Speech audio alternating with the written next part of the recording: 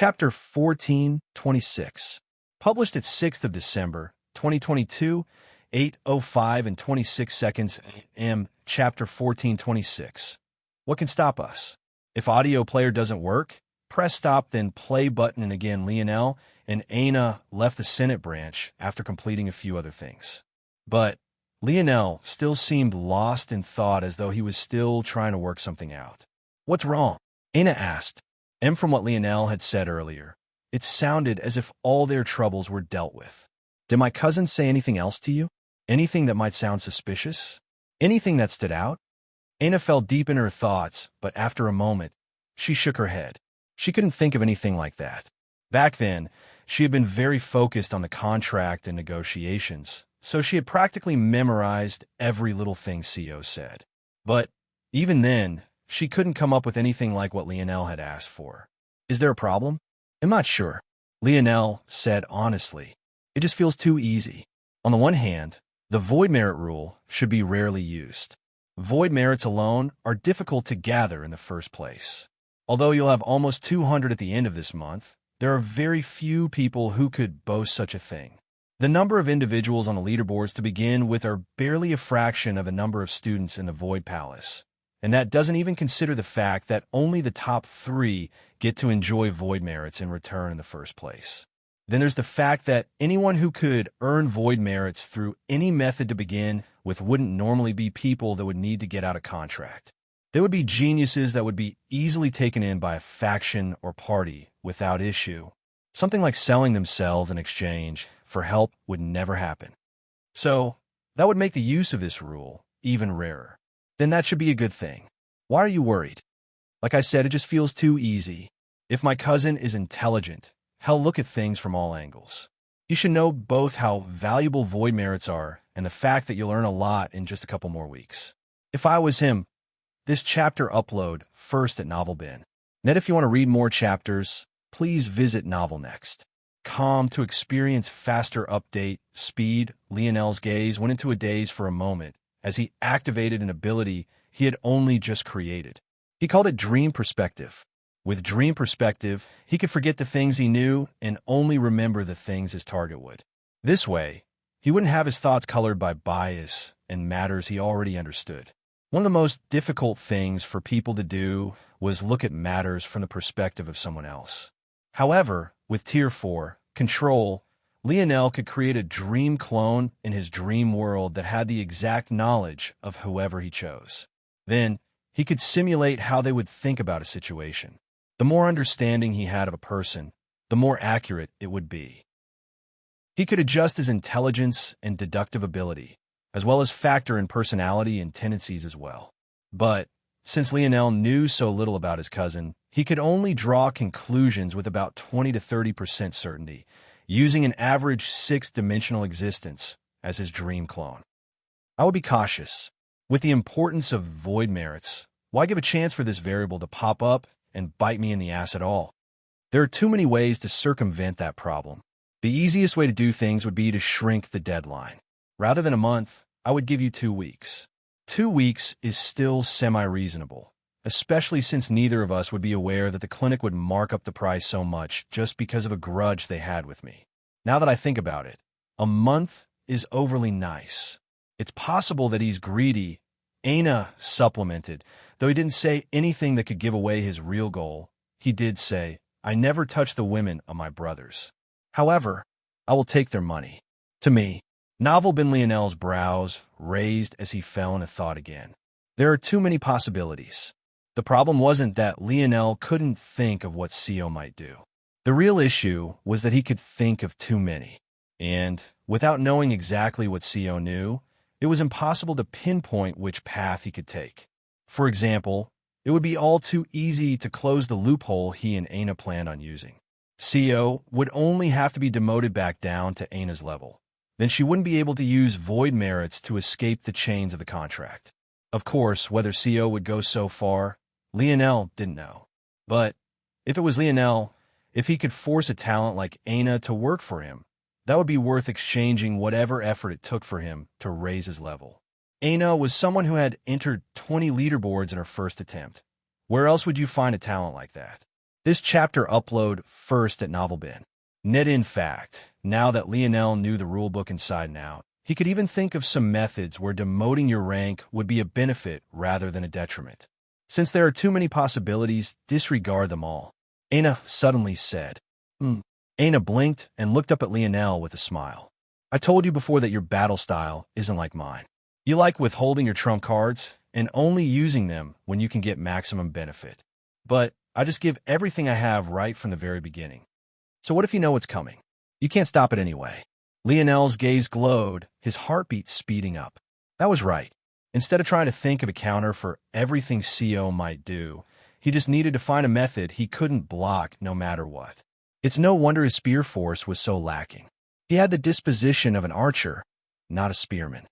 Thought of something? Aina's smile widened. Maybe, but it will be difficult. Lionel responded. What could possibly stop us if we do it together? Aina asked. Hearing such words, what else could Lionel do other than grin? The novel will be updated first on this website. Come back and continue reading tomorrow, everyone. Chapter 1427. Published at 6th of December, 2022, 8:05 and 24 seconds a.m. Chapter 1427. Slybrat, if audio player doesn't work, press stop, then play button again. Previous chapter has already been updated. It's been brought to my attention that for those that can't see the update, you can go to Profile, Setting, Clear Cache. Then the chapter will refresh. Thanks to Horse for enlightening me to this method. Lionel and Aina returned to the Senate branch, finding that the young man had yet to leave. You two again? I already warned you, you know. You can't return missions you've already taken. You're going to have to bite the bullet.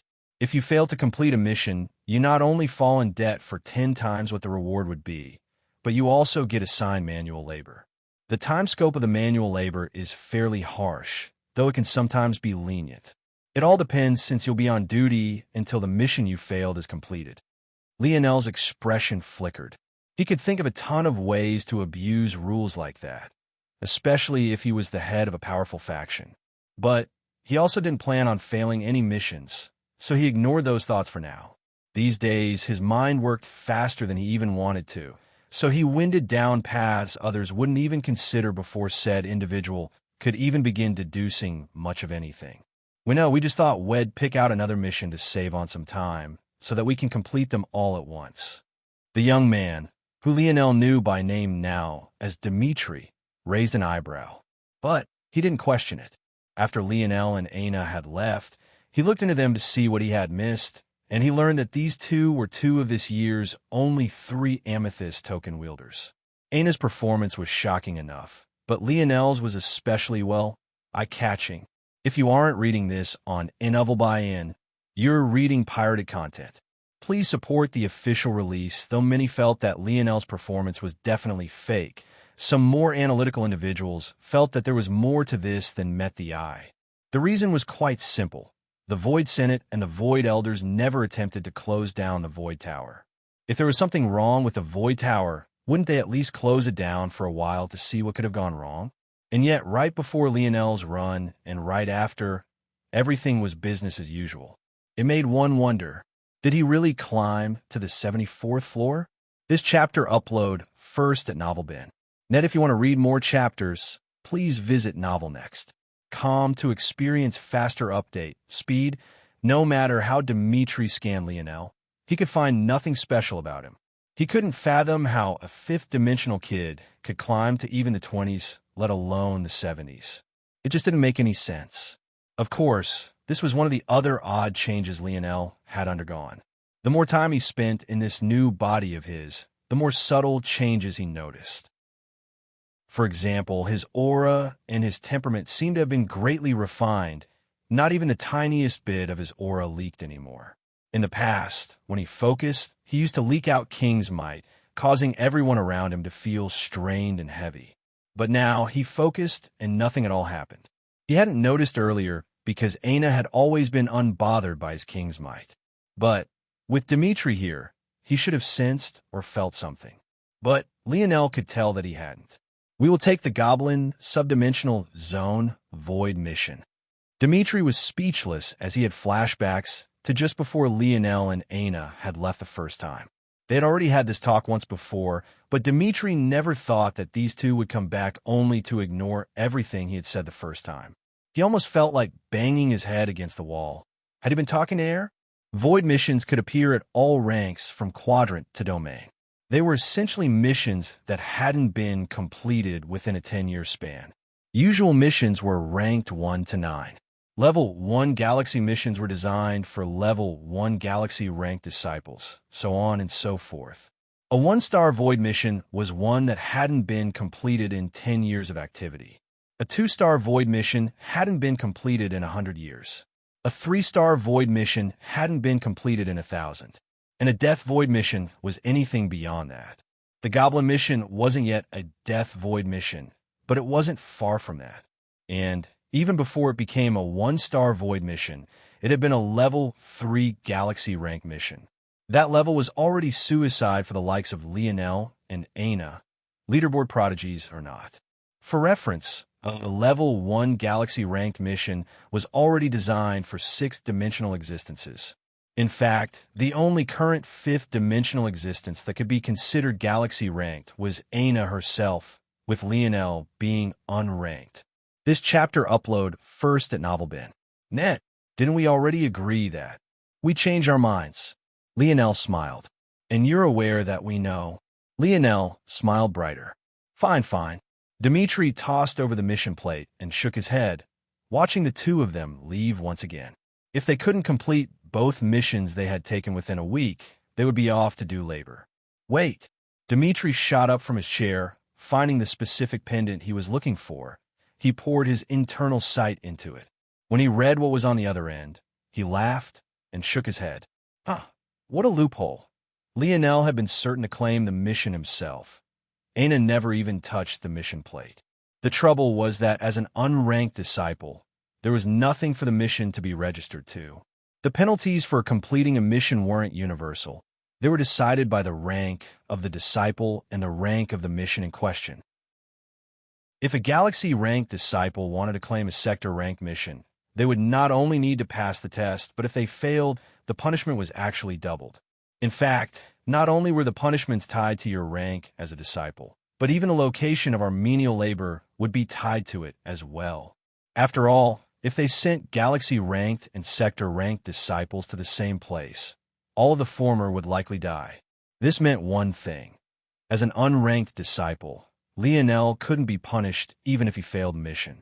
A sly brat indeed. Well, good luck. Most who take on void missions don't even get to return to be punished in the first place. Chapter 1428. Published at 6th of December, 2022, 8:05 and 23 seconds a.m. Chapter 1428. Goblin Race. If audio player doesn't work, press stop, then play button again. Lionel and Aina quickly made it to the location of their first mission. They chose to get the easier one out of the way first, just so that they could get used to what was happening. Then they would tackle the Void mission. Missions were separated into a few categories, but the main ones were land missions, zone missions, and void battlefield missions, and finally, outside missions. Land missions were missions that took place on Void Palace land itself. These could range from anything like Dimitri's job to clearing cursed beasts. Void battlefield missions spoke for themselves, while outside missions were like what Lionel's mother had undertaken to oversee the selection. If you aren't reading this on Novel Buy-In, you're reading pirated content. Please support the official release finally. Zone missions happen to be the category both of their couples' chosen missions fell under. These were subdimensional zones that were opened in Void Palace territory, and those that fell under this umbrella tended to be the most complex to deal with. Of course, all of the subdimensional zones of the Void Palace had long since been cleared. They no longer needed to worry about their lands being swallowed or dissolved by history. However, there were many unique zones that the Void Palace kept open with methods similar to what Valiant Heart Mountain had done. The only difference was that the Void Palace did it on a much larger scale. It had to be remembered that unique zones were defined as zones that had been influenced by outside factors. This could range from anything like outsiders entering when they shouldn't, outsiders influencing the timeline of events, and even up to keeping zones that should have been closed long ago open.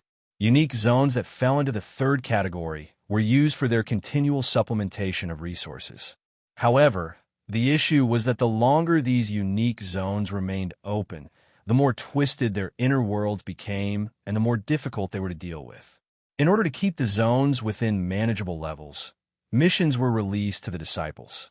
So long as these missions were completed within a timely fashion, everything would be fine and the Void Palace would be able to continuously mine resources. However, in case of failure, well, there was a reason why Void missions were so dangerous. This chapter upload first at NovelBin. Net, if you want to read more chapters, please visit NovelNext.com to experience faster update speed due to their inherent qualities. Zone missions tended to become Void missions far more often than missions of other categories. And likewise, they also tended to be the ones that most often became Death Void missions as well. Knowing this, it was no wonder that Dimitri had had just a fierce reaction. Still, Lionel and Aina had made the decision, and it was already much too late to back out now. Hello. Lionel gave a small greeting to the senior manning the zone and handed over their mission plate. With a nod, the senior slotted in the force crystals necessary and opened the pathway. You have a week before the zone closes. Be sure to complete the mission before then. Lionel nodded and took Aina's hand as he jumped in, the portal swirling close after them. The senior manning the post couldn't help but blink and shake his head, trying to rid himself of the daze he fell into after noticing Aina. When Lionel's vision cleared, he found himself in the depths of a familiar forest. The soil was still a grayish black, the surroundings were still layered in a dense fog, and the anarchic force was still thick. The only difference was that the trees were all burnt to the ground, leaving a thick heat and smell of ash and soot in the air. Up ahead, there was a looming castle built right in the face of a wall. Several sentries marched along and patrolled the area.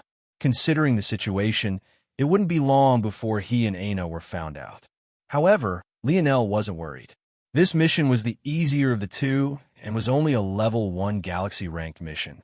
The good news about this was that thanks to the mission details, Lionel didn't need the dictionary to find out what they had to do to clear the zone.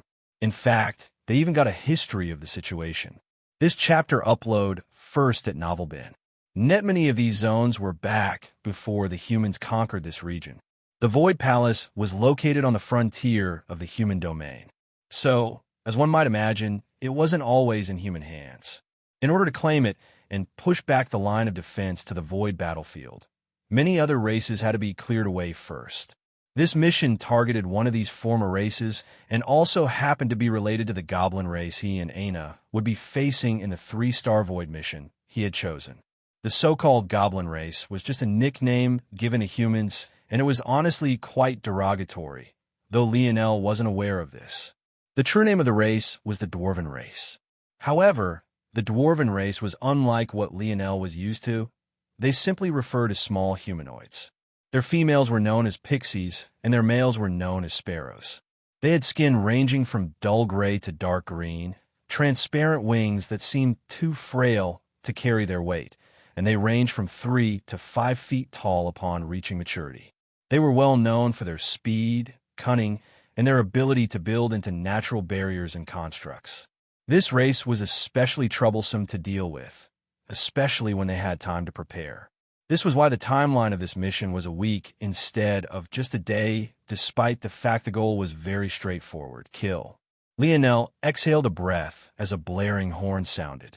It seemed that he and Aina had been found. He subconsciously flipped over a palm, but he shook his head in the end. His bows were in the segmented cube before the incident, and his spears were all locked away thanks to the volatile atmosphere in the spear domain ring. Readjusting himself, Lionel flipped a palm again, a familiar spear landing in his hand. This spear was the very same stinger-like spear he had gained after becoming a woman during his spear domain trial. He couldn't help but laugh when he remembered the ridiculousness of the situation. Since then, he had experienced becoming a woman more times than he could count, but now was the time to linger on that. It was time to see how this new body of his performed. He turned to Aina and grinned before they both bolted forward. Chapter 1429. Published at 6th of December, 2022, 8:05 and 21 seconds a.m. Chapter 1429. Feel LT if audio player doesn't work. Press stop, then play button again. Lionel shot forward, and his head almost snapped back as though someone had just pressed on the gas. His speed was so fast that he almost didn't believe that it was being generated from his own legs. What was the most shocking about it was the fact that his weight hadn't been lowered in the slightest, unlike what had happened when his Snowy Star Owl lineage factor speed branch reached its peak. Somehow, he managed to hit this pace with his weight being just as great as it had been before. He appeared before the castle walls almost too quickly. Realizing that he would crash if he didn't adjust, Lionel focused, his thighs bulging as he leapt into the air. Wah! Lionel let out a gasp. Before he realized what was happening, he was already 50 meters in the air, his eyes open wide. Jumping 50 meters into the air wasn't a big deal if he was in a fifth-dimensional world. He might even be able to replicate the feat if he put his all into it in a sixth-dimensional world. But just now, he thought he had already adjusted himself to his new strength, so he used even less than he thought he should. And yet, the result was still like this. Lionel suddenly understood. The speed of the starry-tailed fox was amazing, but somehow it was still secondary compared to its leaping, directional change, and agility abilities. He laughed in the skies, making it to almost 60 meters before he began to fall downward. Aina clicked her tongue, still quite far behind Lionel. She had adjusted her speed based on what output she was used to Lionel producing. This was clearly also outside her expectations. This chapter upload first at NovelBin. Net, if you want to read more chapters, please visit Novel Next. Calm to experience faster update speed, she smiled lightly after a moment, her body becoming enveloped in a fog of crimson as she exploded forth, her palm flipping over to reveal her axe. In the skies, Lionel's gaze flashed, his vision suddenly able to see through everything. His internal sight enveloped the entire mountain castle as several arrows shot toward him. Lionel brandished his spear, its feather fluttering in the wind as he pierced forward. Protected by his spear force, he met the tip of each and every arrow, his speed leaving afterimages in the air as he thought back to the style of the primitive woman. It had been so long since he sunk into her thoughts, and yet he was back there again as though the first time he touched the spear was just yesterday. He seemed to be able to grasp many subtleties he had completely missed back when he was just in the third dimension. No, he hadn't just missed them. It was like he wasn't looking for them at all. The truth was that even now, he wasn't looking for them. It was just that his senses were so far superior to what they had been back then that he almost had no choice but to notice. The subtle but powerful twist of her hips, the way her feet grinded into the ground as though to gain the support of the earth with her every strike, the almost insignificant flex and turn of her wrist just before her strike landed. For a moment, Lionel was in a daze. The process felt eerily similar to him. How different was brandishing a spear compared to throwing a football? Or, more pertinently, a javelin? The mechanisms were slightly different, but the methods and foundation of drawing up and producing power were nearly identical.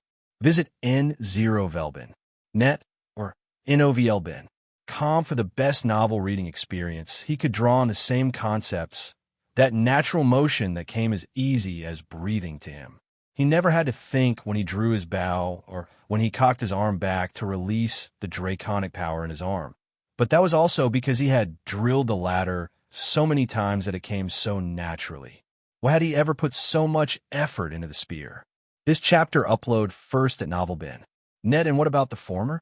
With a bow, much of the mechanics were taken out of his hands, but now that he thought about it, there were many small tweaks he could make to his bowmanship that could take him to a different level entirely.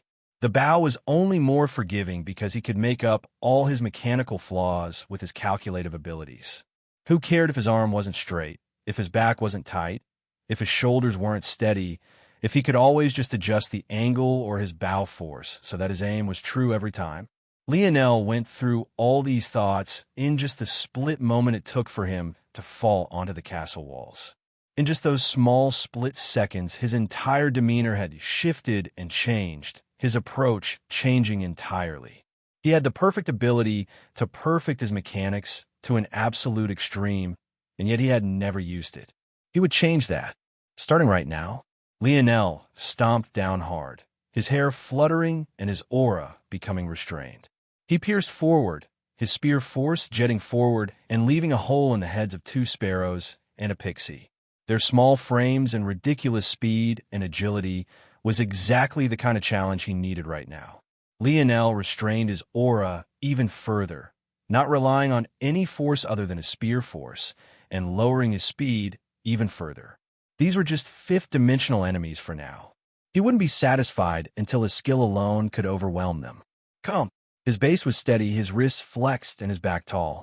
He walked forward like a mountain, his every pierce becoming more refined, the wind around him shifting as a slight, auspicious air began to form as he became more focused. By the 10th pierce, Lionel had reflected the skill of the primitive woman perfectly. Every twitch of the muscle, every subtle movement, even the angle she grinded her feet into the ground at. But he wasn't satisfied. There was more here. He could feel it. Chapter 1430. Published at 6th of December, 2022, 8:05 and 20 seconds a.m. Chapter 1430. Whistle if audio player doesn't work. Press stop, then play button. Again, Lionel's spear flew like a jet stream, leaving blurs in the air as he pierced through head after head. His lethality only increased, and yet his speed seemed to only become slower. It wasn't a surprise that Lionel had only taken 10 pierces to reach the level of the primitive woman. After all, his ability index was perfect for this, and this was ultimately just a black-grade weapon. But he still basked in the feeling. He could sense it. There was a level beyond. There was a level that represented why this woman's spear would be in the spear domain. This wasn't enough to gain the acknowledgement of the spear. There was something he was still missing. 3 sparrows shot toward Lionel, each of them just 4 feet tall. But because they were all flying low to the ground, their heights were no less than that of Lionel. 2 wielded short swords, and the last was an archer who lagged behind. These 3 were most definitely more powerful than the ones Lionel had been fighting until this point, each of them in the latter third of the 5th dimension, beyond even Lionel's tier 6 level. However, Lionel didn't flinch, his pale violet irises twinkling with a hidden light as the auspicious air around him thickened. This chapter upload daily at Novel Next. Net his spear shot outward, releasing 6 streaks in quick succession. The wooden polearm bent and wove through the air like an elegant thread, matching the trajectory Lionel could see being projected onto the real world in real time. Clang, clang, clang. The 2 swordsmen defended for their lives, their wings flapping hard as they were pushed back. An arrow flew between their head, aiming for Lionel's head before he could follow up. But with just as much ease, Lionel tilted to the side, his spear tilting upward from a low trajectory, piercing toward the chin of one of the sparrows. Lionel's eyes suddenly widened, his blood rushing through his veins. This chapter upload first at NovelBin.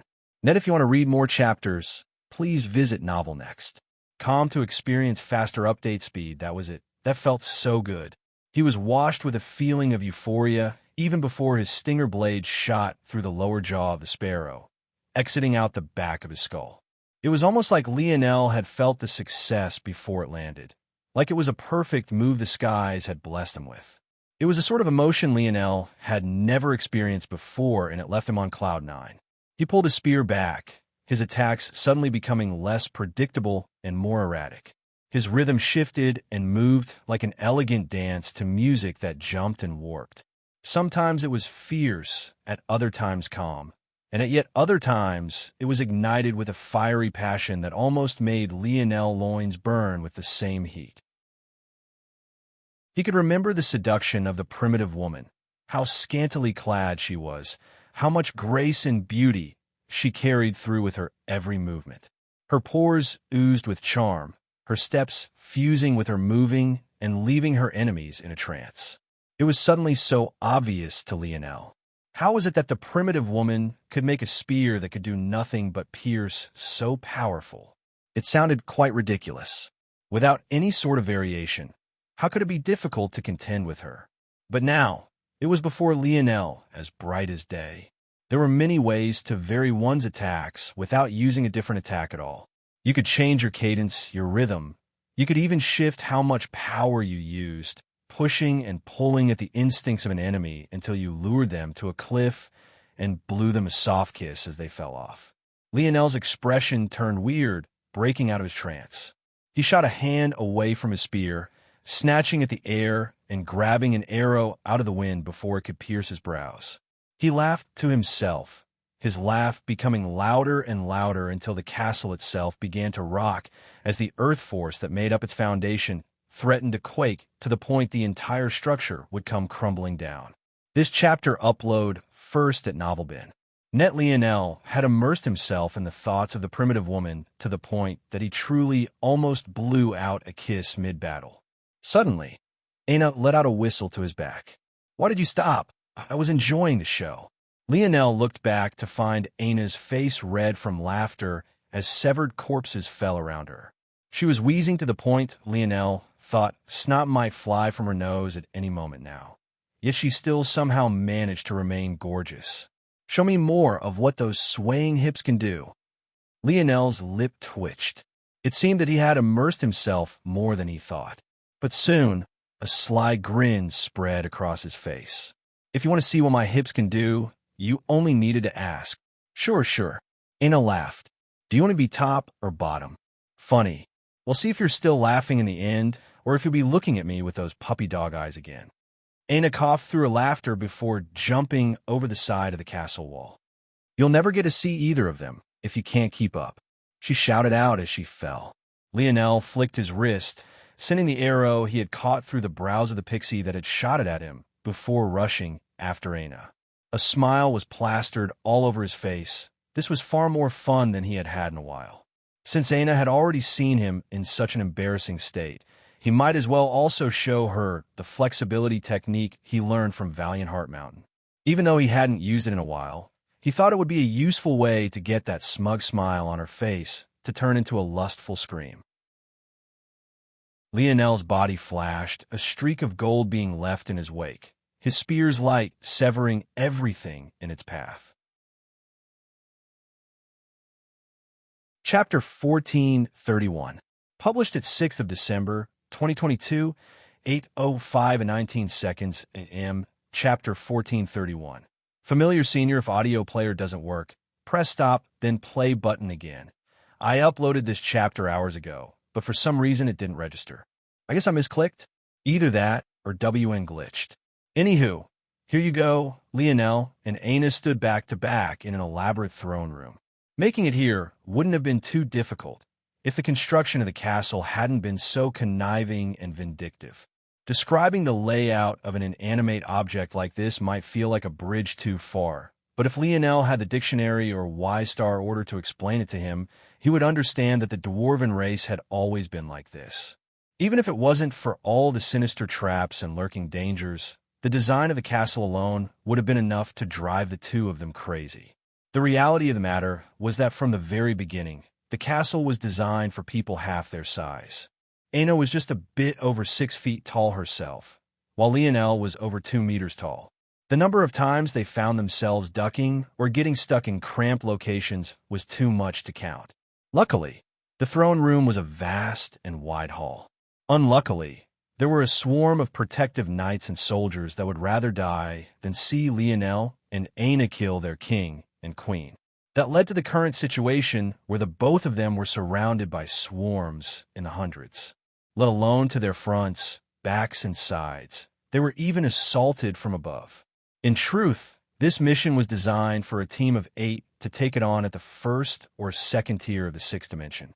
It was already quite ridiculous that the two of them had chosen to take it on. But that didn't stop the both of them from grinning ear to ear all the while, as the saying went, the couple that slays together stays together. Lionel and Aina walked out of the portal side by side, a healthy sheen of sweat coating their bodies. This chapter upload first at Novelbin. Net, if you want to read more chapters, please visit Novel Next. To experience faster update speed, visit N0 Velben. Net, for the best novel reading experience, the senior manning the gate once again found himself stunned. But this time it wasn't due to Aina's beauty, but rather the time. The mission was meant to take a week for sixth-dimensional existence.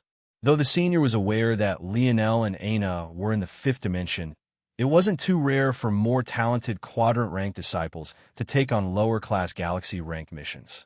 While it was true that most of them died as well, it wasn't the senior's job to try and save them. He didn't get paid nearly enough to deal with uppity geniuses who thought too much of themselves. Sometimes, though, these geniuses would manage to survive, if only barely, and he would give a slight nod of approval. However, even among that number, he would very rarely see them try again without an ample grace period. Something like this, though, where a pair went into an 8-person mission and came out completely unscathed outside of some heavy breathing. It was unheard of. Lionel smiled, reaching out a hand to get their mission plate back. Right? Yes. The senior handed over the plate, which had subtly changed in color. Such a thing would only happen after the mission was, indeed, completed. So now he was absolutely certain that there wasn't a mistake. He could only watch silently as the two walked away, his heart beating slightly faster than usual. The Void Palace was already a location where geniuses all came together from across the human domain. Even a youth at the lowest rung of his place was an overlord back at his home. To see two individuals who could even stand at the very top here. The senior glanced at his checkbook and made note of their names. In the future, this tidbit of information just might make him quite a bit of money in any one of their gambling dens. This chapter upload first at Novelbin. Net Lionel checked their gains and nodded to himself. That mission was among the harder one in the first galaxy rank, so their returns weren't bad. The two of them had made 70,000 void points. While that was only a few dozen percentage points better more than what Lionel had made with the spatial bristle rings, it was still a great sum. Lionel didn't expect to make a great amount. He just wanted enough so that he and Aina could finally switch out of their bee skin clothing. As great as his crafting was, because he had yet to learn how to counter anarchic force, there was only so long his force arts could last before degrading. Right now, the only reason their clothing hadn't fallen apart was because they made it was cursed beast fur to begin with. That aside, as great as it was staring at Aina's long legs and toned belly all day, he was starting to get tired of running into people whose eyeballs threatened to pop out of their skulls. Soon, Lionel and Aina had swapped into the galaxy-ranked uniforms of the Void Palace. The layered robes and deep violet-black colors made Lionel feel quite good. In addition, they were only 1,000 void points each since it was a mass-produced product. Plus, higher-level disciples rarely wore the uniform to begin with unless on official business representing the Void Palace, so there was no point in marking up prices. I can also exchange for robes of any rank I want because of my limbo state. Lionel smiled to himself, tucking it into the back of his mind. Following this, Lionel and Aina used the rest of their points to exchange for healing items. Both had insane healing factors, but they still chose to err on the side of caution. Lionel also insisted on buying Aina some flexible armor, as well as her defenses were weaker than his own.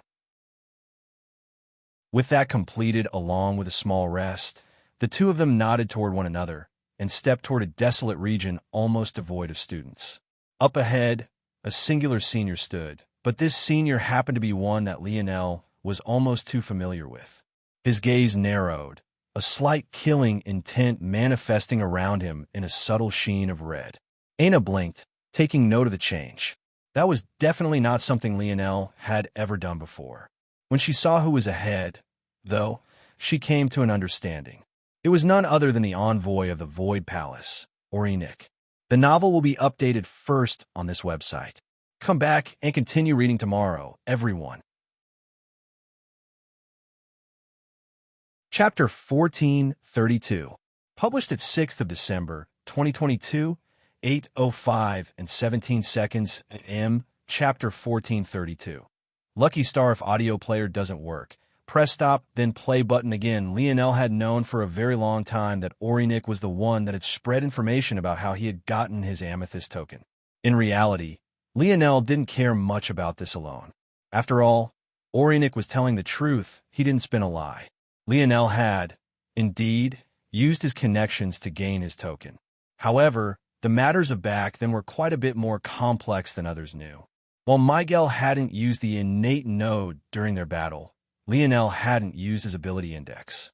When Lionel's ability index was active, he could even defeat 6-dimensional existences while at Tier 1 of the 5th dimension.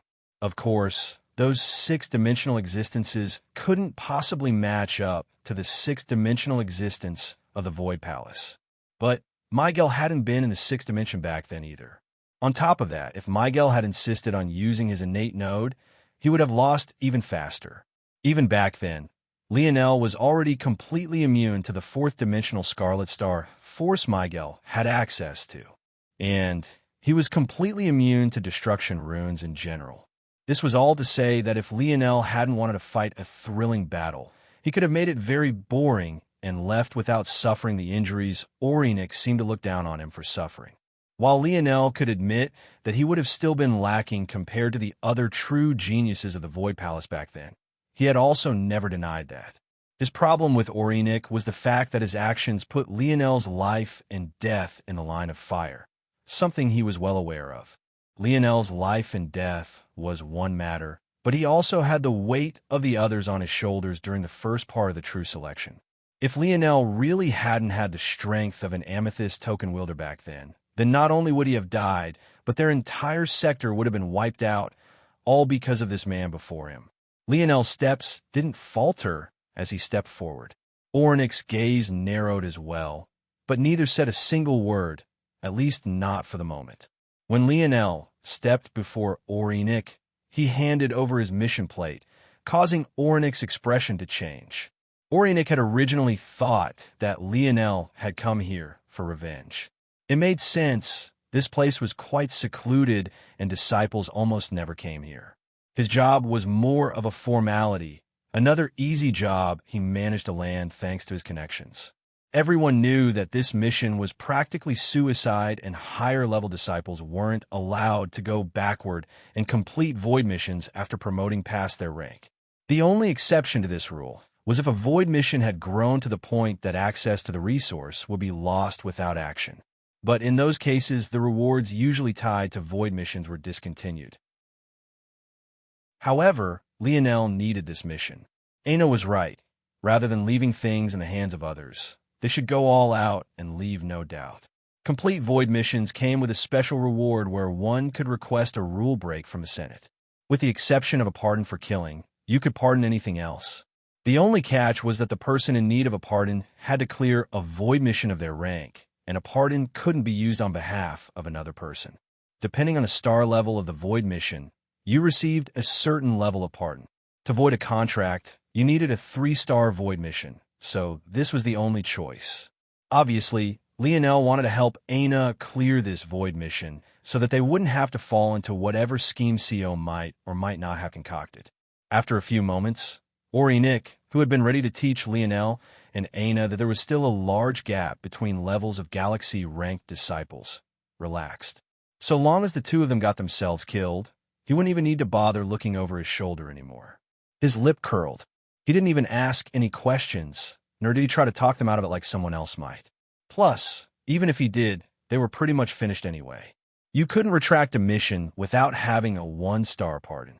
And if you failed a mission, you would end up doing manual labor until it was cleared. Considering this mission hadn't been cleared in over 1,000 years, they would be mining until they were old and gray. Orinik almost couldn't believe his luck. His problems were wrapping themselves in a neat little bow. It was beautiful. The portal whirred to life for the first time in a long time. Orinik's hands were practically a blur as he worked, as though he was scared that Lionel would change his mind. Lionel watched this coldly, not saying a single word, and his expression not giving anything away as he thought of how he would deal with Orinik in the future. After a careless glance, he took Aina's hand and disappeared into the portal. When it closed, Orinik almost couldn't hold himself back from laughing. It was only after he managed to rein in his mad cackle that his mind began to spin. He had made it to his current level by biding his time, backstabbing when he should, and retreating when he should. He had made quite a pretty penny selling out information about Lionel and making him public enemy number one during his true selection. Even if it wasn't Lionel, someone entering a 3-star void mission was already a money-making machine. The fact that it was the son of Velasco and the rising star Aina Brazinger who had entered made Orinic feel like he could practically print his own money. I can take advantage of this. This was the second reason he had pulled strings to net himself this job outside of its ease. There was money to be made. There should be a week until the portal told him they had failed. In that time, he had more than enough leeway to start a betting ring.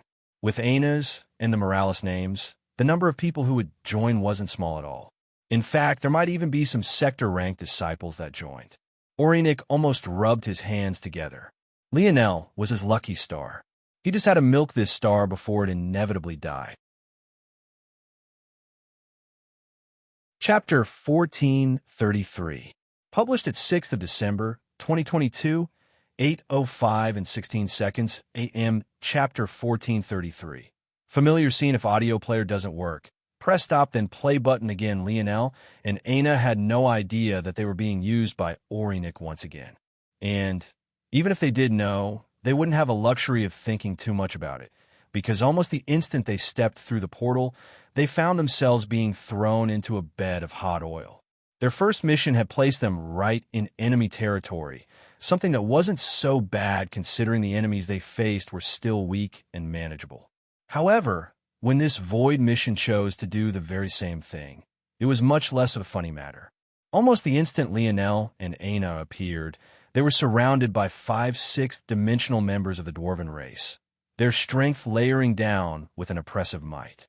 Just as Y-Star Order had said, most races outside of humans had maximized their evolution down one path, and, as such, they tended to share the same ability indexes, lineages factors, and overall strengths. The Raypacks were often born with explosive power and flexibility, the ability indexes falling in line to maximize their strengths. Pixies and sparrows, however, had extremely sharp eyes, high dexterity, agility, and speed. The first two helped greatly with their crafting and their traps. The latter two were exceptionally difficult to handle in battle. They tended to be excellent swordsmen and archers, not to mention assassins. The main reason that Lionel had chosen this 3-star void mission in particular was so that they could use their first mission to get used to the battle style of the Pixies and Sparrows. But the leap in skill and danger was so large that he felt he was naive to have thought it would be very helpful. P.S. If you guys don't read this on Novel B, and come and read somewhere else, I will haunt you and quill you. Well, retreat first, Lionel called out to Aina. Only step where I step, then we'll cut a path outward. Lionel's palm flipped over to reveal his stinger spear, his gaze flashing with a blaze of glory as he unleashed a barrage of piercing strikes.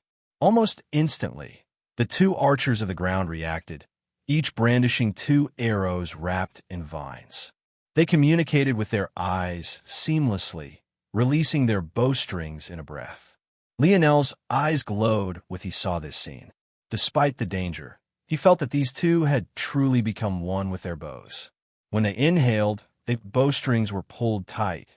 When they exhaled, their attacks were released, following the trajectory of their gazes as though being controlled by nothing more than their wills. Beautiful Lionel's spear force shattered apart beneath the twisted level 2 bow force. They tore apart the impurities and faults in his blade force as though it was nothing more than dried weed. Lionel took note of their target, taking a strong step forward and allowing light to envelop him. Right now wasn't the time for training. He had to go all out, or else he and Aina would be buried here. Right this moment, they were stuck in a familiar forest with yet another castle built into the face of a mountain to their backs. It was clear that this was a staple of the dwarven race.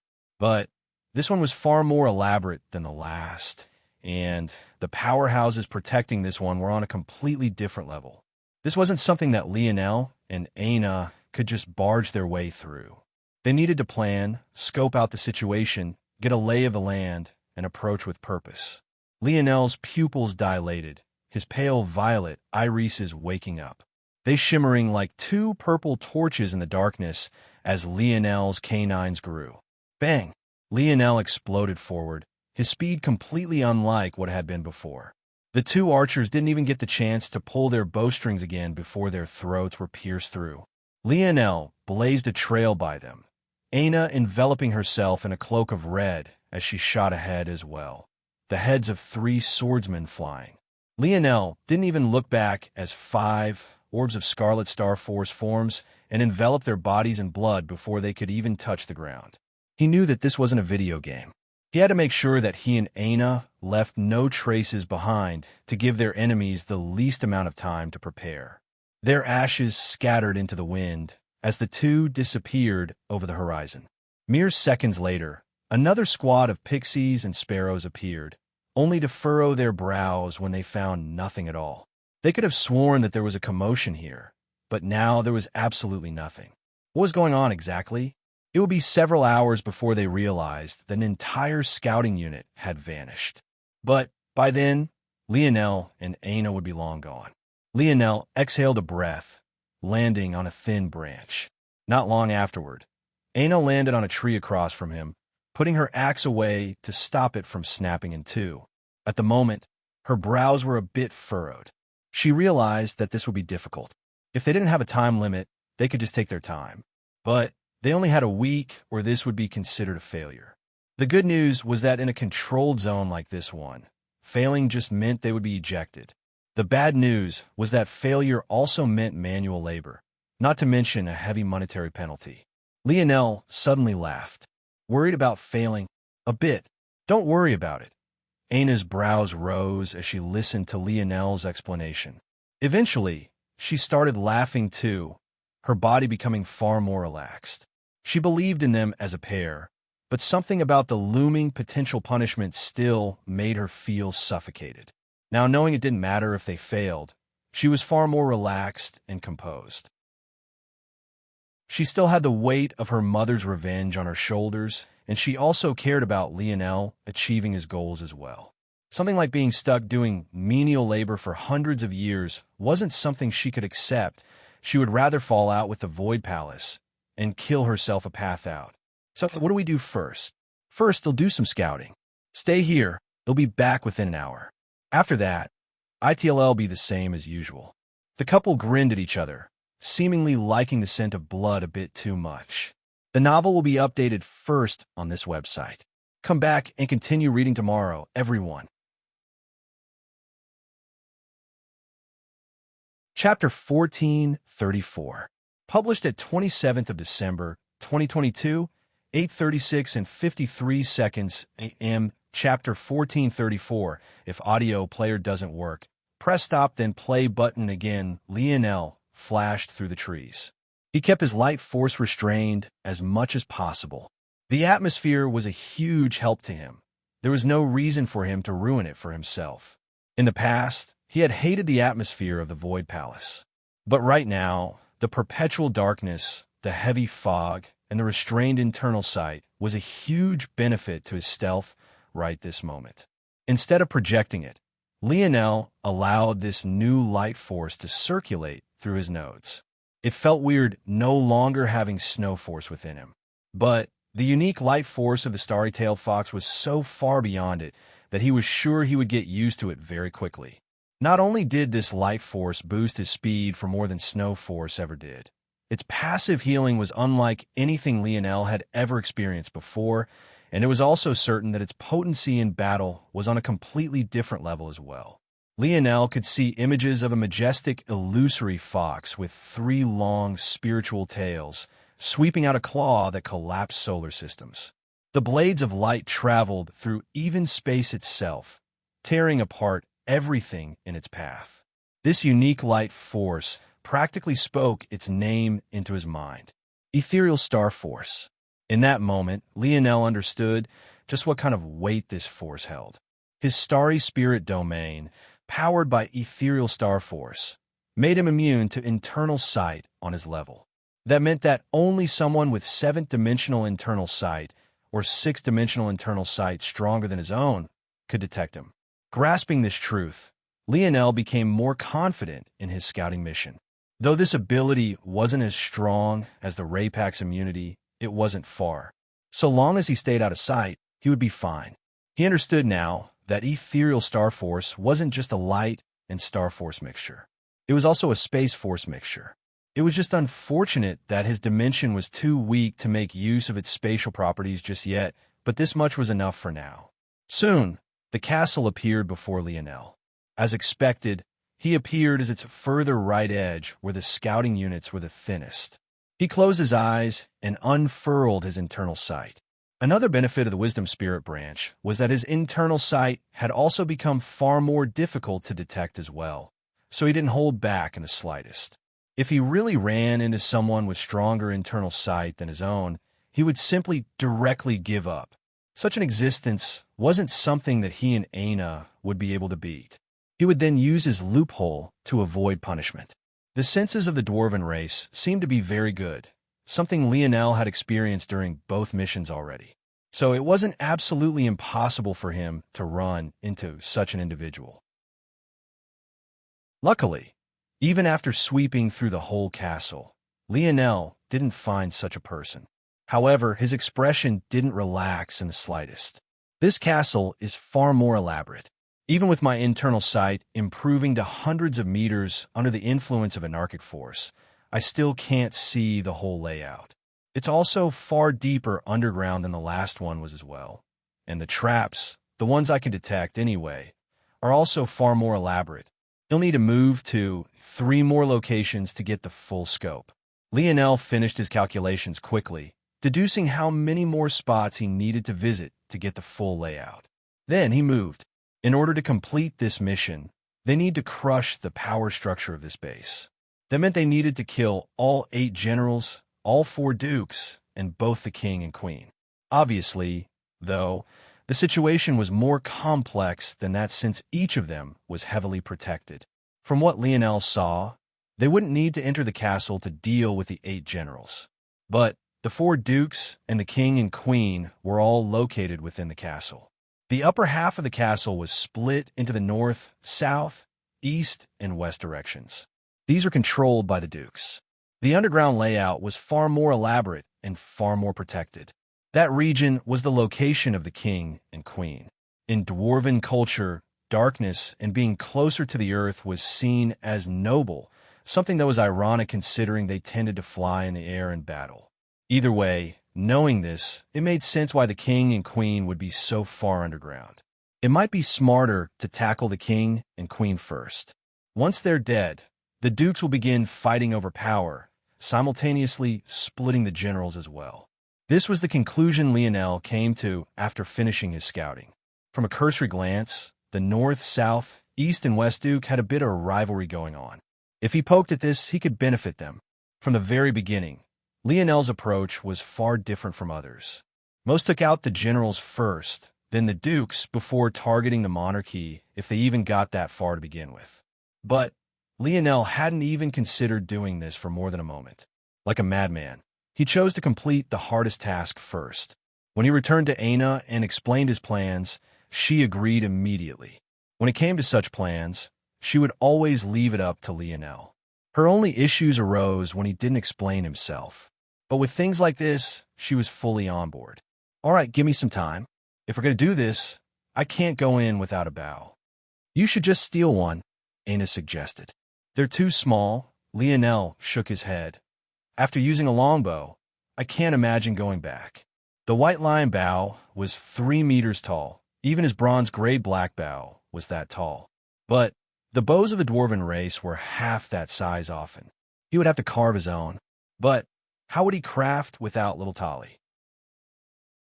Lionel didn't regret using their void points on Aina's armor instead of a bow for him. Now, though, he needed to find a solution. He exhaled a breath.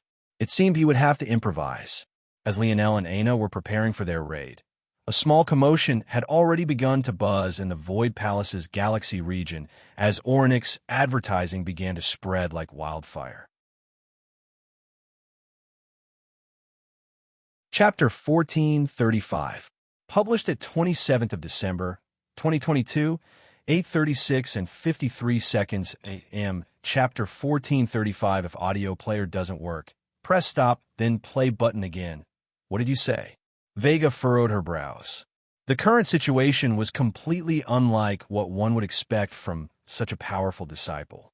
Vega wasn't in the middle of some hard training, nor was she practically a technique or cultivating her strength. Instead, she stood behind an enormous desk. Despite the fact she was standing on her feet, the number of documents she was rifling through was still enough to obscure her face. The subordinate that was reporting to her right now had to talk through a wall of this stacked paper, or else they would never be able to get access to their faction leader. In truth, the documents here were worse than they usually were. But because Vega had wasted so much time with Aina, they had built up. Now she was paying for it. Such a thing only made her more infuriated with CEO for butting into her matters. But that little weasel had vanished, and she couldn't find him. We've been keeping an eye on young Aina's movements. She spent most of her time in the hospital, but a few hours ago, she entered a Senate branch and accepted a mission. But she returned not long later and accepted another one. We weren't able to learn what these missions were, but she completed the first one smoothly. It was a mission that should have taken a week, but she completed it in just about 6 or so hours. What level? Level 1 Gala. Not a big deal, move on. Vega didn't look up as she continued to rifle through the documents before her. Others might have used pendants to accomplish this task, but she didn't like the vulnerable state it put her in. The Void Palace was dangerous, especially for faction leaders, and even more especially for beautiful women. She always had to be in top condition to handle every and anything. So, she was the type to refuse to leave herself vulnerable, even to the point of doing things like this. The main issue, Faction Head, is that she's now entered a 3-star Void mission. Vega's hands froze. What? She's entered a 3-star Void mission, and a Galaxy-ranked disciple has begun to take bets on her odds of coming out. The reporters seemed to completely ignore Lionel's presence. But this wasn't due to any disdain on her part. It was rather because she understood the personality of Vega well and didn't want to step on her toes.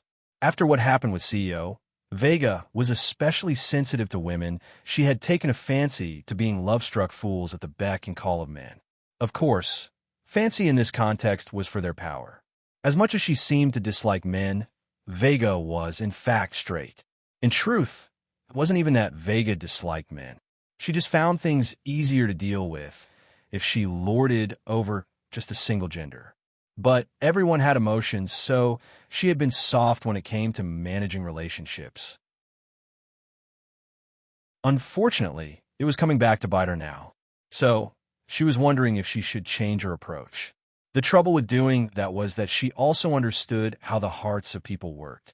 If these were the rules from the very beginning, it would be fine. But taking away a right after having already given it was a recipe for disaster.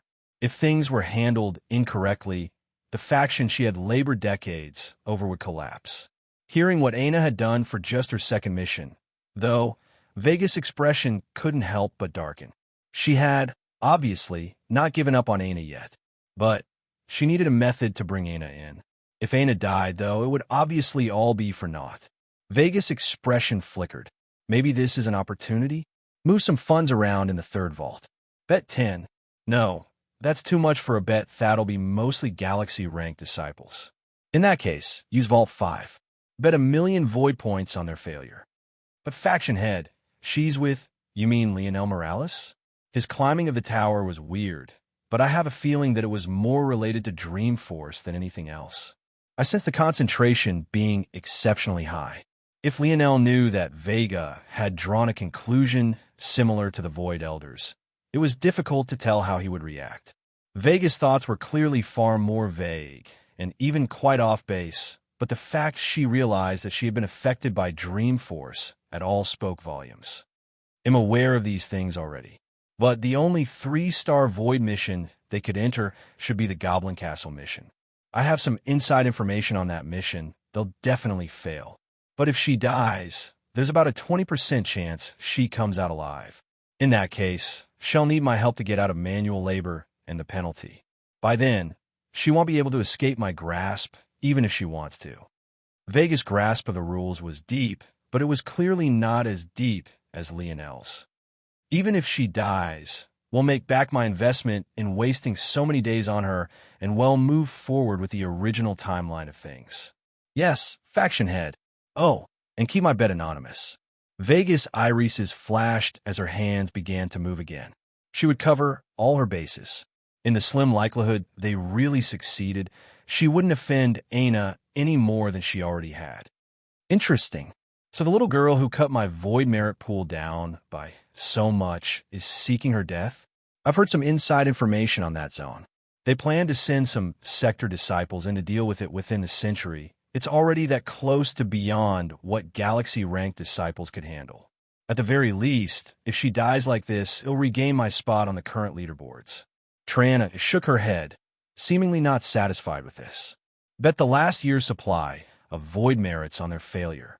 Triana clearly didn't care as much about remaining low profile like Vega did.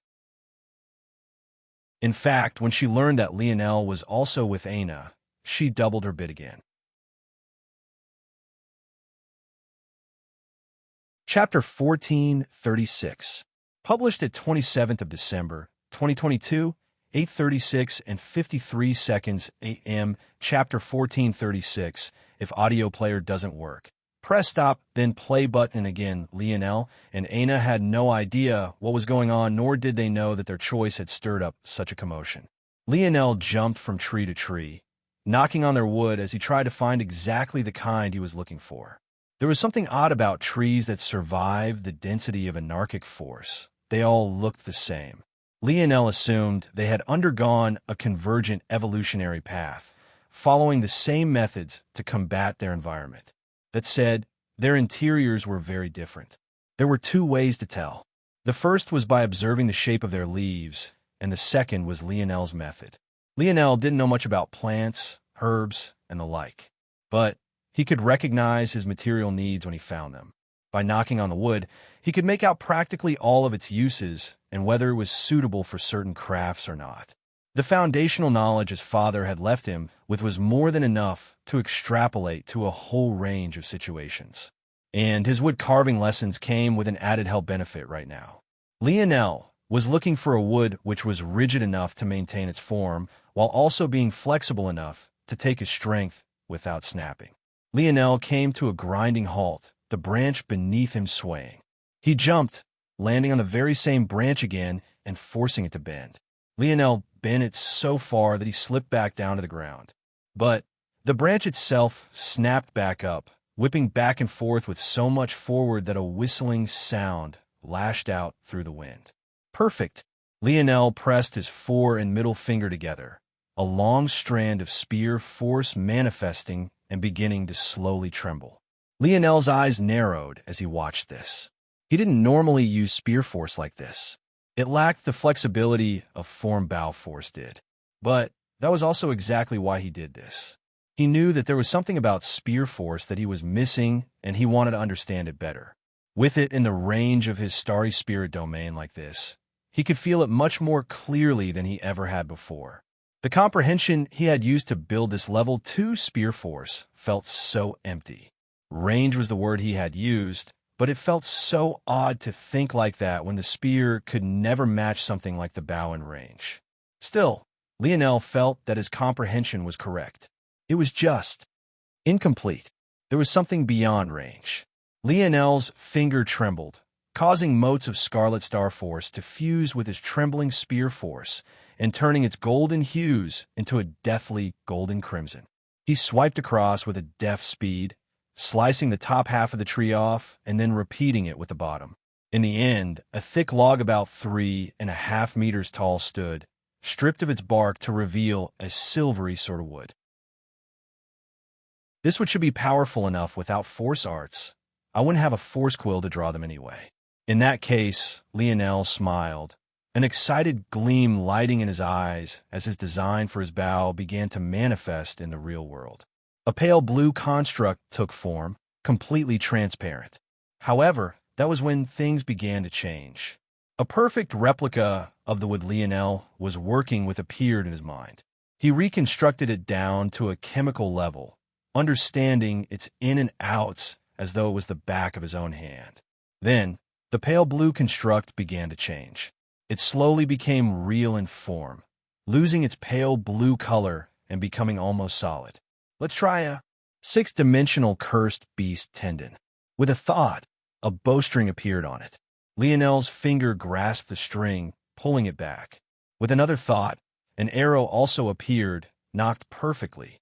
Lionel's back strained, his muscles tensed. Interesting, I can only pull it out to about 70%, even without additional force arts. Let's see how it reacts to destruction runes. Lionel tried out many things. When he finished his tests, he grinned. Testing things with his real body felt so different. The construct of his mind obviously wasn't tangible. The reason Lionel could feel the bowstring and feel strain was because he was using his Tier 4 control to simulate it all. By fusing all of this information together, he could gain a perfect replica of how a craft would act and react in the real world and control the reactions of his body so that it reacted as though his illusions were tangible. In fact, with this new ability, Lionel could even form a sparring partner that could make him feel as though he was really being punched and harmed. Now that he thought about it, it was like he could take the simulation ability of the Void Tower with him everywhere. This would change Lionel's crafting ability forever. He already felt he made a breakthrough after his quills self-destructed, but this was another massive leap forward. When he finally got Little Tolly back, his skill would be on a whole other level. Lionel snapped his fingers, causing the bowstring and arrow to disappear. With very deft control, he covered his bow construct in ethereal star force. Once he was finished, he slid the construct into the center of the log of wood. Lionel hopped down from the log, placing his hand on its body. His hair fluttered, closing his eyes, a smile curling his lips. He should be able to do this in one go. Lionel's eyes flashed open, an avalanche of destruction, runes forming in irises. Bang! The log exploded into a rain of ash. With a swift hand, Lionel snatched forward, snagging the surviving bough out of the air. His grin widened. It was perfect down to the smallest deviation, its silvery glow dancing in his hand. Lionel dispelled the ethereal star force that had protected it, feeling the nice heft on his palm. This was a game changer. Time to slaughter some goblins. Chapter 1437. Published at 27th of December, 2022, 8:36 and 53 seconds a.m. Chapter 1437. If audio player doesn't work, press stop, then play button again. When night fell in the Void Palace, it just made the blacks blacker. It was already difficult to see ahead of you in the day, but the darkness of night made it impossible to even see your hand before your face. This wasn't normally a problem during the modern day because the Void Elders had set up formations that allowed a perpetual dull light. Though it didn't help with the fog, it made the transition from night to day almost impossible to track. However, in a zone like this one, back before the humans had reclaimed their territory, there was no such luxury. But that also left things in the perfect state for Lionel and Aina. It made them even more difficult to detect in the darkness. Aina was surprisingly quite able to navigate in the darkness, but Lionel didn't ask about it. He assumed that it was related to her life force affinity. Unlike other forces, almost everything had life force, and the things that didn't really stand out by virtue of that fact alone. Using this sort of perspective, it wasn't hard to imagine how someone with life force could parse apart their surroundings without their eyes. No longer worried about Aina, Lionel shot forward at a faster speed, weaving through the trees. Aina followed to his back, their steps in perfect sync. Lionel knew that they still had to be careful even in this environment. Because of their culture, the dwarven race was very well adapted to seeing in dim and no-light situations. While Lionel couldn't even see his hand without activating his lineage factor's eyes, they could probably see just fine, albeit worse than they would otherwise be able to do in the day. But he had already taken this into consideration the moment he saw that the castle's lighting situation was less than optimal. Soon, He and Aina made it to the last line of trees. Without a spatial ring to use, Lionel could only strap his bow to his back along with his arrows. He didn't make much of the latter, though. With so many dwarven bowmen around, he would have more of his fair share of arrows to steal. With a thought, Lionel and Aina's internal sights linked as one. This time, the two of them were ready for the level of intimacy required and didn't flinch as they had before. They had nothing to hide from one another, so the process was even smoother. Their tandem was already seamless in the past. But now, they didn't need to waste energy calculating and using their instincts to understand the other's actions. The moment the connection was established, they bolted forward, practically cutting a line through the earth with their speed. Lionel had timed it perfectly, picking a blind spot and appearing at the base of the castle in the blink of an eye. After a moment of lamenting the fact he couldn't use his earth force to dig through the ground here before leaping up and over the wall, Lionel and Aina didn't spend even more than a fraction of a second to top the wall before falling down lightly on the other side. Shrouded in darkness, they bolted forward, slipping not the gate furthest to the right. Much like medieval castles, the castles of the dwarven race were far more city than home. Beyond the walls Lionel and Aina had just fallen from, there were 5 gates or doorways. These 5 gates were actually the starting point of grand tunnels dug into the face of the mountain. After slipping through them, Lionel and Aina were greeted by an enormous tunnel followed by yet another wall. This wall was the start of an underground city. However, they ignored it entirely, slipping around to the back of the tunnel and slipping into one of the many mining tunnels that dotted the landscape around them. The dwarven race liked to use the terrain when they were building their settlements, but a robust landscape for their safety was only one consideration. The second was resources. Precious metals and anything that could help their crafts was exactly what the dwarven race wanted. Any pixie or sparrow that wasn't a combat specialist or a crafter was likely a miner.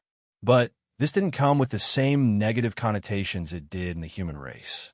In fact, they took great pride in their strengths. Usually, these mining tunnels wouldn't lead to much of anywhere. But during his scouting, Lionel found that some of these passageways doubled as escape routes and bunkers. Many of them led to dead ends where stockpiles of food and water would be kept. But if you chose correctly, trap ahead. Lionel spoke to Aina before accelerating once again. The two of them reached one of the so-called dead ends, but Lionel had already slammed a palm forward. His momentum was swift and fiery, but just before he hit the wall, his hand slipped right through. What a clever mechanism, Lionel thought as he slipped right through. The wall was designed to pick up on intention, but the way it did so was quite ingenious. It calculated your speed and acceleration along with your distance from the wall. The moment you crossed a threshold the trap deemed impossible to stop from, it would deactivate. If your speed was beneath a certain threshold, it would feel like hitting a wall. However, if you had crossed a certain speed and hesitated at the end, the trap would put an arrow right between your brows. Lionel had to admit that there was a lot to learn from the dwarven race. Although their force arts were crude, even cruder than what Lionel had seen from the human race, their applications of them were intelligent, crafty, and quite economical. They did a lot with a little, and their minds worked in wondrous ways. The moment Lionel and Aina passed through this trap, Lionel was certain that there wouldn't be any pixies or sparrows ahead. This was a tunnel reserved for emergency situations and could only be used by the nobles, their families, and their royal guards. However, on the other side, there'd be a battle that was unavoidable and would place them right at the heart of dwarven territory. Chapter 1438, published at 27th of December, 2022, 8:36 and 53 seconds a.m. Chapter 1438. If audio player doesn't work, press stop then play button again. There was nothing to hesitate about. Lionel and Aina had already secured their escape route by choosing this path. The moment they approached the exit, Aina gathered up another burst of acceleration, blazing a trail right by Lionel. Lionel's lip curled into a smile. With a single movement of both arms, he brandished his bow and nocked an arrow. The smooth feeling of beast fur tickled his palm as he wrapped around its center tightly, the beast's tendon bow string wafting a deathly black fog. Lionel's smile vanished in the blink of an eye, his gaze becoming cold and calculating. His vision went blank for a moment, but when it cleared once more, he found himself deep with what looked like catacombs. The pillars that surrounded the region were carved directly out of the ground, connecting with the ceiling. It made it feel like the entire place was carved out in one piece, creating a beautiful, albeit somber, sort of ambience. This was a location of reflection and silence for the older members of the pixie and sparrow race. But due to the fact this was a unique zone held open for so long, much of the logical progression of things had become twisted and tainted. So, not only were there no children to be found around, there weren't any members of the older generation either. Regardless, Lionel wasn't aware of these things. His main focus was Aina up ahead, who had already crossed the halfway mark. With a single powerful leap, Lionel shot into the air and crossed a distance of over 20 meters. He pulled his bowstring back, his gaze calm and unhurried. He seemed to sink into a rhythm, one not much different from the six-dimensional pixie they had faced when they first landed on this world. His bow became an extension of himself, time itself almost seeming to slow.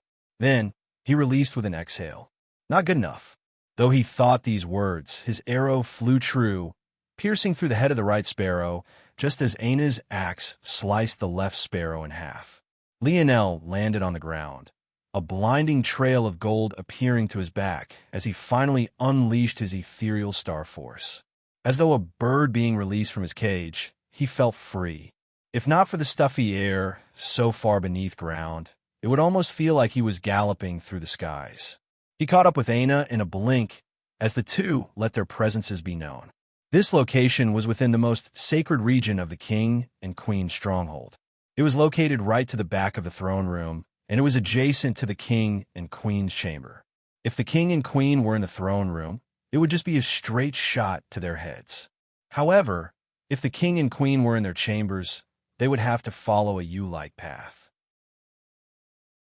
If the king and queen were in neither, they would have to continue past the throne room in a straight line toward the dining, dance hall, and other like regions.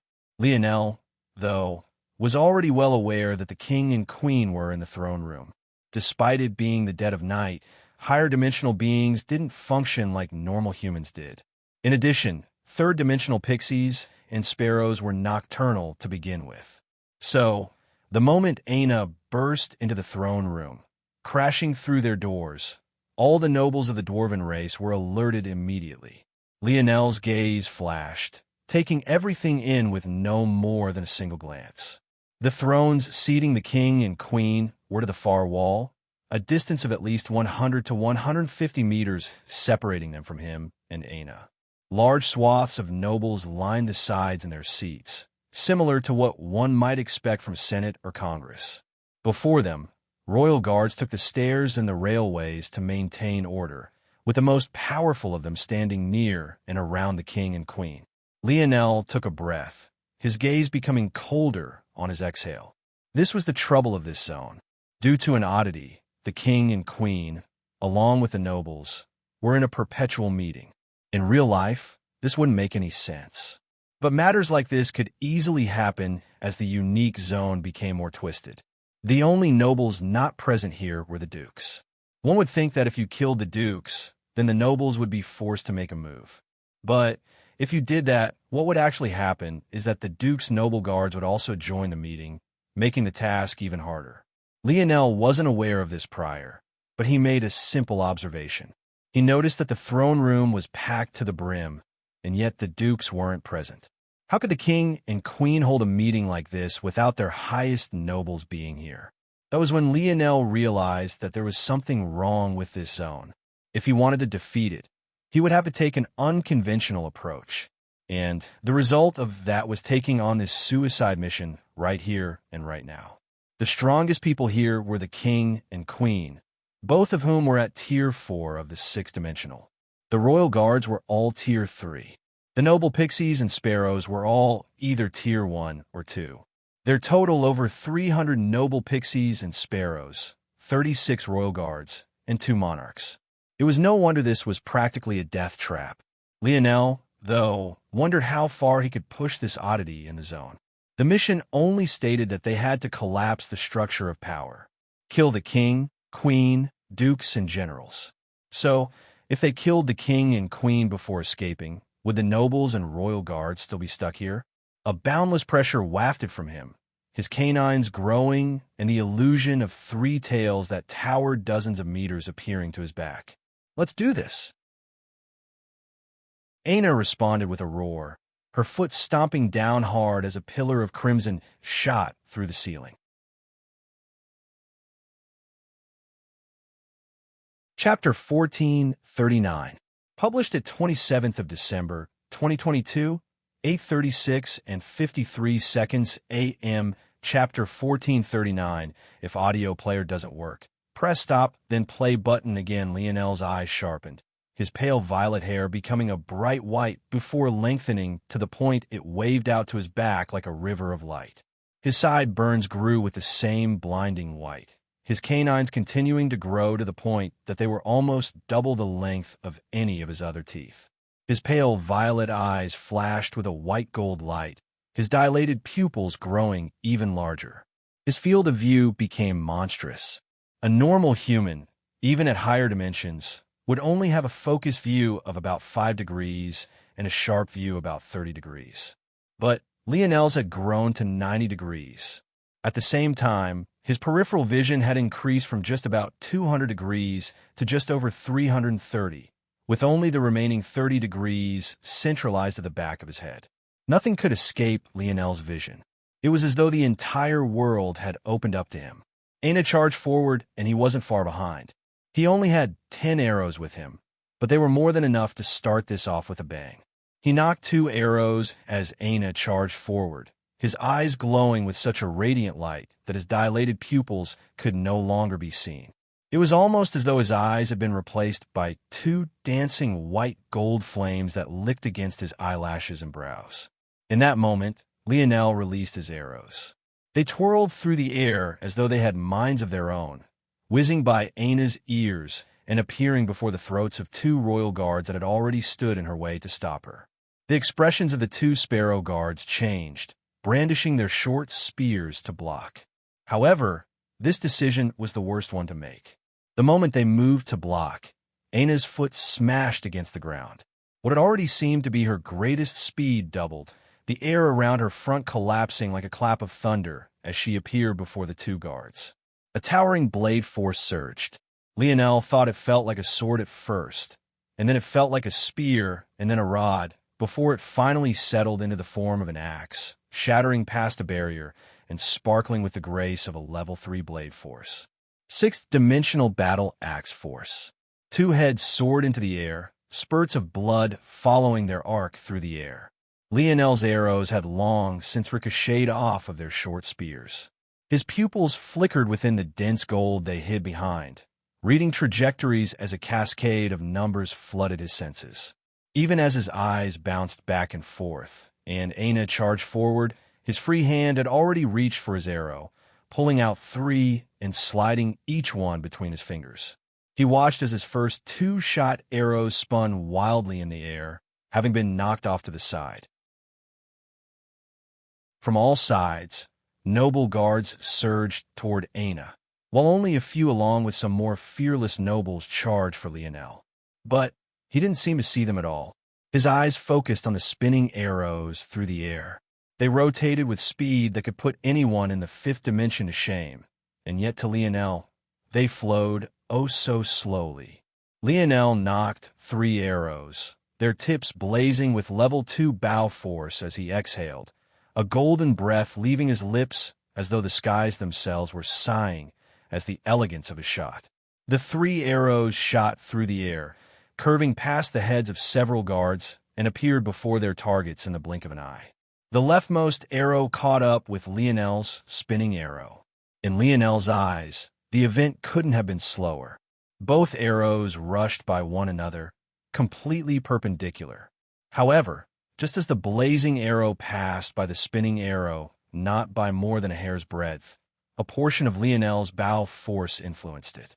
As though being given new life, the spinning arrow shook in the air, its spinning momentum along its length becoming concentrated into a spiral along its width.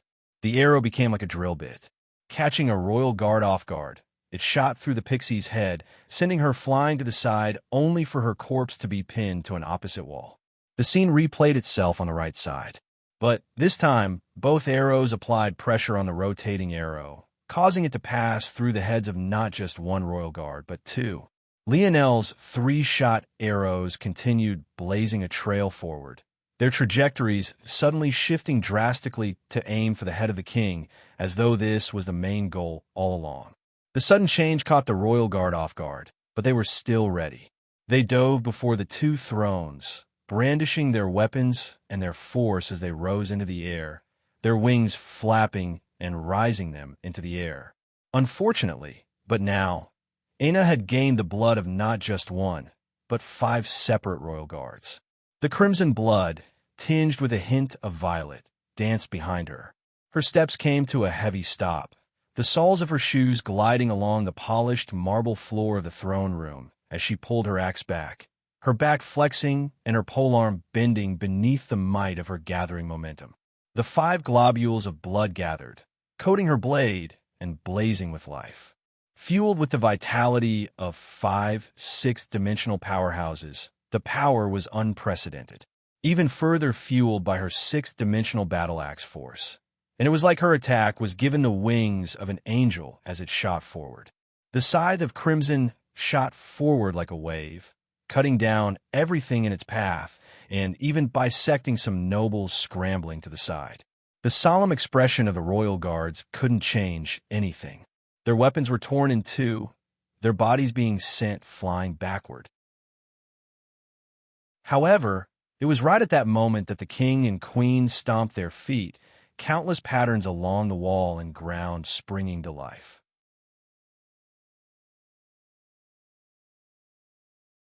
Chapter 1440, published at 27th of December, 2022, 8:36 and 54 seconds a.m. Chapter 1440. If audio player doesn't work, press stop, then play button again. A transparent and golden barrier shot up, connecting the floor and ceiling along with protecting the king and queen behind a seemingly unbreakable shield. The roar of a dragon sounded as an eastern version of the beast swirling about the barrier, tangling itself with other magnificent creatures of legends. Just with a glance, Lionel could see phoenixes, winged tigers, behemoths, centaurs, western dragons, unicorns, mermaids. The number felt endless, and they all roared in unison. Even as the corpses of the royal guards splashed against the barrier, their blood incinerated to ash and wafted into the air. Bang! Aina's blood scythe crashed into the barrier, but it barely rippled. It only took a single glance to tell how powerful this barrier was. Let alone killing the king and queen in their state, it would take a powerful individual of the quasi-7th dimension to even think of shaking it. The dwarven race weren't known for their combat prowess, but it was clear that this barrier was set up with the most powerful races of the dimensional verse in mind. It would definitely take a genius of the sector rank to shatter the barrier. This was how the dwarven race closed the gap with other races. They focused on speed and evasion. Their senses were better than most, and their bowmanship was especially profound. But their greatest reliance were their traps. This trap, though, was far more profound than anything Lionel had seen them use up to this point. If their previous force arts could be considered crude, this was on a level all to its own. It was either the dwarven race had invited another race to draw it for them, something that was highly unlikely, or, much like their usual scheming demeanors, they had lulled Lionel into a false sense of security with their crude force arts, only to show their true strength when it really mattered. This force art formation was hidden beneath 7th-dimensional materials. It was no wonder he hadn't detected it before. Lionel's pupils flickered. How clever! He and Aina were separated by over 100 meters now, and a swarm of royal guards were charging after the both of them, separating them further. On top of that, he had a feeling that the barrier wasn't finished just yet. Just as Lionel thought this, Statues that lined the top of the throne room began to shake themselves awake. The spirits of the beasts stuck in the barrier swam out, diving through the marbled ground, up the walls, and fusing into the statues before roaring to life. The mythical beasts were instantly completely indistinguishable from the real thing, their stone bodies nowhere to be seen, replaced by scales, fur, and rough skin that gave off a brimming vitality. The beasts roared, their heads cocking back and before snapping forward to release beams of light that shot for Lionel and Aina. Lionel's figure flashed, appearing before the royal guards that were trying to close in on him in an instant. His plan was obvious. These beams wouldn't dare to continue hitting him if they were just harming their own kind. But, to Lionel's shock, the beams cut right through the bodies of the pixies and sparrows, not harming a hair on their heads before appearing before his chest in the blink of an eye. Lionel's eyes bulged, sending this information to Aina instantly before a roar left his lips. He spun to the spin, narrowly avoiding the beam. But a trail of scorched skin was left on his chest as a line was ripped through his Void Palace uniform. Lionel's gaze became cold, his skin blazing to life with bronze runes that peeked through the hole in his robes. The wound on his chest healed quickly, but it was still far slower than he had expected for his current healing factor. Bang! The doors to the throne room slammed close as the previously cowering nobles began to swarm Lionel and Aina.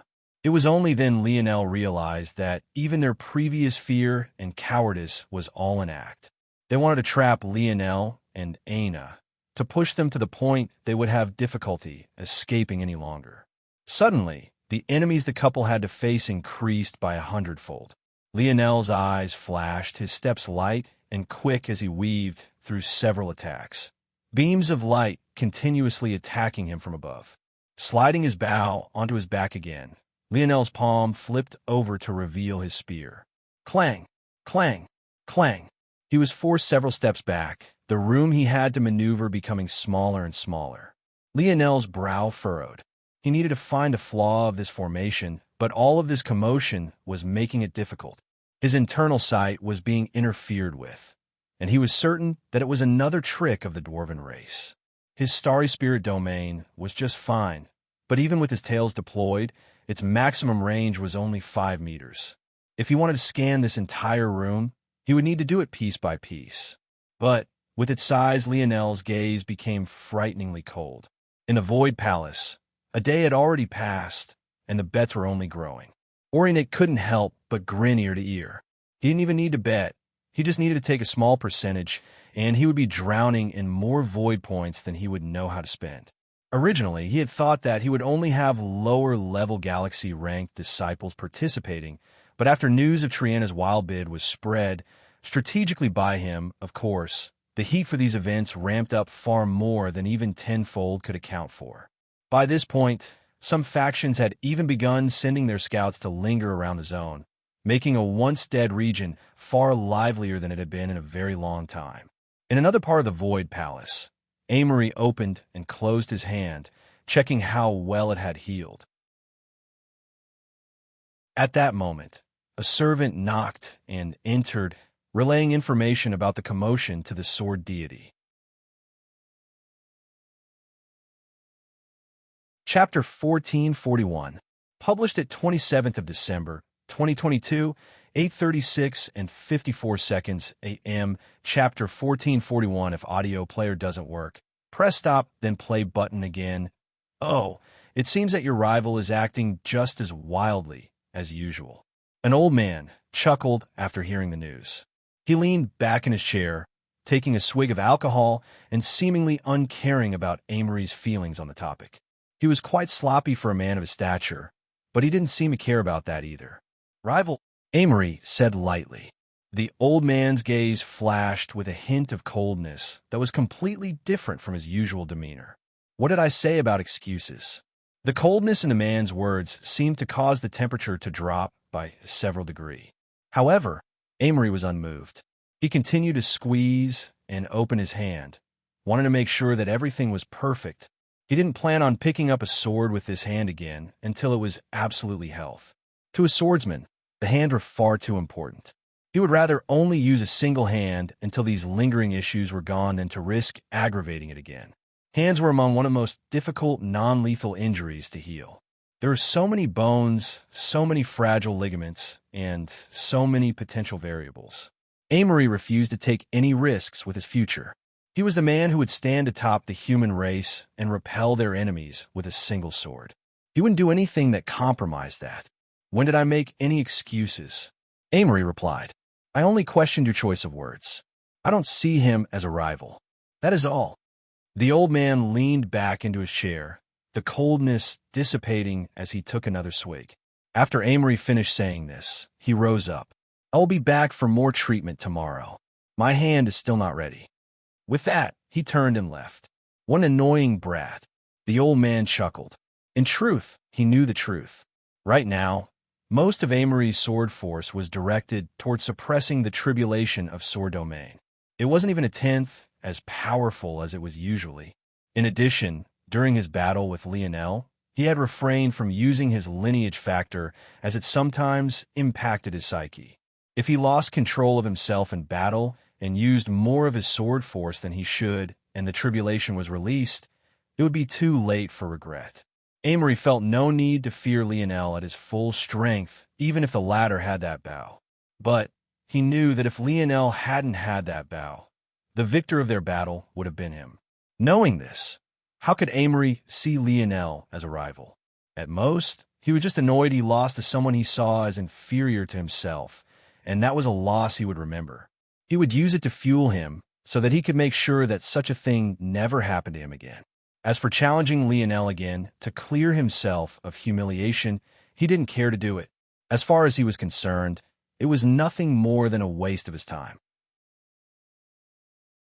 You know that he never even wanted the Shadow Sovereign Ability Index to begin with.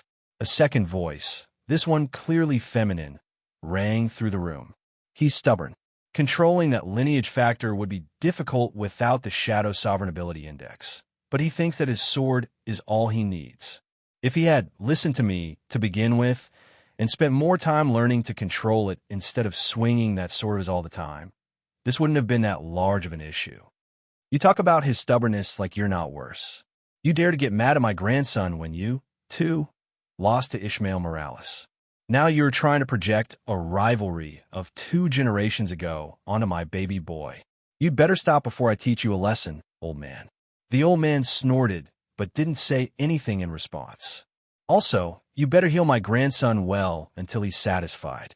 If not for you old fogies, he wouldn't have gone to the Raypack's nest to begin with, and he wouldn't have suffered that injury. Let him do things the way he wants to. Lionel's breathing was even. He found that his stamina was on a completely different level now. But that didn't stop his body from being drenched in blood that was both his and not his own. Though his wounds had healed, he could feel his healing factor getting slower and slower. However, his eyes still maintained the same coldness, his body zipping around as it basked in a special sort of feeling. Lionel was encircled from all sides. He couldn't even see a clear line to Aina. In fact, their internal sight connection had been severed by whatever interference the dwarven race had concocted.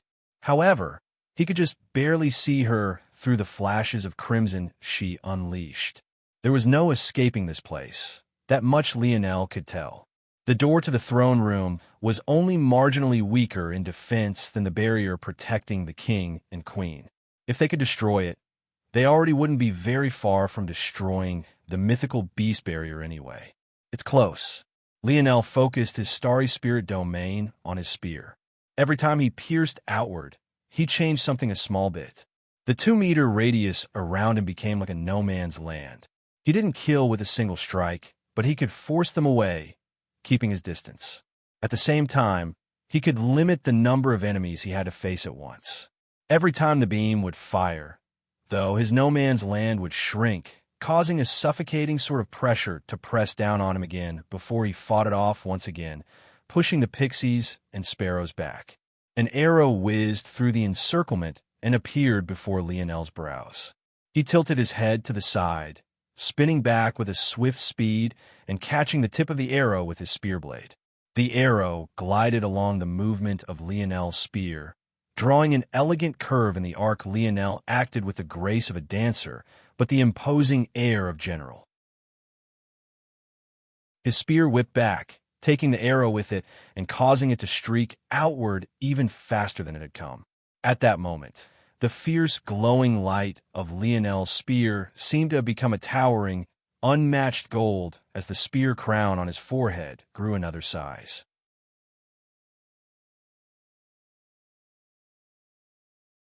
Chapter 1442, published at 27th of December, 2022, 8:36 and 54 seconds a.m. Chapter 1442. If audio player doesn't work, press stop, then play button again. Bonus chapter for 750 golden tickets. Next goal at 1,500 golden tickets. Controlled range. The crown upon Lionel's forehead expanded to double its size. The halo above his head flourished, radiating a might that wafted a violet fog. The moment Lionel spoke these words, the skull of the sparrow archer was split in two, the power of the arrow feeling even greater than when Lionel used his level 2 bow force. The enlightenment washed over Lionel. His king's might flooded his spear force. If before it could only hold one part, now it could hold 100 parts. Even without breaking into the sixth dimension, Lionel's spear force had increased its power by an exponential amount. He stomped his feet. Spear force radiated out in all directions, piercing through the encirclement. Illusory violet gold spears pierced through several heads at once, only dissipating after killing at least 3. 5 meters is my absolute death zone. This is my controlled range. Death to those who enter it. The white gold flame of Lionel's eyes were tinged with purple, his flowing white hair gaining the same majesty. It was time to kill his way out of here. Lionel's spear became like a winding flood dragon. Every time it pierced forward, his spear force would roar, unleashing a might that surged forward. At that moment, the destruction runes Lionel had built his king's might upon made their will known. No longer being suppressed by Lionel, it left everything in its wake in a bed of ash. Lionel's left kidney flourished.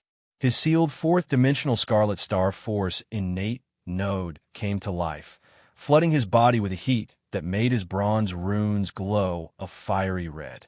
His clothes burst apart, being incinerated to ash. The flames around him rose like a tower, and he unleashed a roar into the skies. The feeling of finally being able to use his innate node felt like a sweeping euphoria pumping through his veins. As though a beast had been unleashed, Lionel wiped out everything within 5 meters of him, his absolute death zone becoming the reflection of a hellscape. Lionel no longer worried about his spears being destroyed. With the improvement to his spear force, fourth-dimensional Scarlet Star Force under his control wouldn't even leave a dent on them. He stomped his foot hard, barreling forward like a meteor. In the distance, Aina's lip curled. She had believed Lionel would find a solution long ago, so she remained patient. It seemed it was finally time for them to go all out. Her aura flourished, dense tattoos of black covering her neck and body. At that moment, the corpses that littered her surroundings convulsed. The sparrows and pixies' expression warped in horror. They thought that Aina hadn't used this ability again because she had reached her limit. Little did they know that this was far from the case. How could she reach her limit when this action in and of itself fueled her? Lionel shot around the throne room like a barreling cannonball.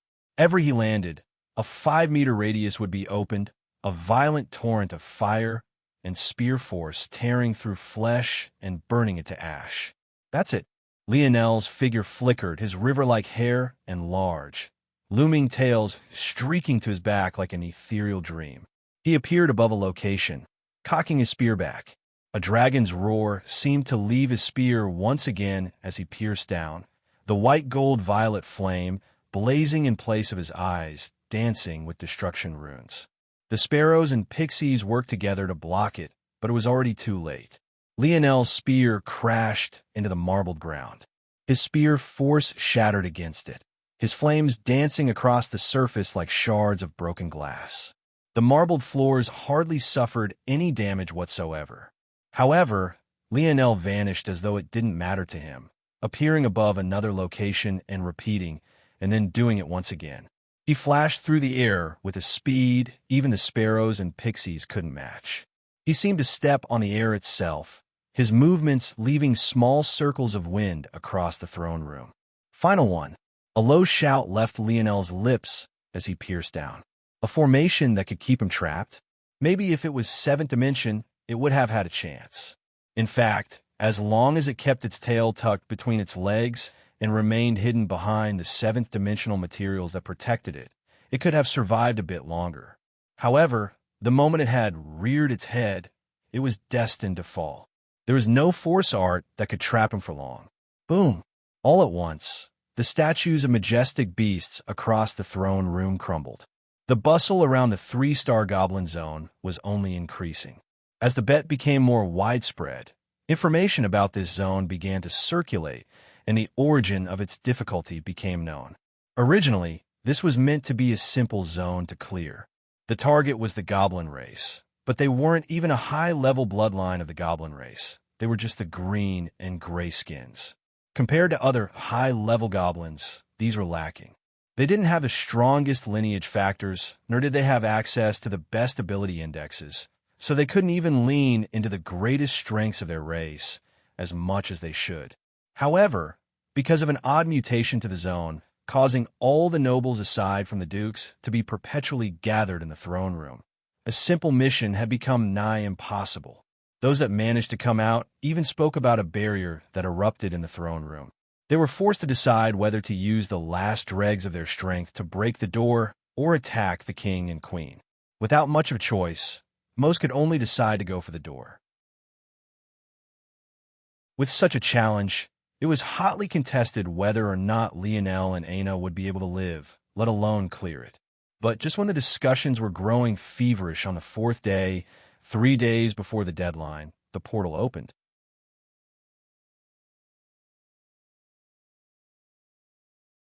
Chapter 1443, published at 27th of December, 2022, 8:36 and 54 seconds a.m. Chapter 1443, if audio player doesn't work, press stop, then play button again. Lionel, who was stark naked from head to toe aside from a small pixie shield blocking his most private area, was speechless. Wasn't this region barren of people? When the hell did they get such a large audience? Luckily, you could take objects out of a unique zone like this one, or else he wouldn't have anything to work with but his hands. The original plan was for Aina to go and get him another set of robes since nothing the dwarven race had would fit him. But it seemed that plan had flown out of the window. Aina, who was by his side, was stunned as well. But when she looked at Lionel, she couldn't help but roll her lips over, trying to hold back her laughter. What are you laughing about? Lionel raised a brow. It's you who's taking a loss here. Lionel's figure, under the influence of metal body, put fitness models to shame. He made more vascularity than he knew what to do with, and even his smallest oblique muscles were defined and bulging. He had lean muscle mass coming out of places others didn't even know existed, and he wasn't easily embarrassed to begin with. So, as far as he was concerned, it really was Aina who was taking a loss here. Aina, who seemed to suddenly realize this as well, stopped laughing, sending a glare into the crowd. Seeing the blushing faces of some of the women in the ground, she turned her glare from them back to Lionel, who was caught between laughter and trying to maintain a serious expression. How was it his fault? Plus, weren't you laughing first? Bang! Aina's battle axe swung outward, slicing into the ground just a half-centimeter from Lionel's toes. Lionel's lip twitched. The enormous double axe blocked everything all the way up to his neck. He could barely peek over. This method worked too. But did you need to swing so close to my feet like that? I need those to walk and stuff. Aina's actions seemed to cause the deathly silent atmosphere to boil over. In one moment, there was a harsh silence, and in the next moment, there was an uproar. The only way the portal would open 3 days early was if they had passed. When everyone realized this, those that had bet on their survival cheered, while those who had bet on their failure clicked their tongues. turning around and leaving so that they wouldn't have to deal with the celebration that had little to do with them. Lionel, who had been trying to appease Aina, raised an eyebrow again, looking outward. There was something odd about this. He immediately saw the crowd split into two groups. No, there was a third group, individuals who rushed off not to avoid the celebration, but rather seemed to be in a hurry. Likely a hurry to report something? Lionel took all of this in. It seems that someone spread the news of our bet. It's unlikely to be Dmitri, and the only other person who knew was Orinik, so it must have been him. Considering the crowd's reaction, they seem to have been just as invested in this as we were. The only way for such a thing to happen is if Lionel only believed that there were two possible explanations. The first was related to a rivalry between sword and spear. There were many factions in the Void Palace, but none were more contentious than these two groups. It went beyond factions and parties and acted as two clashing ideologies. It was possible that Lionel's entry had caused such a spat. The second explanation was that someone had formed a betting ring around their performance. Lionel's gaze scanned the crowd again. He felt that there was a better than 80% chance that it was that latter, with much of the remaining 20% taken up by the first possibility. Orinik isn't here, but you'll be here soon. Let's wait here, Lionel suddenly said when Aina was about to go and get him clothes. Very soon, there'll be someone who obediently goes to get what I need. Aina raised an eyebrow, not quite understanding. But, as far as Lionel was concerned, why have Aina go run this errand when someone else would? Lionel stood in patient silence. Eventually, as expected, Orinik came over not long afterward. He had still been focused on spreading the news and getting more to bet. He hadn't expected that Lionel and Aina would survive to begin with.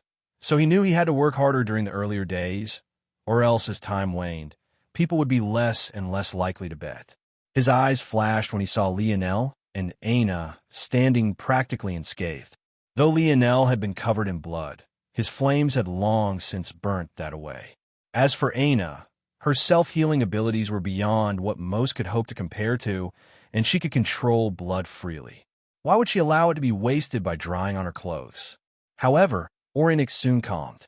No matter what, he had made a fortune. With it, he would be able to increase the distance between himself and Lionel wider than it already was. He had no need to worry about Lionel at all. It was a bit unfortunate he couldn't make more money, but his void point totals were already plateauing. Now he just had to pay everyone what he owed him, take his cut, and be on his way. Turning his head away from Lionel and Aina as though they were there at all, he gave everyone a bright smile. Please form a line, everyone. Present your betting tokens. I have your winnings here. The crowd did as they were told, even as the envoys returned.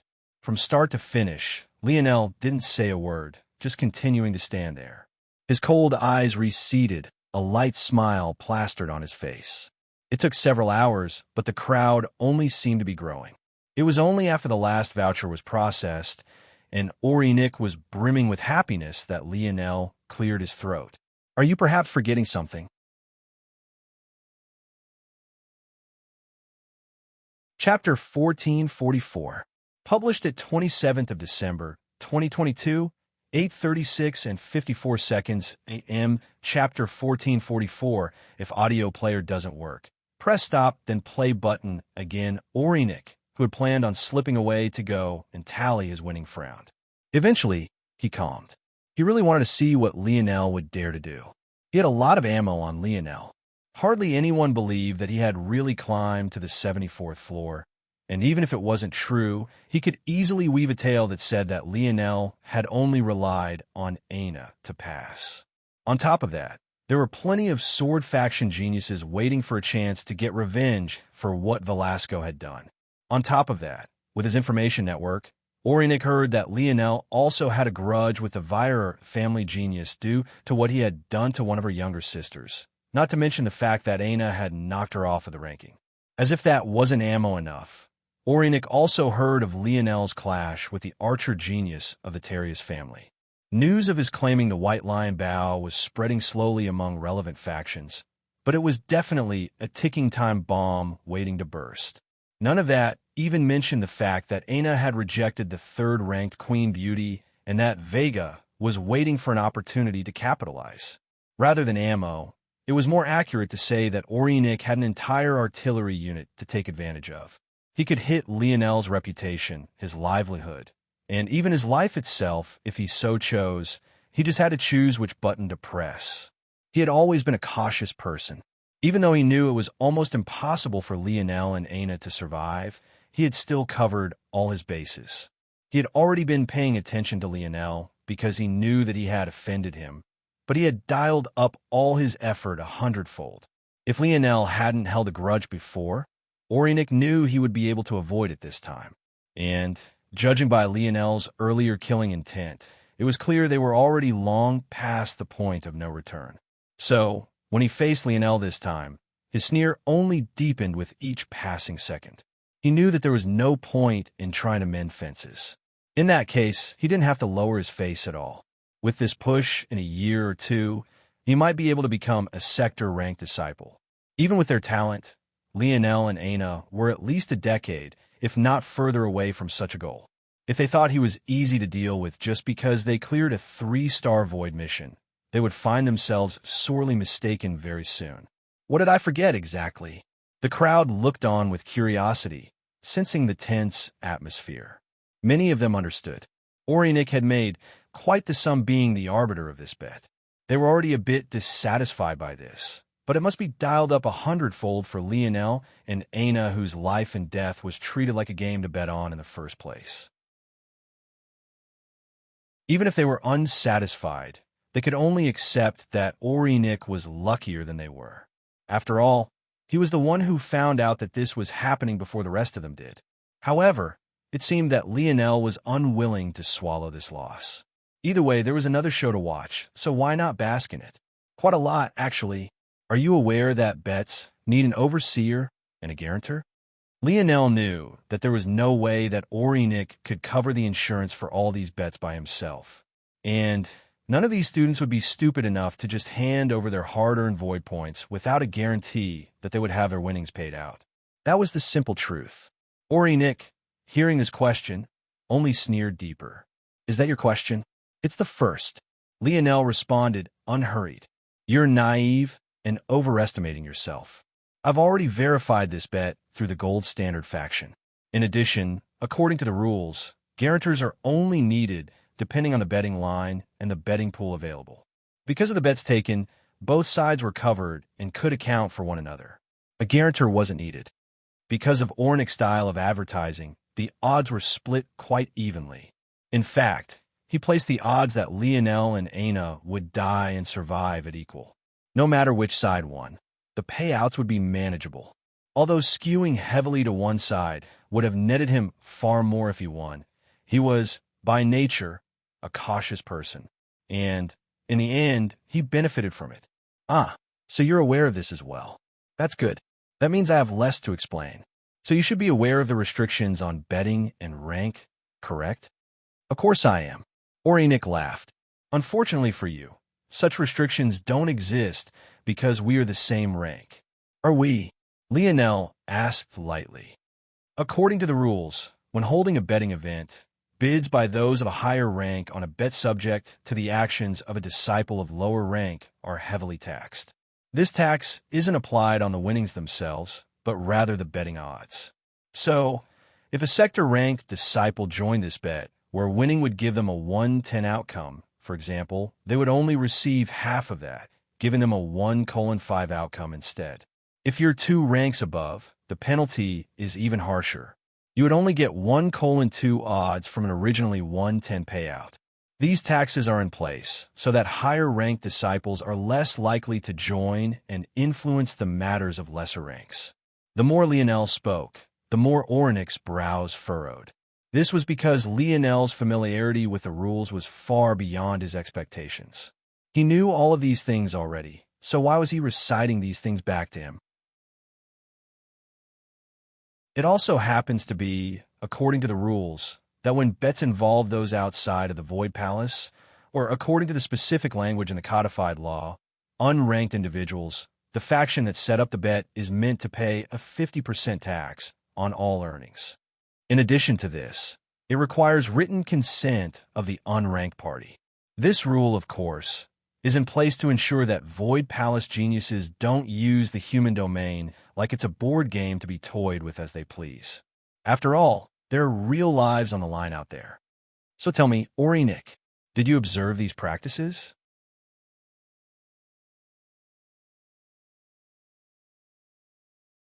Chapter 1445, published at 27th of December, 2022, 8:36 and 54 seconds a.m. Chapter 1445. If audio player doesn't work, press stop, then play button again.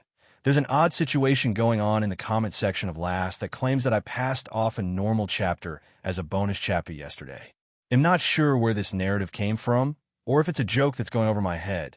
But to clarify, I uploaded 4 chapters yesterday, one more than the promised 3. That much should be obvious. I'll post screenshots of the Discord bot activity with timestamps as proof in the comments section of this chapter. Ornic's forehead beaded with sweat. The more Lionel talked about the rules, the more he felt like he had forgotten something. But no matter how hard he thought, he couldn't come up with a reason why Lionel would sound so confident. A part of him wanted to believe that Lionel was just a fool, but as he recited the laws basically word for word, the sinking feeling in Ornix only grew heavier and heavier. Aina, HM, Lionel grinned. What rank am I? Aina blinked, seemingly thinking, but she eventually shook her head. I don't know, the Void Senate hasn't given you a rank yet. The moment Aina said these words, Ornix's dark skin flushed. His eyes almost rolled to the back of his head. It felt like his heart was about to fly out of his throat. This wasn't a small problem in the slightest. Not only had he broken the law, it was a law with the harshest of punishments. Killing was prohibited in the Void Palace, but another enormous taboo was negatively influencing the human domain. They were chosen to be the protectors of mankind. They couldn't be protectors if they were exploiting the people they had to protect. Even the lightest punishment for such a thing would be dozens of years of hard labor. On the other end, there was direct execution. If Lionel reported this, he was finished. But that was only the first issue. Orinic still had to deal with the Gold Standard faction. Orinic suddenly realized that no matter what he did, he would be suffering this time around. Through his blurred vision, Orinic could see the crowd looking around in confusion. It made him realize that Lionel had spoken these words for only him to hear. But of course he would. How could Lionel allow someone else to take advantage of this juicy piece of meat he had caught? How ridiculous. However, when everyone saw Ornic's reaction, their expressions changed. None of them were fools. They realized that Lionel had caught onto the latter's weakness, even if they wouldn't be privy to what it was. What? What do you want? Orinic spoke through gritted teeth. Lionel smiled lightly. I'm glad you've come around. This makes things easy. I'll sign a contract to keep mum about these matters, and you just have to do a few things for me. Firstly, I'm in need of some clothes. There's an uncomfortable draft around here. Aina bit her lip, trying to refrain from laughing. Did this man even feel the cold to begin with? He had a raging furnace inside his body. By the time he sensed a wind, it would have been charred to a smoldering heat. Ornic's lip trembled, his fists clenching tight. But after a moment, he began drawing up a contract, placing down Lionel's demands. I'll need the token you received to the Void Library as a reward for your work done as an envoy, and I'll also need 70% of the profit you made on this bet. When Lionel finished, Orinic was nothing more than a deflated man. However, his expression had regained its calm, his hands becoming steadier and steadier the more he wrote. In the end, he didn't hesitate to hand over everything Lionel asked for. After reading through the contract, Lionel nodded and signed it, accepting all of his rewards. He left Orinic with just enough to pay the Gold Standard faction the 30% cut he owed them while stripping him of practically everything else. Lionel would have taken more, but he felt that he already had enough enemies. There was no need to be on the bad side of a silver-grade faction when he had already gained so much. Soon, Orinic returned with the clothing he owed Lionel and disappeared, not saying another word from start to finish. He's a problem. Aina said after Lionel finished dressing himself. She didn't like the fact Orinik had regained his calm so easily. Or at the very least, she didn't like that it looked like he had. Lionel smiled, but it was decidedly colder than it had been previously. I hope he continues to be a problem. If not, then what excuse would I have to humiliate him some more? The crowd watched Lionel and Aina stroll off as though nothing special had happened. The speculation about how Lionel had done it ran rampant, but no one had a solid clue about exactly what had happened. They could only make their own guesses. Lionel knew what the most likely rumor would be, so he knew it would be troublesome. But he chose to ignore it for now. Orinik had given him what he needed most. A token to the Void Library was difficult to get and cost a pretty sum of Void points and merits, just for a small time. However, now Lionel had won his hand at no cost to himself. The Void Palace wasn't fond of hand-holding, so there was no easy way to learn anything. Everything cost. However, this time, Lionel wasn't going to learn about the 6 dimensions God path like most thought he might. Instead, he was going to see what he could find out about the segmented cube and how to get it back. If he had the time remaining, he would also see what he could find out about the Spear Domain ring and learn what was going on with it. I think only one of us can enter. This token gives me 1 day, so we'll be back after that. Aina nodded. All right, I'm going to see what I can find out about getting us a place to stay. It shouldn't be difficult with how many points we have. After saying this, the couple parted, and Lionel soon found himself at the bottom of a winding set of black stairs built right into the side of a mountain he couldn't see the peak of. In fact, now that he thought about it, he couldn't see the end of the stairs either, even when his head angled all the way up. Lionel sighed. Why can't anything be easy in this place?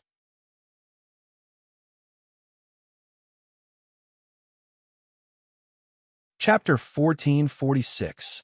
Published at 27th of December, 2022, 8:36 and 54 seconds a.m. Chapter 1446. If audio player doesn't work, press stop then play button again. Lionel took a breath, stepping on the first stair. Whether by coincidence or design, a rush of wind blew his hair back, the pressure causing his clothing to flutter. When Lionel took his second step, this happened again, causing his eyes to narrow. This wasn't a coincidence.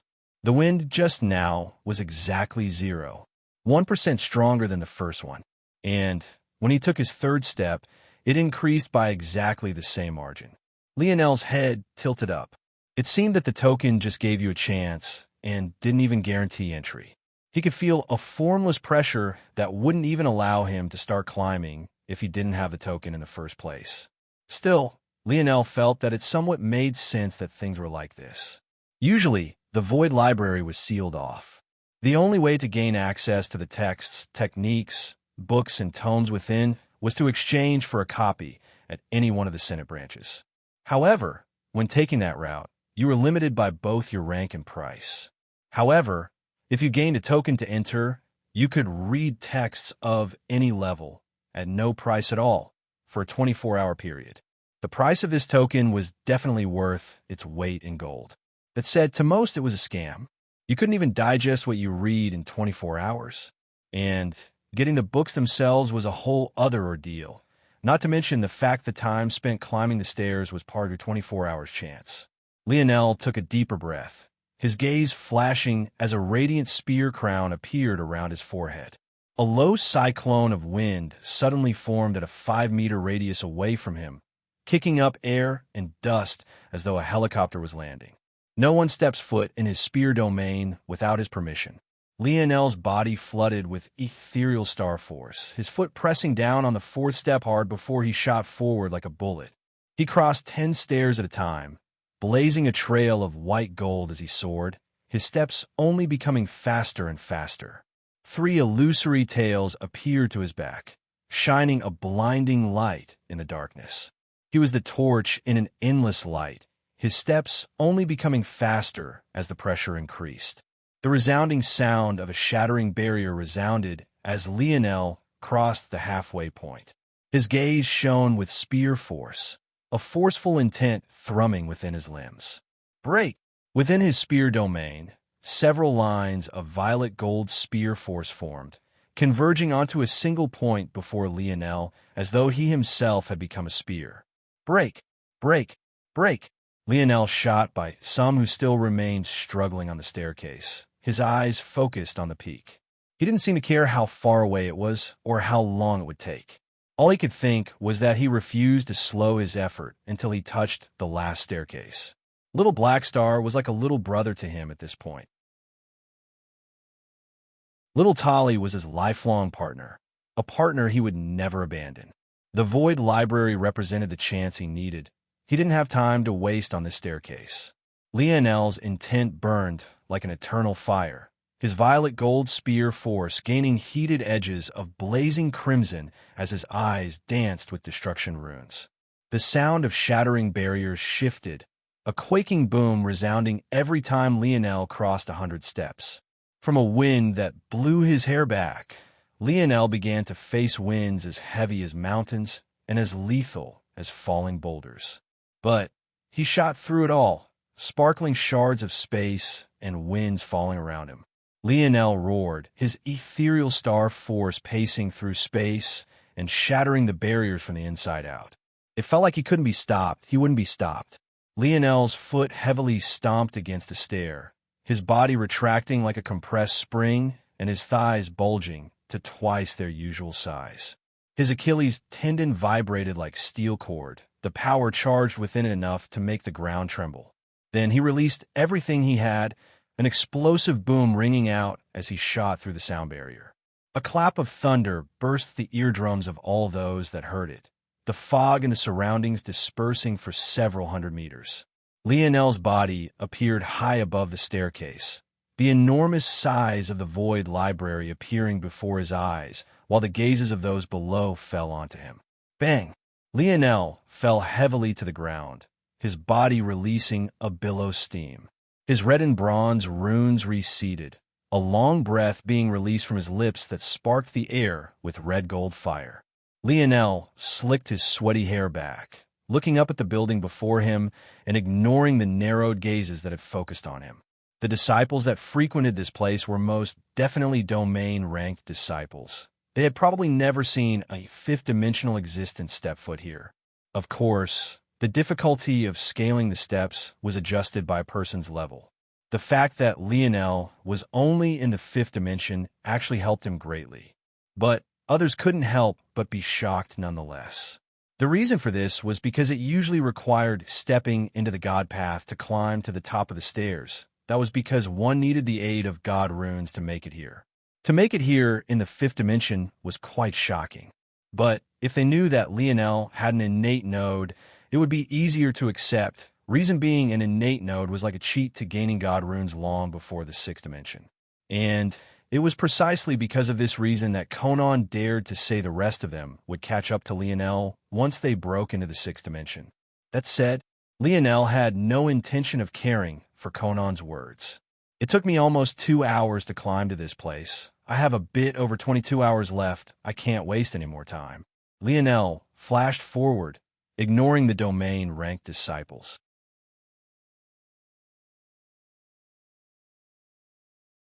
Chapter 1447, published at 27th of December, 2022, 8:36 and 55 seconds a.m. Chapter 1447. If audio player doesn't work, press stop, then play button again. Lionel hardly took any time to bask in the majesty of the Void Library's glory. He meant it when he said that he didn't have time to waste. While the domain-ranked disciples could casually sit, eat, and chat, taking a break as they pleased, he didn't have such a luxury. In about a day, the token that was on him would crumble and he would be ejected. Watching Lionel charge in, the domain-ranked disciples raised an eyebrow before smiling and shaking their heads. They had seen such a scene many times before. It was unfortunate that those that came here for the first time were a bit ignorant to how things worked, and, as such, they would end up suffering a bit. Things didn't work as one might expect, or else they, as domain-ranked disciples, wouldn't need to take breaks like this. They were still a bit curious about Lionel, though. They were sharp enough to sense the Scarlet Star Force he had just used, and they could tell his spear force wasn't normal. It even seemed close to perfection. The moment Lionel charged into the Void Library. He quickly learned why the domain ranked disciples had amused expressions. He had expected to find stacked bookcases that rose into the skies with row after row of books in an endless sea of paper and knowledge. Or at the very least, if he was wrong about that, then there would be row upon rows of pendants. But he couldn't have been more incorrect in his assessment. The moment Lionel crossed the barrier of the entrance, he fell forward, losing his balance. This was something that shocked him to no end. With his coordination, even if he hadn't calculated that stat for himself in years, there was no way he would casually lose his balance without reason or cause. He fell forward, but instead of his head hitting the ground, his arm flailed, the gravity around him vanishing. It felt like he was falling through space, but there was no harsh wind to be found. Lionel flailed his arms one more time because he suddenly realized he wasn't falling at all. Rather, he was floating in space. The moment he realized this, he instantly found his center, straightening himself and looking around. He found that there was no one around him at all. In fact, it felt like he was truly in the depths of space. There were even motes of light floating around that felt like distant stars. Lionel blinked in confusion, not sure what was going on. For a moment, his heart skipped several beats, as this reminded him of the changes to his dream world. Could it be that he was trapped in a dream again? What was going on? No, I'm not in a dream. I would be able to tell. This is the library, then? How does this work? How do I find books? Lionel tried to move, but he soon found that if he did, he would end up flailing again. Moving was absolutely impossible. In fact, he had a feeling that even if he had his wings back from his snowy Star Owl lineage factor, he would still be incapable of moving through this space. So I meant to stay in place, then? How do I, Lionel, subconsciously reached out with his internal sight, only for the distant motes of light to suddenly shoot right up to his face. The world around him warped as though he had entered some sort of light-speed hyperdrive, streaking and flashing lights surrounding him. Lionel froze up, stopping everything immediately.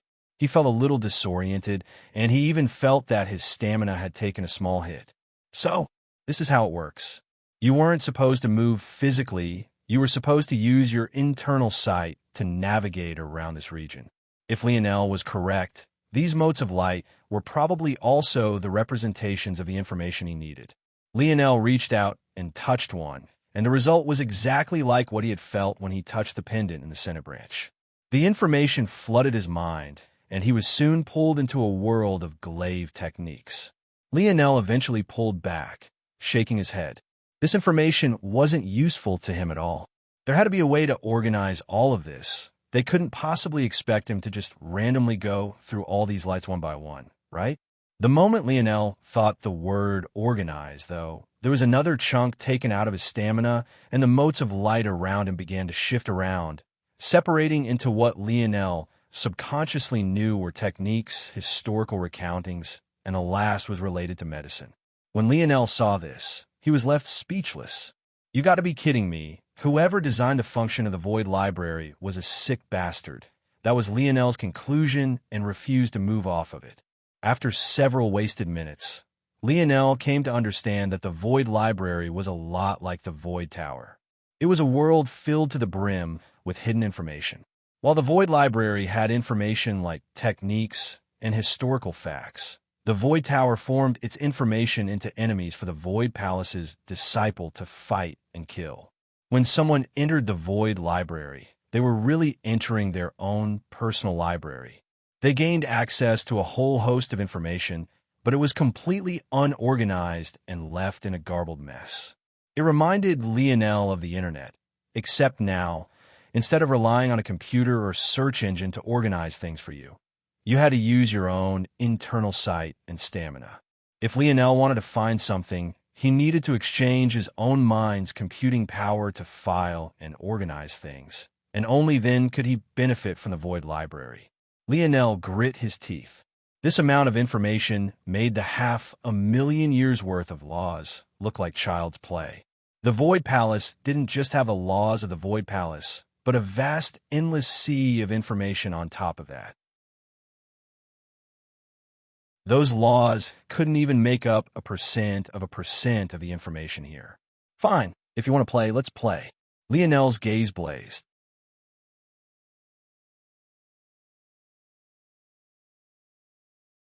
Chapter 1448. Published at 27th of December, 2022, 8:36 and 55 seconds a.m. Chapter 1448. If audio player doesn't work, press stop, then play button again. Lionel took several deep breaths. His body was aching from the climb, but without the slightest hesitation, he activated. He gained a usage a day regardless. By the time he got out of here, there would only be 2 more hours until he could use it again. He would be foolish to not use it to bring himself to tip-top condition. The fatigue that filled his limbs vanished, and his mind felt refreshed. Right then, he deployed his internal sight in full force. He came up with the most efficient system almost instantly. He would use his internal sight's maximum range to navigate, and when the motes of light entered the range of his starry spirit domain, only then would he organize them. Lionel posited that because he could deploy his dream force within the range of his starry spirit domain, his dream force affinity was also maximized in that range. Additionally, if he was correct, the Void Library should work on principles of dream force, just like the Void Tower had. In that case, the stamina he would need to compute and organize these motes of line would be minimized to an extreme. Lionel couldn't have been more correct. The moment the motes of light touched his starry spirit domain, he didn't even need to send his mind into them to understand what their function was. Very quickly, a network of interconnected motes of light began to form around him, growing into a larger and larger web. As his web grew, Lionel realized that organizing like motes of light became easier. The more movement techniques he collected, for example, the easier it was to identify other movement techniques. Eventually, when Lionel reached a certain point of saturation, even his internal sight could organize movement techniques without passing them through his starry spirit domain first. When he reached the next threshold, his eyes alone were enough. Soon, the motes of light that Lionel could hardly tell the difference between began to shine with varying degrees of light and color. Just by looking at them, Lionel could tell what categories they fell into and slot them in without much issue. Even though things were going very smoothly, when Lionel reached the next threshold, he could only sigh. Now, he could not only see the category the motes of light fell into, but he could also see their grades, dimension level, and eventually their length. Due to this, Lionel realized that the motes of light he was organizing right now weren't even 5th dimensional, they were all 4th dimensional. They were all the lowest grades of information the Void Palace had to offer, yet there was so much of it. Lionel grit his teeth. A part of him wanted to blaze through and ignore it all, but he was certain that he needed to lay this foundation. No matter how long it took, he needed to organize all of this 4th dimensional information. Once he did, seeing through the higher dimensional information would become far easier. In fact, Lionel went even further than that. He didn't just organize the 4th dimensional information, but he continued onward to split his mind in two, organizing himself into 2 supercomputers. One focused on deciphering information, and the other half began to consume the information. After just a few, Lionel realized that he was right. Actually, digesting the information felt like he was training his mind like an artificial intelligence. It made seeing through the next motes of lights even easier. If Lionel knew exactly what he was looking for, he would focus on absorbing only that information. Unfortunately, he didn't know what categories the information he needed to save the segmented cube fell under. It could be in a spatial technique, but it could also be in a historical recounting, or it could be in a crafting technique. He had no idea. He had to cover all of his bases for just the smallest sliver of a chance to find the information he needed, so absorbed it all. He left no 4th dimensional mote of light unturned, swallowing it all like a glutton. At that moment, outside the Void Library, an odd scene was taking place. The domain ranked disciples, most of whom couldn't even be bothered with Lionel previously, raised a brow as they all looked toward the same location. The reason was quite simple. Lionel had been in there for 3 hours already. Most, on their first attempt, could only last a few minutes before being overwhelmed. Only the absolute strongest could spend hours at a time without an issue. Beyond this, domain-ranked disciples understood many things lower-ranked disciples could not. There was a reason the Void Palace had so many locations like the Void Tower and the Void Library. The appearance of someone who could perform so well in them wasn't a small deal in the slightest. Beads of sweat fell down Lionel's brow as he pushed himself harder and harder. He didn't leave a single stone of the fourth dimension unturned, his pressure reaching a relentless level. If his sixth-dimensional mind wasn't restricted by his current fifth-dimensional level, he wouldn't be nearly so pressed right now. However, regardless of how he felt, he pushed forward, pressing onward to the fourth hour, and then the fifth. It had taken Lionel no more than a few seconds to go through over 500,000 years of laws previously, and yet he had taken 5 hours just to clear the Void Library of all of its fourth-dimensional information. The reality was enough to even shock him. The sheer amount of information was astounding. But Lionel couldn't bask in this feeling at all. Heaving deep breaths, he looked at the sky. Now, the motes of light were no longer bland blobs of white. Some shined red, others blue, some in between, others green and yellow. The selection felt endless. However, in Lionel's eyes, he could see faint lines connecting them to his fluttering network of fourth-dimensional information. Lionel didn't realize it, but he had finally closed up all his foundational misunderstandings about the dimensional verse. He was finally no longer a novice. Right now, though, he needed more. He'll start with the most obvious. You. Lionel grasped outward, his internal sight sending him shooting forward as he appeared before a sixth-dimension mode of light, a bit of information usually restricted to disciples above the third galaxy rank. He couldn't see the names of sixth-dimensional motes of light without allowing them into his starry spirit domain, unlike with fifth-dimensional ones. This told Lionel that his current network was enough to elucidate up to the sixth dimension, but he would likely have to go through everything of the fifth dimension for information of the seventh dimension to begin to clarify themselves by a small measure. This wasn't unexpected. Mere fourth-dimensional information couldn't possibly open him up to everything here, but it was definitely an excellent starting point. However, he hoped that he would be able to find the information he needed within the fifth or sixth dimensional layers. Lionel sunk his mind into the mode of light.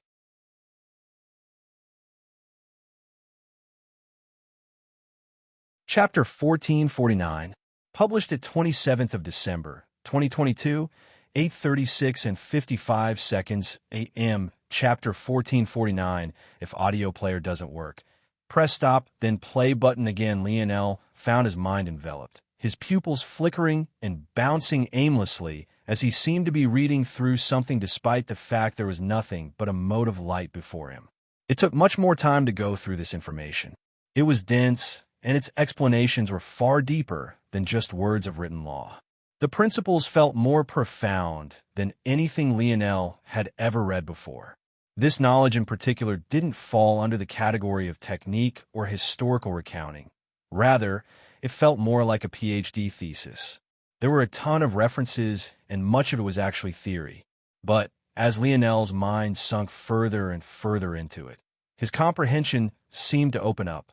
Without even trying, the references noted in the research paper shot over from a distance, adding themselves to Lionel's network of their own volition. Some were actually seventh-dimensional, but the vast majority were fifth-dimensional. So focusing on research papers is actually another shortcut. This is good to know. Lionel hadn't realized this before for quite a simple reason. There simply were no research papers of the fourth dimension. All the information of the fourth dimension were either cold hard facts or techniques.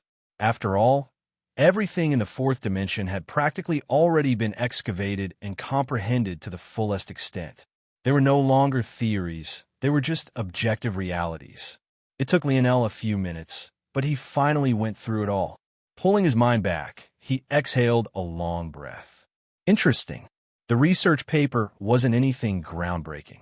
Like most PhDs, it was just a tweak and critique of a smaller theory that already existed. In fact, it was one of many that worked on expounding the same theory, which made it far more reliable as it wasn't some out there shot in the dark. According to the paper, manipulating space in anarchic force was difficult for reasons outside of their expectations. Anarchic force didn't destroy things, it devoured things, turning them into nothing as though they never existed in the first place. But what did that mean for space? It had to be remembered that those with high attainments in spatial force were seen to be great threats to the point where most strongholds had counters for them despite their rarity. Lionel had experienced this personally during his battle for Earth and its subsidiary planets. Space was ubiquitous, but it was also the only type of force that was easier to use the less of it there was. The more spatial force there was in the region, the more solid the space was, and thus the more difficult it was to use spatial force for maneuvering. The research paper claimed, then, that one shouldn't be fighting against anarchic force when manipulating spatial force in this sort of environment. Rather, one should make use of anarchic force to help. Of course, one couldn't just take control of anarchic force. Lionel wasn't sure that there was anyone that could control anarchic force. It did as it pleased, and there was no existence with an affinity for it. Even void beasts could only be considered immune, but that didn't give them the right to control anarchic force. Only the regulator could do that. However, you could take advantage of the characteristics of anarchic force to make it work for you. Anarchic force flowed toward regions of high force concentrations. Its instinct was to devour. If you made use of this to force anarchic force to target and create a flaw in space, then teleporting would actually become easy. There were obviously many problems with this theory.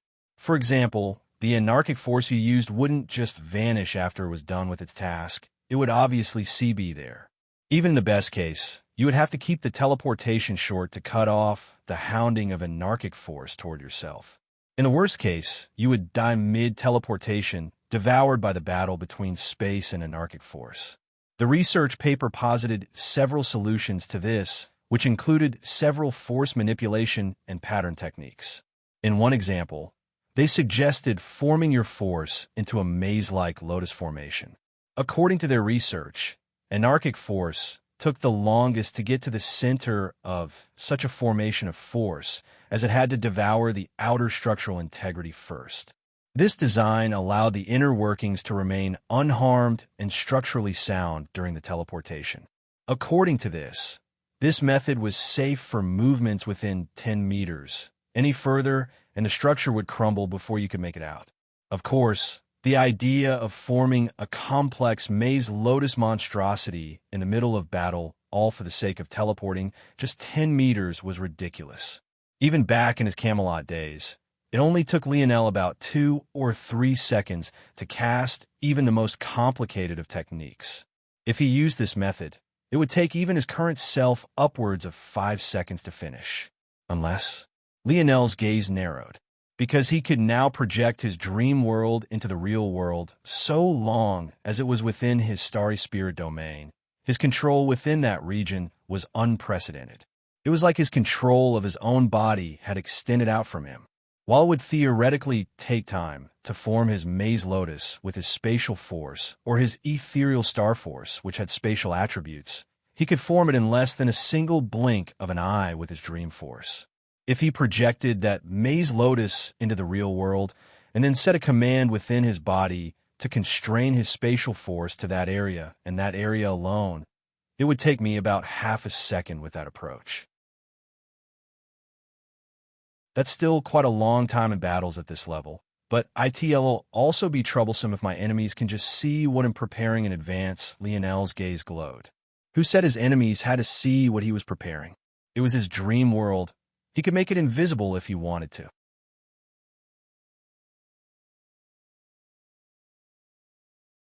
Chapter 1450, published at 27th of December, 2022, 8:36 and 55 seconds a.m. Chapter 1450. If audio player doesn't work, press stop, then play button again. Lionel continued blazing through research papers, realizing that he had gotten sidetracked. That paper had been helpful, but unfortunately, it didn't give him anything he needed on fixing the segmented cube. Lionel chose to focus his efforts a bit more. He could search for a segmented cube relating things specifically, but he felt that there would be low odds of finding anything useful through this route. There were a few reasons for this. First, the segmented cube was the heirloom of the Morales family. He highly doubted that they would allow information about it to be so easily accessible. From what Lionel had seen of the Void Palace, though this was supposed to be the frontier of humanity, the influence individual families had was very heavy. If not for this, there would be a sword and spear division, nor would that Bowman genius have threatened him with their alliance despite the fact that there was a very clear no-killing policy here. It was likely that the Void Palace was probably being pulled in all sorts of directions by the undercurrents of the families supposedly beneath them. The second reason Lionel didn't bother to take this route was also because of this. As the heirloom of the Morales family, the segmented cube had probably spent most of its life highly protected. The odds that something like this had happened before was slim to none, and even if it had, the Morales family would have definitely no disseminated information about it. Of course, Lionel had thought of the possibility that the segmented cube had a history before the Morales family. However, he deduced that focusing on this category in specific was a better use of his time. Only if it failed would he take that approach. That category being spatial devices and crafting. Lionel read through every crafting light he could get his hands on that even remotely mentioned spatial devices, trying to see what he could learn. However, even after going through everything in the fifth dimension, he found himself exhausted, beating with sweat, having a drained mind, and still being no closer to finding an answer. The only good thing was that he had learned a lot about crafting under the influence of anarchic force. But that wasn't what he needed right now. Lionel sent his mind toward his token, realizing now that he had already gone through 20 hours of allotted time. He could hardly see the number straight. He felt like he might collapse at any time. This approach is wrong, Lionel's brows furrowed. After reading all of those papers, he understood something. For spatial treasures at the fifth-dimensional level, or could be classified within fifth-dimensional information, they would never survive the collapse of their space to begin with. Something like what happened with Lionel's segmented cube, where the exterior remained and Lionel was even capable of sending his mind inside to see what happened, would never happen to such low-level treasures. The information he needed would never have been found at such a low level to begin with. Lionel hesitated. Should he read about the history of the segmented cube, if he could find it? No, it's not that this approach is wrong. It's rather that I haven't gone deep enough. This time hasn't been wasted. It might be just enough for me to be able to see. Lionel's mind flashed with the last dregs of its strength, zooming towards seventh-dimensional information. His thoughts were simple. With how things were like right now, he had just gone through countless research papers that touched on crafting spatial force treasures. With that being the case, then it was likely that other related topics would also be far easier for him to pick out at a distance. As expected, without Lionel even doing anything, all research papers, techniques, and even history recounting related to spatial treasures and their crafting entered his network without him even lifting a finger. Very soon, a large swarm of sixth-dimensional motes of light joined Lionel's network, fusing with the web of his personal library and growing its size. It wasn't until Lionel entered the range of the seventh dimension that the process slowed. Lionel's gaze flickered. The pressure here was almost impossible to manage, but he grit his teeth, holding on. He didn't even know if he had the mental strength left to even take on a seventh-dimensional light. But he had no choice. He just had to pick right. That's going to be the one. Lionel took a breath, focusing his eyes on one of the only three he could see the names of. Lionel felt that it might have what he needed. It sounded ridiculous. The title was more of something he would find in the fourth dimension, not the seventh. Plus, the segmented cube hadn't reached the end of its lifetime. But Lionel had his own reasons for making this choice. Come. Lionel grasped the mote of light, and it felt as though a bang had gone off in his mind. If not for the sturdy seventh-dimensional walls of his psyche, Lionel's heart skipped a beat in fear. Just now, his mind could have collapsed. He realized that he had been far too reckless. It was a good thing his starry-tailed fox lineage factor's wisdom branch had been fully awakened, or else he would have been seriously injured, and that was only if he managed to avoid being killed. Despite its simple name, this information was without a doubt seventh-dimensional. The vast stores of information were beyond anything Lionel had ever seen before. He had yet to get far enough in his father's training to receive information of his caliber. In fact, Lionel realized that if it wasn't for his recent breakthroughs in comprehension, he wouldn't be able to make heads or tails of this research paper. His mind split like a bolt of lightning, was trying to bisect it. However, he held on. Just as Lionel reached the final pages of the research paper, his token began to count down. He pushed himself to go faster, a projectile of blood leaving his lips. When Lionel awoke, he was at the bottom of the void library staircase.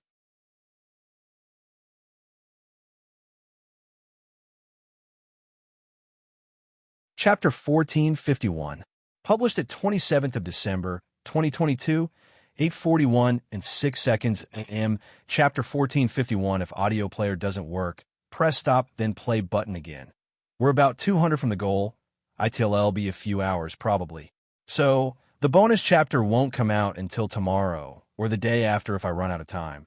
Lionel coughed, another mouthful of blood coming out. But his gaze glowed with a feverish sort of light. The bad news was that he hadn't had time to find out anything about the spear domain. Unlike the segmented cube, the spear domain heirloom had a counterpart like the sword domain. In fact, the Sword family seemed to have an identical lineage factor to the Morales family as well. Due to this, Lionel felt that it was more likely for information about the spear domain to be available, as it seemed that it wasn't a unique treasure. In fact, it was very likely that there might be others of its kind. For all Lionel knew, there was a bow domain and a battle axe domain out there somewhere. All of this made him conclude that the Void Library would likely have information about it. The good news, though, was that he believed he had found information on what he needed to restore the segmented cube. Had exactly what Lionel needed, though it wasn't exactly the same as he had expected, it was close enough. When the shelf life of a spatial treasure ran out, it was rarely because of space itself. There were two possibilities. One was that the force arts had degraded, and the second was that the material had degraded. Lionel had been forced to read it all, but the most important information he gained was actually from the second, where the researcher posited a method to extend the life of a spatial device. There was even a note that specified that such a method would only be worthwhile if the force arts that formed the spatial device were especially precious, like ones that took rare ingredients to form. Lionel had never needed precious materials to draw his force arts before. He only needed his force quill and nothing else. However, at the highest levels, this wasn't always possible, especially since his force arts got more and more complex, some even needing weeks, months, to even years to finish drawing. A single person couldn't possibly have enough force or stamina to finish such an endeavor.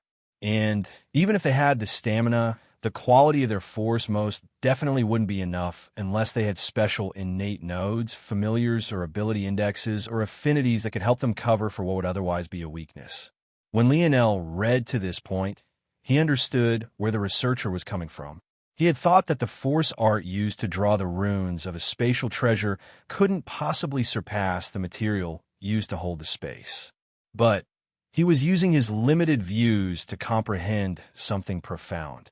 When it came to life-grade spatial devices in specific, they were capable of housing life. The complexity of drawing the force art to support such a thing practically required recreating an entire world from scratch. This was exactly why most spatial devices couldn't house life. In that case, the materials needed to house the world weren't nearly as valuable as the force arts needed to create the world themselves. In such a situation, when a material reached the end of their shelf life, anyone would feel heartache unless you were able to preserve it. The process was complex and, unfortunately, even more expensive than it was complex. But, simulating it roughly in his dream world, Lionel felt that it had about an 80 to 90% chance of succeeding. All of the fundamental principles that made up the theory were sound. Unfortunately, the process wouldn't be exactly the same. But by virtue of that, Lionel actually believed that it might be a bit simpler. The material forming the segmented cube was far from being worn out, making the situation Lionel was dealing with far more stable. Lionel sighed. How much will this cost me? And do I even have the skill for this? My hands will need to reach a 6-dimensional designation at the bare minimum. And I'll need a gold grade force quill for sure. Just those 2 goals would take tens of millions of void points. And considering their level, it would probably require quite a sum of void merits as well. The worst part was that this didn't even include the material he would need for the process either. It could easily end up costing him billions. That was a sum of wealth that even sector-ranked disciples wouldn't easily have, at least not without taking into consideration the assets of an entire faction, likely of at least a silver grade. Lionel exhaled another breath, spitting out the remaining blood that lingered in his mouth before weakly standing. His first priority was to take a step firmly into the realms of a silver-grade crafter, bring his hands up to standard, and buy himself a 7th-dimensional force quill. Only then could he turn his attention to the materials he would need. Then, he would have to pray that it was all worth it. Lionel's leg wobbled beneath him. He really needed some rest. Some real sleep would be helpful. Luckily, Aina had said she would find them a home, so he just had to go and find her. Lionel took out another pendant and began to use it to head in the direction of Aina. The annoyance of anarchic force was especially bad when you were in a less than optimal state. Lionel, who could usually ignore it with ease, found himself struggling. He realized now why it was that so many disciples died on their own. The Void Palace was a place where you weren't allowed to be weak, even for a single moment. If you were and didn't have the backing or void points to make up the difference, you would be ruined. This frontier of humankind would run you into the ground if you weren't careful enough. Suddenly, the sound of battle caught Lionel's attention, and his gaze, which had been focused on the ground, looked up. He frowned. Cross-referencing with the pendant, Aina was in that direction.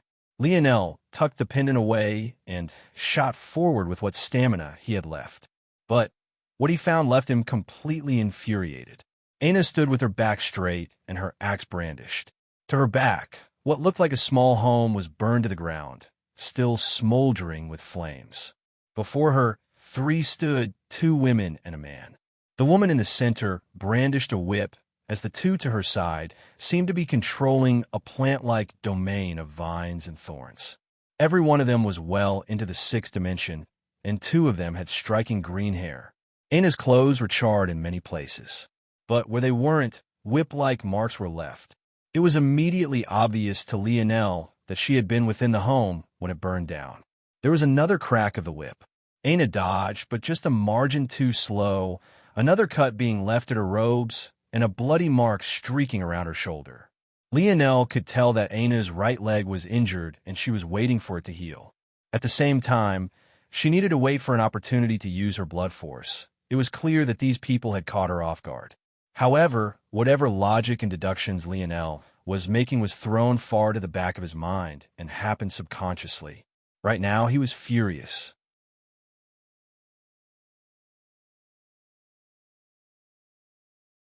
Chapter 1452, published at 27th of December, 2022, 8:41 and 6 seconds a.m. Chapter 1452. If audio player doesn't work, press stop, then play button again. Lionel's mind spun with the events, his senses stepping into hyperdrive. Aina had likely been within the house when she was suddenly attacked. Caught off guard, the home had collapsed onto her. For someone like Aina, a normal home collapsing wouldn't even be able to leave a dent on her. However, one that could stand in this dense anarchic force was a different matter entirely. It wasn't an exaggeration to say that if she was caught beneath the wrong avalanche, not to mention a severe injury, she could end up crippled, and there was even a small possibility of her being crushed to death. Aina managed to pull herself out, but by that point, the fire had latched itself to her and burned large segments of her robes. On top of that, her leg was broken. Before her healing factor could even deal with these things, she was surrounded by 3 galaxy-ranked disciples, two of which seemed to very obviously be from the Viera family. And now, the Viera family member brandished a whip, treating Aina like some sort of dog she was punishing. I've already said it once, and I don't like to repeat myself. Sign this contract, and we will let you go. It's quite simple. If you want to see how far we can take your humiliation, feel free to keep testing my patience. There are countless things I can do without killing you. In fact, if you let me go through the list one by one, you just might kill yourself before I'm through. A cold light flashed in the young woman's gaze.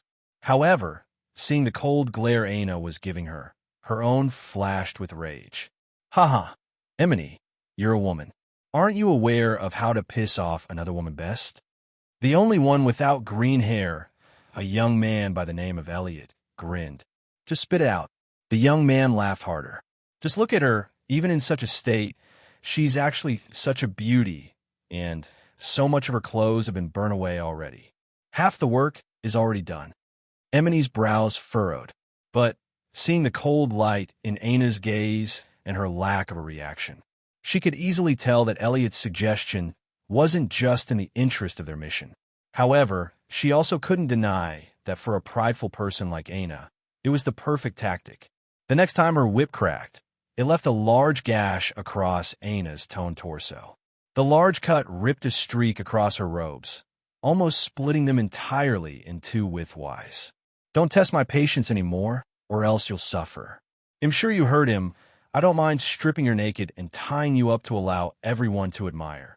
The words had hardly begun when a furious roar drowned them out. Aina's gaze flashed, her gaze snapping toward Lionel. The three youths couldn't help but turn to look as well, their expressions changing. However, under the astonished view of everyone, a resounding crack echoed.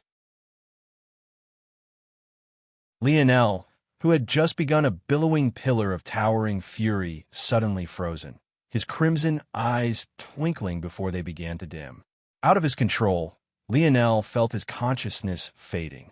Then, he fell forward, crashing into the dried and cracked gray and black grounds. He fell unconscious? The odd change to the situation left everyone, including Aina, stunned. Lionel felt his mind spinning, the embrace of sleep clawing its fingers into him. He couldn't think or feel anything. He drifted off into a land of dreams. Lionel couldn't remember the last time he dreamed, the kind of dream that made little to no sense and yet felt so all-encompassing and real at the same time. The kind of dream where you couldn't run or jump or even speak as well as you wanted to. It wasn't until a long while later that Lionel's mind suddenly snapped awake and he remembered what he had been doing. He went from enjoying comfort to absolutely furious in the blink of an eye, his eyes snapping open and his body rising up with fury practically manifesting around him. But when Lionel awoke, he found himself high in a tree. His sudden movement almost caused him to lose his balance and fall from a height that must have been at least 200 meters. Before he could, though, two strong hands caught him, keeping him stable. The tree branch swayed, but it remained firm. The hands only released Lionel after they were sure that he had regained his bearings. When Lionel looked up, he realized that he had been sleeping on Aina's bosom. He wasn't sure how long it had been, but she smiled back at him with a beautiful smile. Her robes were beaten and torn, not to mention burnt and ravaged in many areas, but her face radiated a healthy, happy light. Lionel blinked. She was truly gorgeous, but, remembering his fury, his brows couldn't help but furrow. What happened? Lionel listened to Aina's words, but his fury didn't vanish. However, this time, he wasn't furious toward someone else, but rather himself. Lionel really had lost consciousness back then. His mind had already been at its limit, but then he not only used it to analyze and simulate the past with far too much detail, his fury had also forced his king's might to flood forth. All of these things were heavy loads on a mind that was already on its last legs. He couldn't just expect to magically poof more stamina into his body just because he was enraged. He was an idiot. This was the Void Palace. This place was no different from being stuck in a perpetual war zone. He couldn't afford to show weakness, ever. Even if he had to sacrifice for it, He had to always maintain at least some strength at all times if he didn't have his easily accessible to himself. Lionel's jaw clenched, as furious as he was with himself. This was already the third time now that the Virer family had tested his bottom line. If he didn't thoroughly cripple their place in the Void Palace, he wouldn't be able to rest this smoldering heat in his chest.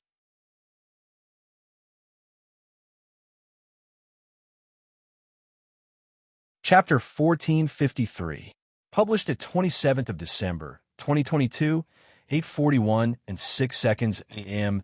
Chapter 1453, if audio player doesn't work, press stop then play button again. Lionel's roar had ended up distracting the 3 galaxy-ranked disciples. Taking advantage of the opportunity, Aina launched one of the most powerful attacks she could, catching them off guard. Her attack didn't manage to have a large effect. After all, these were veterans of the 6th dimension and high-class galaxy-ranked disciples. But she did manage to injure them just enough to take advantage of their blood force. With that, she was able to accelerate the healing of her leg, and once it was good enough to run on, she used what remained of the life force to accelerate her speed.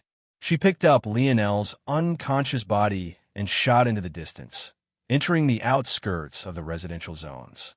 It had been 3 days since then. Aina had been using her life force affinity to avoid them all this time. Though she didn't fear them, she didn't want to fight with Lionel unconscious. She was actually worried about him, but all her expertise told her that he was just in a deep sleep. Luckily, she had been able to stop moving Lionel around recently, as it seemed that they had stopped following her. It was either they were called away, had another obligation, or they had gotten tired of looking. It was also possible that they had expended too much energy. Sleep was much more important in the Void Palace than it was anywhere else. 6th-dimensional existences could probably stay awake for months to years at a time without on lower-dimensional worlds. But here, not only was it the pinnacle of the 7th dimension, but it was also a place rife with anarchic force. Though it didn't seem like it, every waking moment was spent combating anarchic force. This made not only sleep, but food is especially important as well. Lionel had been planning on sleeping and eating 3 days ago, but now he had been asleep for that long instead, and it was likely that Aina hadn't gotten a wink of sleep in that time either. "I'm sorry, I won't forget this," Lionel said. Aina smiled. "It's about time I carry you sometimes too, right? It almost always feels like the other way around." Lionel shook his head. Though she said this, it wasn't true. Most of the time, the two of them were side by side. Seriously, Aina emphasized this word, pulling Lionel's face back to force him to look at her. One of the moments she felt the safest she ever had in her life was in the middle of a war zone. She could still remember the rage Lionel felt facing off against the puppet master, fighting someone so much more powerful than himself, just because they dared to harm her. This was what Aina had missed the most about Lionel, and it was why her not coming to save her in her greatest time of need was exactly what snapped her personality back into her body. It wasn't that Aina wanted or needed Lionel to constantly save her. It was just the thought that he would wade through hell and high water for her sake. No matter what odds faced them, so long as said odds stood in her way, he would be the first to pierce forward. Aina's heart was still riddled with guilt. She loved this side of Lionel when it worked for her, but when he brandished his spear to save others, she had selfishly tried to hold him back. She hoped that she would have more opportunities to protect Lionel like this. He was the man she was determined to remain by the side of no matter what happened in the future. Lionel gripped Aina's wrist, nodding, but on the inside, he had already sworn that he wouldn't allow this to happen again. Maybe this was just the difference between men and women. Lionel would never feel at ease being protected by Aina. He felt an endless desire to stand before her, to bear everything. It was a foolish masculine pride, but it was a pride he was proud of regardless. "Come on, you can sleep on my back. I know you're tired." "Okay," Aina said softly, letting Lionel pick her up. Soon, she was strapped comfortably to Lionel's back, her cheek pressing down on his shoulder as she almost immediately drifted off. She didn't feel a single ounce of reluctance, trusting Lionel. Lionel leapt down from the tree, a starry road manifesting beneath his feet that allowed him to flutter downward. However, the cold look in his eye was nowhere near as elegant or beautiful. A thin sheen of ethereal star force coated Aina's body. Like this, she couldn't even feel or hear the harsh winds. He finished this just as he hit the ground. The moment his feet touched earth, he shot forward in a blazing light. His mind was back in top condition, running smoother than it ever had. His thoughts ran on overdrive, and several ideas popped into his head as though they had presented themselves for his viewing pleasure. Many of these ideas were already things that chief strategists would be proud of, but Lionel threw them out one by one without the slightest care, only keeping the ones that were relatively decent by his standards. By the time he could see the residential area of the Void Palace again, he had come to a conclusion in his thoughts. Up ahead, he noticed 1, 2, 4, 7 total. Almost the instant he appeared, 7 seemingly unrelated individuals had odd changes to their expressions before carefully turning and beginning to walk away. There didn't seem to be anything wrong with their actions at all, but Lionel suddenly accelerated. Appearing before the first in the blink of an eye, his fist shot outward.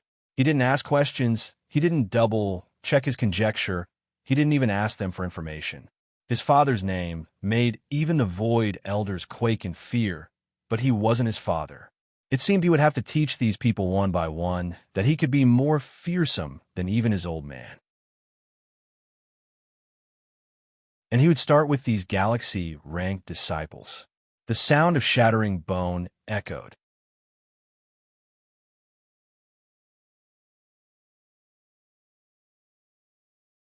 Chapter 1454, published at 27th of December, 2022, 8:41 and 7 seconds a.m. Chapter 1454. If audio player doesn't work, press stop, then play button again. Lionel's actions were vicious and without regard. The first student shot out like a speed bullet, their chest caving inward and pieces of flesh and organ flying out of their mouths as they spit up blood. Lionel's body flickered, his speed touching realms these lower-level 6-dimensional existences couldn't even fathom, his fists radiating with bronze runes as he pummeled them down one by one. Those who happened to be lingering in the surroundings watching on with flickering gazes. Lionel didn't speak. He didn't give them a chance to explain. He didn't even seem to be looking them in the eye. He didn't even show any mercy for any of the women within the group. His palm grasped the face of a young man, slamming the back of his head into the touch ground.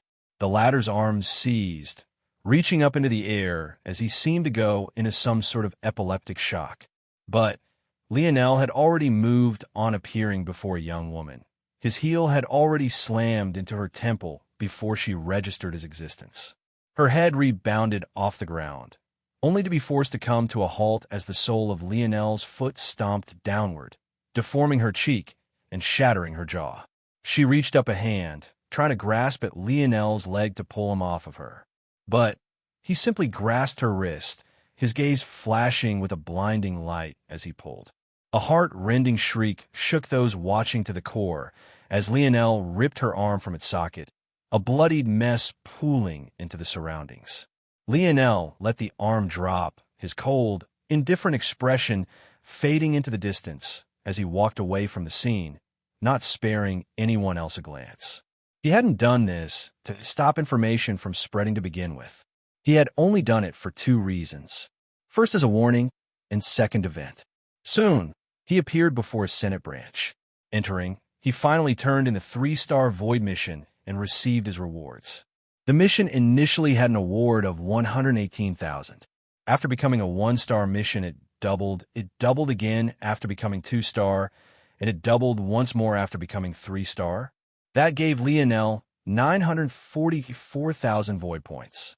In addition, because it was a 3-star mission, that also gave them 3 Void merits to work with. Taking advantage of their pardon, Lionel gave the contract over to the administrator overseeing the branch and had her voided. After that process was through, Lionel turned and left. If these Void points were combined with what Lionel had taken from Orinik, he actually had nearly 5 million Void points. Towards such a thing, Lionel could only inwardly shake his head. He and Aina had put their life on the line for less than 1 million, but Orionik had made more than 4 times at exploiting their hard work. It was no wonder he had been feeling so smug. There was still a bit more than a week and a half until Aina could turn cash in her void merits. And it was quite obvious from what those lackeys of Tranavire had said that this was what the latter was targeting. Aina had told Lionel that the contract was actually meant to trade her void merits in exchange for protection services. Obviously, if Aina was handing all her void merits to Triana, she would never be able to use the void merit method to get out of the contract in the first place. It was an obvious trick, but it was also clear that Triana thought so little of the matter that she hadn't even bothered to hide her attempt to clearly extort Aina through threats that weren't even veiled. Right this moment, Lionel needed information. He had a whole database of laws in his mind, but he didn't know anything about Triana or what he assumed to be her faction. He didn't know if the Vire family even had a faction, honestly.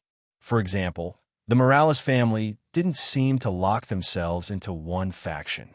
From what he could tell, the Morales family never bothered to start its own faction like the Sweard family had. It seemed that the stalwart Polarm party was under the control of someone else. Regardless, none of that mattered. There were several information networks that Lionel could take advantage of. But the best one was probably related to an organization Lionel had no love lost for, Shieldcross Stars. The Sith family, the head of Shieldcross Stars stealth unit. They were the best bet. Lionel had learned about most of these things through fourth-dimensional tier information. Things like simple history and general information like this were easily accessible to him now, so he didn't have to wander around so blind. The Sith family didn't have just one faction, as there was great competition between its younger generation as well. In fact, it had a party and a few seats in the Void Senate as well. However, Lionel probably couldn't even afford to have a party act on his behalf right now. Instead, he targeted a gold-grade faction headed by a Sith family member. They called themselves the Winding Shadow faction. There were silver and even bronze-grade factions to choose from, but Lionel felt that there was a good chance that any faction Triana was a part of was at least bronze-grade, likely silver. She was an expert on the leaderboards, after all, so she couldn't be underestimated. Lionel didn't want to take the chance of the faction. He requested help from giving him false or partial information just so that they could benefit on the back end. A higher-level faction was less likely to do this. Of course, Lionel knew that it was unlikely for even a bronze faction to betray him. After all, an information center that couldn't be trusted wasn't very far from collapsing. But he still chose to go this route. In the end, half of his 5 million void points went up in smoke. But in return, he got information about the entire Vira family from top to bottom.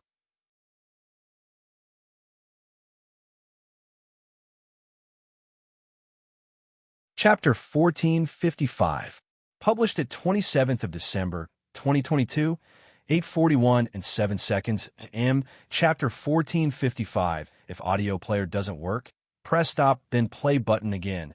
Bonus chapter for 1,500 golden tickets.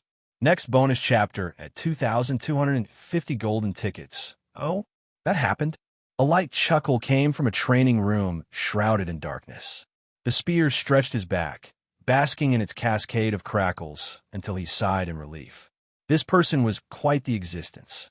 A person near the pinnacle of the sector-ranked disciples, and also an individual in competition to form the next legacy faction, Ronin Sith. When he heard about Lionel's request, he didn't really care much.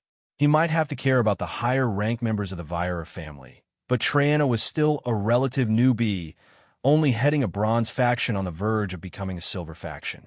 Though, this was a bit misleading, as the resources at Triana's fingertips could make even the best silver factions tremble. The reason was because she controlled the most lucrative field in the Void Palace, medicine. If you were a nominal, quadrant, or even a galaxy-ranked disciple, it was almost 100% guaranteed that you would need her services.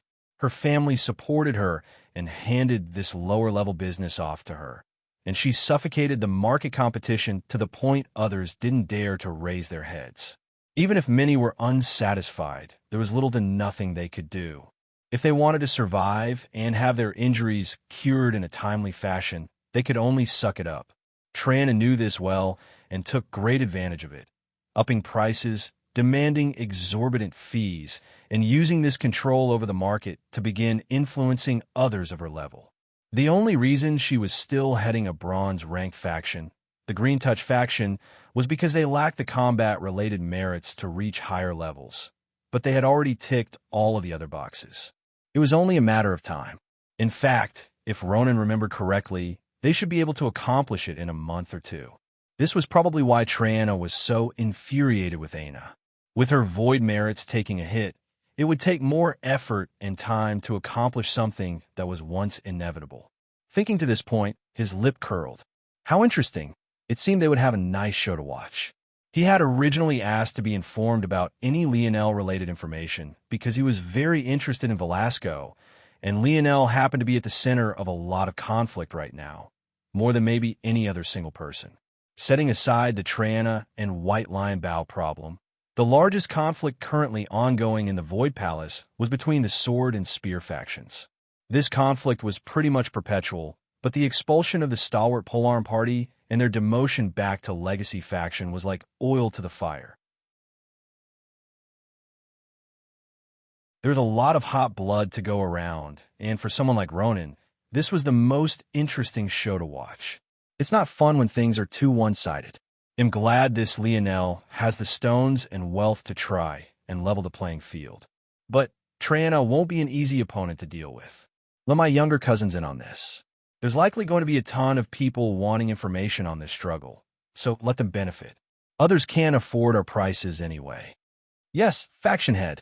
It took Lionel only a few seconds to go through all of the information. So, it seemed that the Virer family didn't have anyone on the Void Senate. This was good news.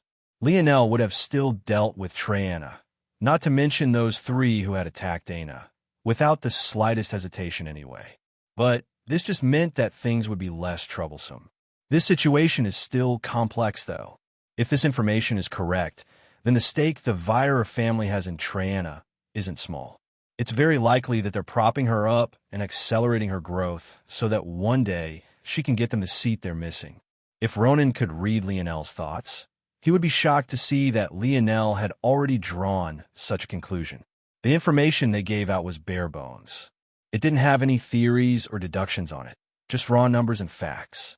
For Lionel to reach this conclusion, and so quickly at that, without having understood the family dynamics prior to this, was shocking beyond belief. Whatever I do, then I have to account for their reaction. The strongest faction of the Virer family is gold-ranked. They aren't combat specialists, but their lineage factor is exceptional at area control. And considering Triana is ranked on the leaderboard, there's little doubt that believing they can't be lethal will cause me to suffer. Lionel soon returned to where the home Aina had gotten for them burnt down. Unfortunately, this wasn't against the rules. Though Lionel had methods of using his unranked status to make them suffer, he wasn't satisfied with this alone. It would at most be a small paper cut to a behemoth like that. The flames had long since gone out, and there was nothing remaining but charred fragments of wood. He stared at it for a while before turning away. He didn't plan on lifting a single finger to clean it up. He would make Triana get on her knees and clean up the pieces one by one. Then, she would buy them another home with a bright smile on her bruised face. If she didn't, Lionel wouldn't mind tying her up in the nude for everyone to admire her figure.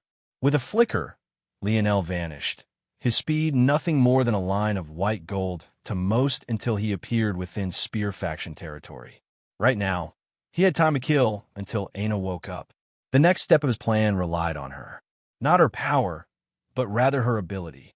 The smart thing to do would probably be to get a head start on raising his finger designation. But he really wanted to use a spear right now.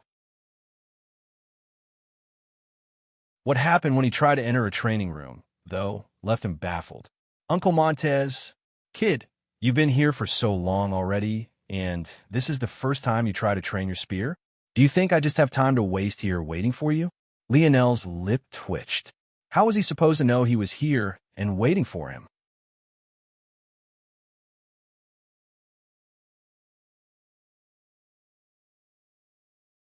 Chapter 1456. Published at 27th of December, 2022, 8:41 and 7 seconds a.m. Chapter 1456. If audio player doesn't work, press stop, then play button again. What's with that face? Do you need a beating, brat? Lionel's expression became weirder. Uncle Montez had always been a nice guy. Why did he sound so much like Wise Star Order all of a sudden? Granted, Lionel hadn't seen him for a few years since he hadn't cleared an Earth zone in a while. But that wasn't enough for a man well into his middle ages to have such a sudden and drastic change in personality, right? The commotion Montez caused wasn't small, and it also didn't help that he was still wearing that dazzling golden armor he usually did. The Spear faction community was a neighborhood of sorts, but there were no residences. Everything in the region was tailored toward the Spear and its training. In comparison to the other regions of the Void Palace Lionel had been in, this region was tidy and well kept, and it even seemed that the perpetual darkness was lifted here. There was definitely a formation of sorts protecting this region. That said, not just anyone could enter. Not only did Lionel have to display his spear force, he had to pay a fee of void points and void merits. After paying a void merit and a 100,000 void points, he gained the right to stay here for a single day. It was only after entering, though, that Lionel understood why things were like this. If he could stay here indefinitely, he wouldn't even bother to go and find a residence for himself. This place was much too luxurious. Even if it hadn't looked so nice, just the fact the anarchic force in this region seemed to be dimmed by at least tenfold was worth it. It would be far easier to recover and train in this place. But it was also because of all of these reasons that Montez's reaction was far too over the top. He should know that Lionel had just made it here. How much quicker was he supposed to gather 100,000 void points and a void merit? Exactly. Lionel looked around to find that a lot of people were looking over. Some looked toward Montez with reverence. Others looked amused. But before Lionel could reconcile what was happening, the shout of a woman echoed through the skies. Montez, what did I say about stepping foot here? Shit. Get to running, kid. Montez's figure flickered and vanished. But Lionel wasn't nearly as vast and couldn't do anything before a woman fell from the skies like a meteor. Bang! Montez had already vanished, but Lionel found himself unable to move. The woman had a valiant head of bronzed hair, her skin reflecting a healthy sheen of brown and olive.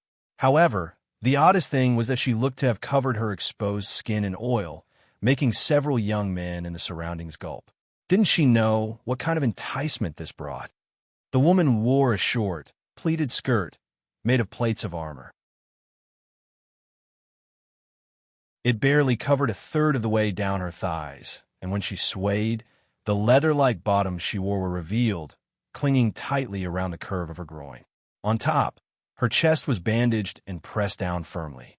She wasn't well endowed in that area, but the bulges still left quite little to the imagination. Other than this, she wore no other clothing aside from wrist guards and a ribbon to tie her hair up. In her right hand, she held a spear even taller than herself, which was saying something considering she was almost eye level with Lionel despite her gender.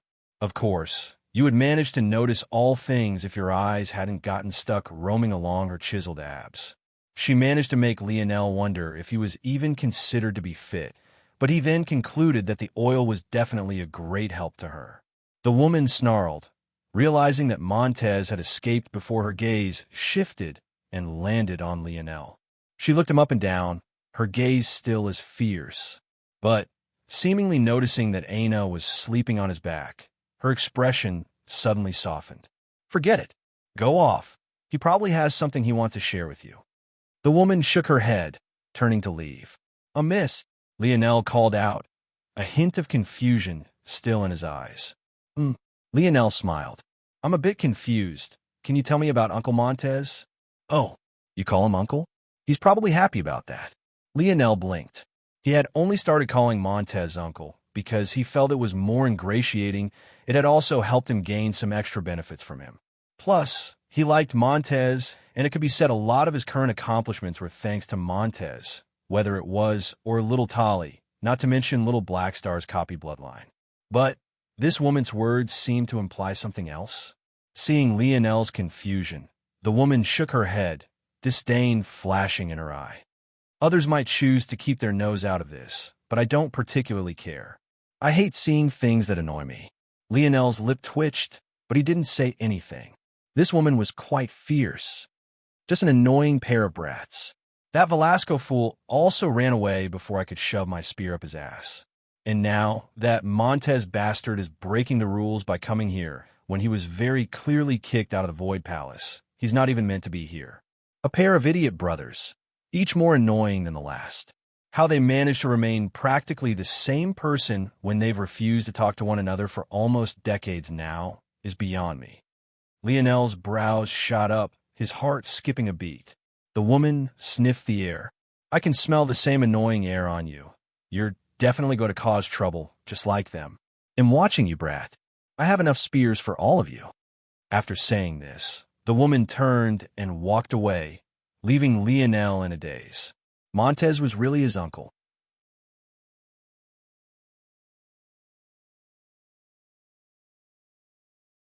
Chapter 1457.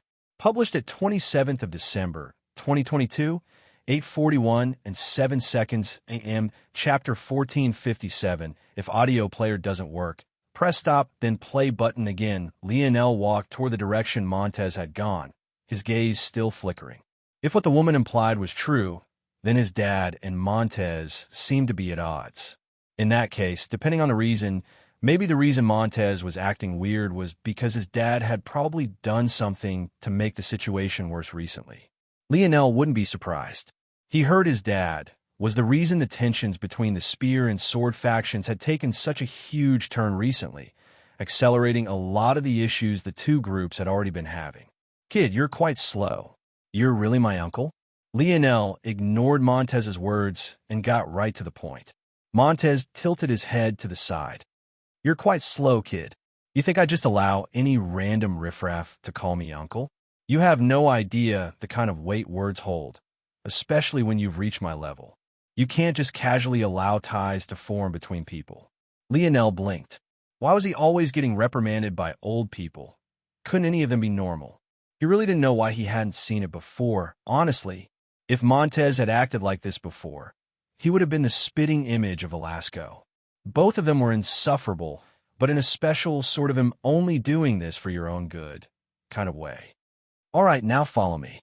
Montez ignored Lionel's weird expression and turned away as though this wasn't world-shattering news, also something that was identical to his father.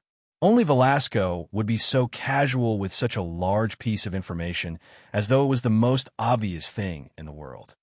You two really are brothers, Lionel laughed. Montez's head snapped back, a glare in his eyes. Oh, scary. Lionel rolled his eyes. He had spent every day of almost 18 years with his father. He had already built up enough immunity to this stuff, and he had his own bag of tricks to deal with it. He didn't seem to realize, though, that he had also slipped back into his role as a child, his heart feeling light. He couldn't even remember the last time he had rolled his eyes. It just wasn't something he did. But it just felt quite easy to be childish around his dad, and it somehow also felt natural to be like this around Montez as well. Montez's glare suddenly became a smile, a devious sort of grin. Lionel's heart skipped a beat. He also knew that look. He was just a toddler the first time he saw it, back when that old man put the first cup of that vomit brew right in front of him. Now this face was practically an exact copy of what Lionel remembered. Oh boy. Montez turned back and soon led Lionel into a tower-like building. After passing through the reception, they entered what felt like an elevator and eventually came to a room. Large tiles of about 1 meter by 1 meter lined the floors, walls, and ceiling. They were all matte black and were somewhat soft and warm to the touch. At the center of the room, there was a kneeling table with some objects on it. Montez strolled forward and Lionel followed, the door closing after them. Turning back, Lionel couldn't even see the entrance any longer. There didn't seem to be any light in this place, but somehow there was still just enough to see around. Seeing Montez kneel at the table, Lionel carefully untied Aina from his back and kneeled as well. He thought of finding a place for her to sleep more comfortably, but she ended up rolling in her sleep and claiming his left thigh as her pillow. Montez didn't say anything about this, just looking at the items on the table. That annoying chauvinist probably didn't leave you anything about the spear, right? Lionel thought for a moment before shaking his head. His dad really hadn't left him anything obvious, but wasn't the spear domain ring still on his finger? He left the spear domain with me. It's helped me with my spear training a lot. Lionel wasn't wrong. The spear domain was probably the best trainer of the spear in all of existence, filled with tens of thousands of teachers. Montez's eyes flashed with an enraged light for a moment, but it quickly faded. I don't mean that. I mean something like he likely did with your crafting training. That chauvinist is arrogant. He thinks he's above even the spear domain. If he really cared, he would have left you personalized training. Lionel nodded. Montez was probably right. His dad really was like that. But then again, that old man had said he'd teach him a lesson if he dared awaken his spear domain lineage factor first. So, he must really not like the spear for some reason. You're right, he left me a crafting training program, but nothing about the spear. Montez shook his head, clearly expecting this. It's no wonder you haven't grasped sixth-dimensional spear force yet. If you can't grasp it before entering the sixth dimension, I'll take it upon myself to kick you out of our family line. Lionel was speechless. He really didn't know what to do about this uncle-father pair of his. Now focus, what do you see here? Lionel's brow furrowed. Before was what looked like a xylophone mallet, a paintbrush, and an elaborately designed fountain pen and its ink. A mallet, a paintbrush, and a fountain pen, and an inkwell. Good. You're going to learn how to play music, write poetry, and paint for me until I'm satisfied. Lionel was left stunned. Excuse me? Did I not speak clearly enough? Lionel didn't know what to say. He had never done any of that stuff, not to mention the fact he didn't think that he would be very good at it. With his logical personality, how was he supposed to make art? Wait, that wasn't even the point. What was the use of this? What did this have to do with the spear? Distraction. Right, I need a distraction to escape from this place. Uncle Montez, who was that beautiful lady? I think she likes you. Maybe you should pursue her. In my experience, women don't get so riled up about men they don't care about. Montez raised a brow. Of course she likes me. She's my wife. Lionel was thoroughly defeated. Who runs away from their wife like that?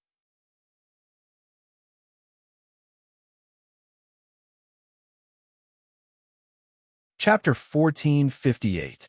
Published at 27th of December, 2022, 8:41 and 7 seconds a.m. Chapter 1458. If audio player doesn't work, press stop, then play button again. Lionel cleared his throat, trying to gloss over the awkward gaffe.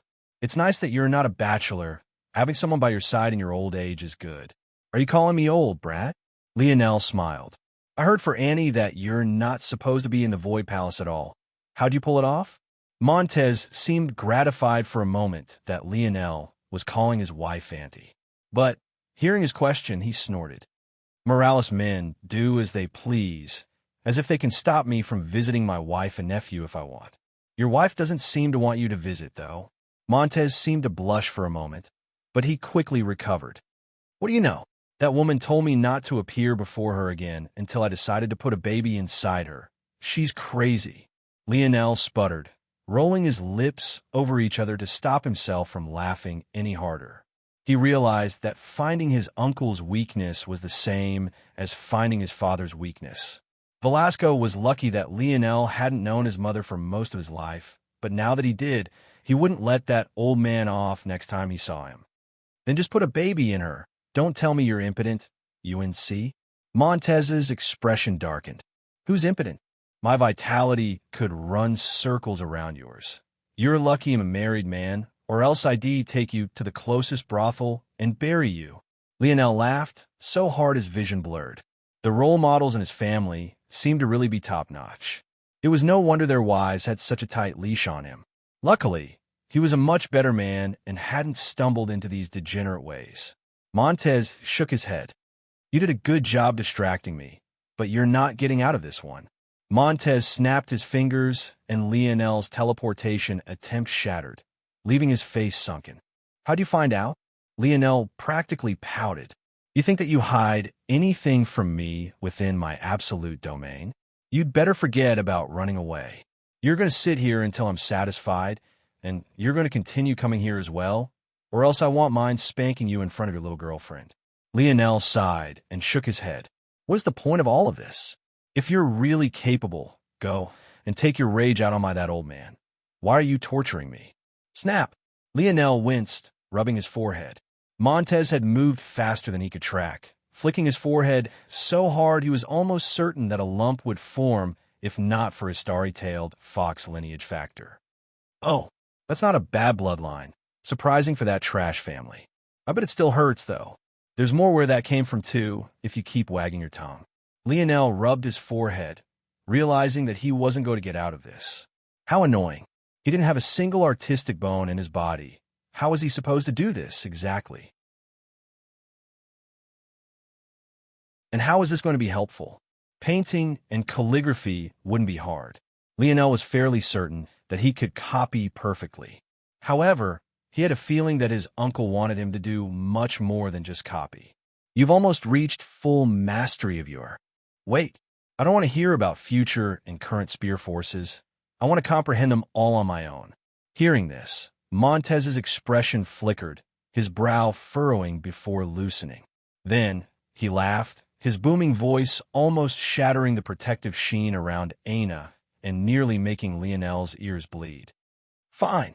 You've almost reached full mastery of your fifth-dimensional spear force. How would you describe it? Controlled range. Montez blinked.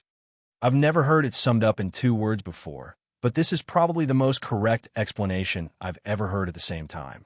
The spear is not just about being able to kill enemies from a larger range. It is the king of the battlefield, a general's weapon, because it represents not elegance, not fancy tricks, not flair, but rather a dominion.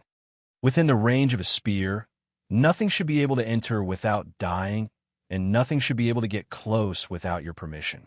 That controlled range is your spear domain, but I can see at a glance that your control is lacking. You have no discipline and no method of honing it. Lionel shook his head. Him? Lacking control? That was probably the one thing he had in spades. He didn't understand or agree with this conclusion at all. Someone else might eat up the words someone so much stronger than they were saying, but Lionel was known for his stubbornness, and he didn't like accepting things he couldn't under the purpose of. He had even spent so long in the Four Seasons realm all, because he couldn't understand why the heavenly body realm had to come next, and only barely accepted it and broke through after Y-Star Order explained it to him. Quite simply put, he would need more than this. Plus, didn't his uncle just say the spear didn't have any elegance, fancy tricks, or flair? What was poetry, music, and painting if not exactly those 3 things? He was already contradicting himself. Montez sighed. A man needs to have a hard exterior, but his heart must be boundless. The spear is just the same. It is the weapon of a man willing to place everything on his shoulders, but the root of that is just as important as its outcome. The method by which you go about it is maybe even more important. Simplicity itself isn't beautiful. It's simplicity that has roots in complexity that is beautiful. If I describe my emotions to you, I can easily say, I am angry. That is simple, that will get the point across, but it lacks any sort of beauty. However, if I say, Montez's palm flipped over, revealing a calligraphy pen, he unfurled a sheet of paper, his demeanor shifting and a mark of dignity appearing between his brows. His wrist flexed, his pen racing across the paper. Thunder claps to the beating of my heart. The world remains ignorant to my thoughts. Lionel squinted, the forceful strokes making his eyes sting. 2 simple phrases, barely 5 times the number of words, but the depth is infinitely greater. At the same time, Montez's arm shot forward, his pen stopping a mere 1/10 of a centimeter from Lionel's brows. Lionel's hair blew back, a bead of sweat falling down his forehead and dripping onto the tip of the pen. The strength beyond the strike gains the same profoundness.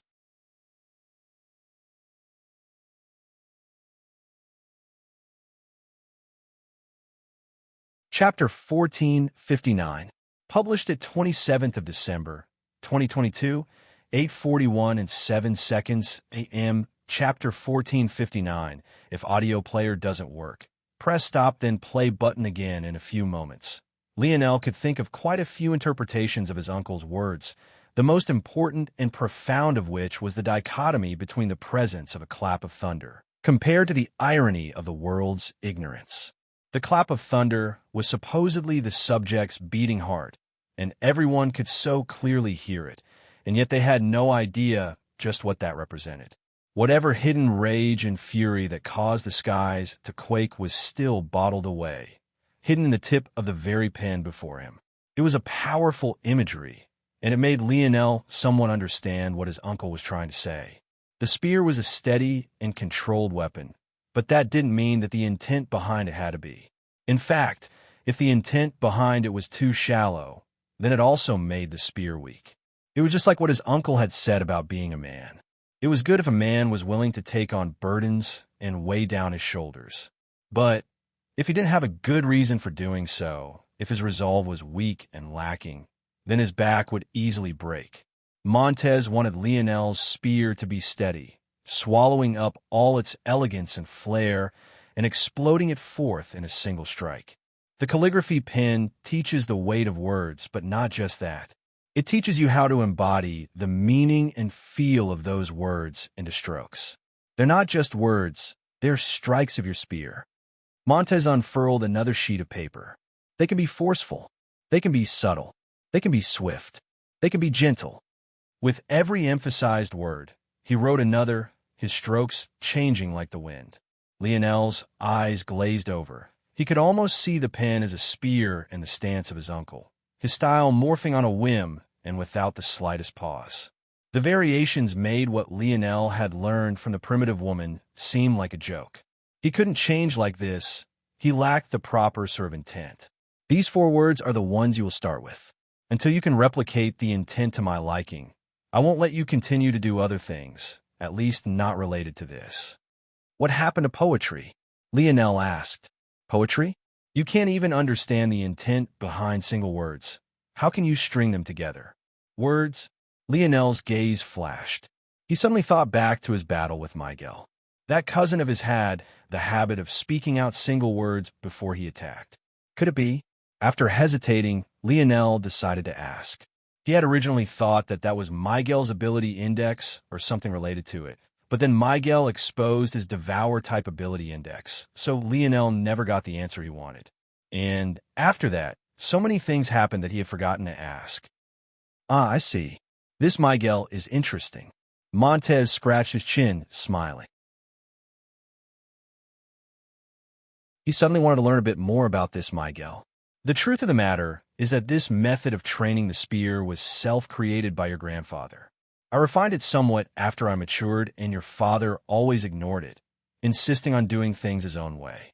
He doesn't even use his spear 90% of the time. Montez shook his head, stopping himself from going on another rant about Velasco. However, just because it is created by our family line doesn't mean that others might not have thought of similar methods. This Miguel is quite the genius. You, though, my little nephew, seem to be a bit dumb. Lionel's lip twitched. Was that necessary? It wasn't that he was stupid, but his mentality wasn't right to think of such a method on his own. Maybe I'm a bit slow. Lionel laughed at himself.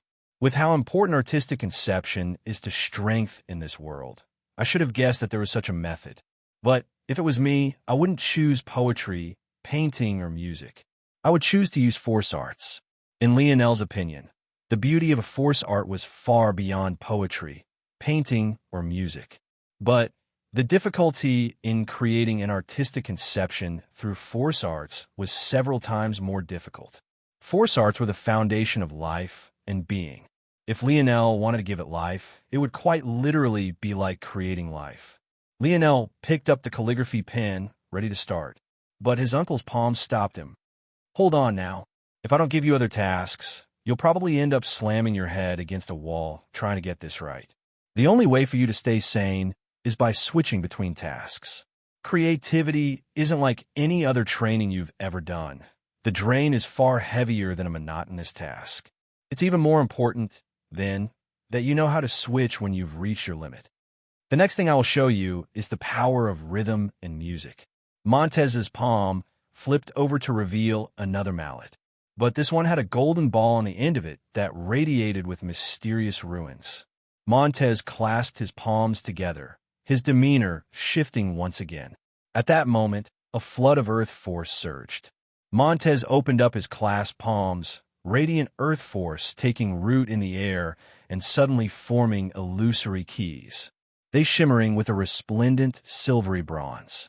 With a slight movement, Montez's arm rose, his wrist flicking and striking down. Dom! Lionel's eyes widened. Montez's force hadn't even formed physical metal, but it struck the force as though he had. He never thought that something like that was even possible. However, Lionel soon lost himself entirely. The first strike seemed to be nothing more than a test.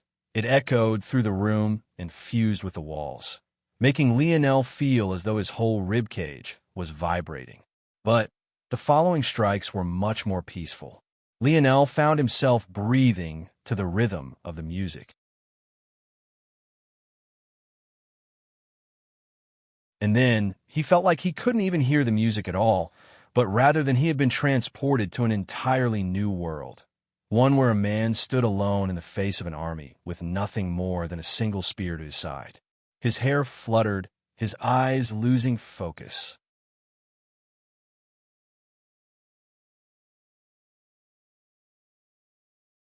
Chapter 1460, published at 27th of December, 2022, 8:41 and 7 seconds a.m. Chapter 1460. If audio player doesn't work, press stop, then play button again. The music became something beyond just its notes and its resonance.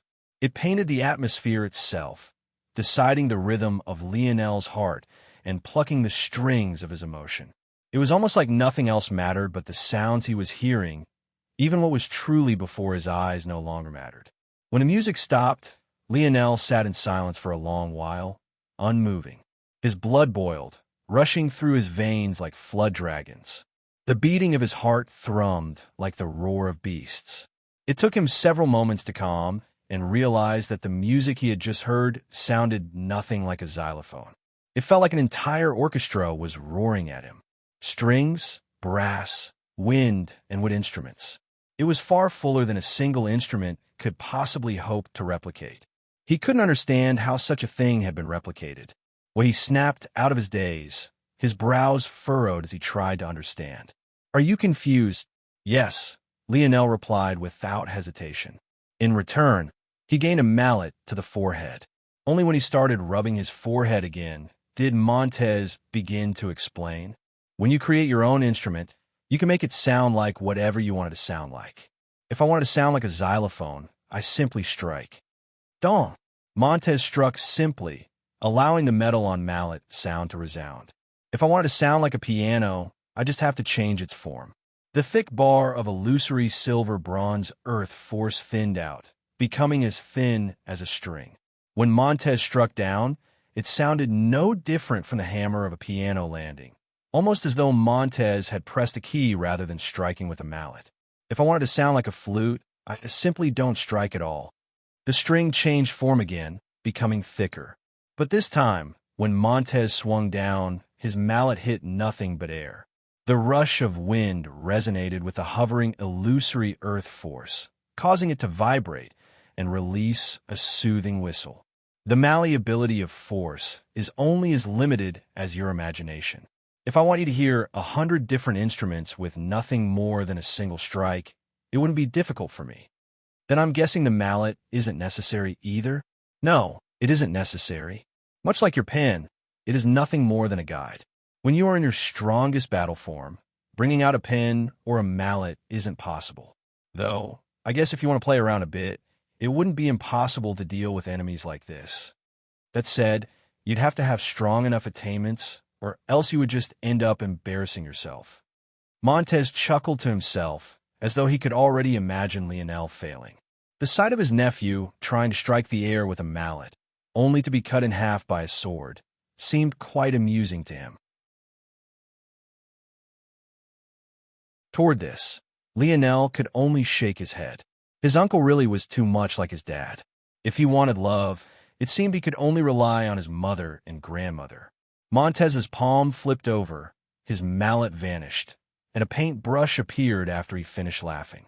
Somehow, the air he gave off now was far more profound and far heavier than when he had picked up the pen and mallet. The pen and the words of your heart guide the stroke of your spear. Your mallet and the music of your heart guides the core principle of your absolute domain. However, it is the brush and dreams of your heart that guides the power of your spear. As Montez spoke, he dipped the brush, his gaze becoming sharper and sharper as he lowered it to the unfurled canvas. A single stroke sets a line. A dozen strokes sets a foundation. 100 strokes sets a tone. 1,000 strokes decides the atmosphere. One stroke shown. A dozen strokes cause the sounds of sharpening blades to resonate through the room. 100 strokes force these blades to take form, circulating around Montez. 1,000 strokes made the blades sing, the canvas shimmering with a blinding gold as a spear mark appeared before Montez's head. When the canvas finally stopped shimmering and Lionel could stop squinting, he looked down to find a far simpler image that he would have expected to find. It was just a single spear. In fact, it wasn't even a whole spear. The polearm was incomplete, and the blade was only about a fifth to a fourth complete judging by these dimensions. However, when he looked toward his uncle, the latter was drenched in sweat. With a flick of his wrist, Montez caused a blade of ink to split the canvas in half, not leaving a single mark on the table beneath it. "Trash," he mumbled beneath his breath, shaking his head. The canvas suddenly corroded as though it was metal before crumbling to dust. A rush of wind blew it away, as though it was never there a moment later. Don't even think about drawing a spear, it's beyond you. Start with simple sceneries. I'm too tired to draw an example for you, but I'm sure you'll figure it out. Also, you're only allowed to use black and white. Give your work color through the atmosphere it gives off. Color will only distract and fool you. Clearly done with this, Montez stood, preparing to walk out. His palm flipped over and a pile of paper and canvases appeared. Once he was done, he strolled out without another word. Lionel didn't say anything as Montez left. He could tell that his uncle wasn't in the mood, so he just remained silent. He didn't like talking much when he was upset either, which was usually why he didn't say anything to his enemies in battle. He just directly killed them. Things were easier like that. Lionel looked back toward the table before him and sighed. Seems he would have to find that artistic bone he was lacking.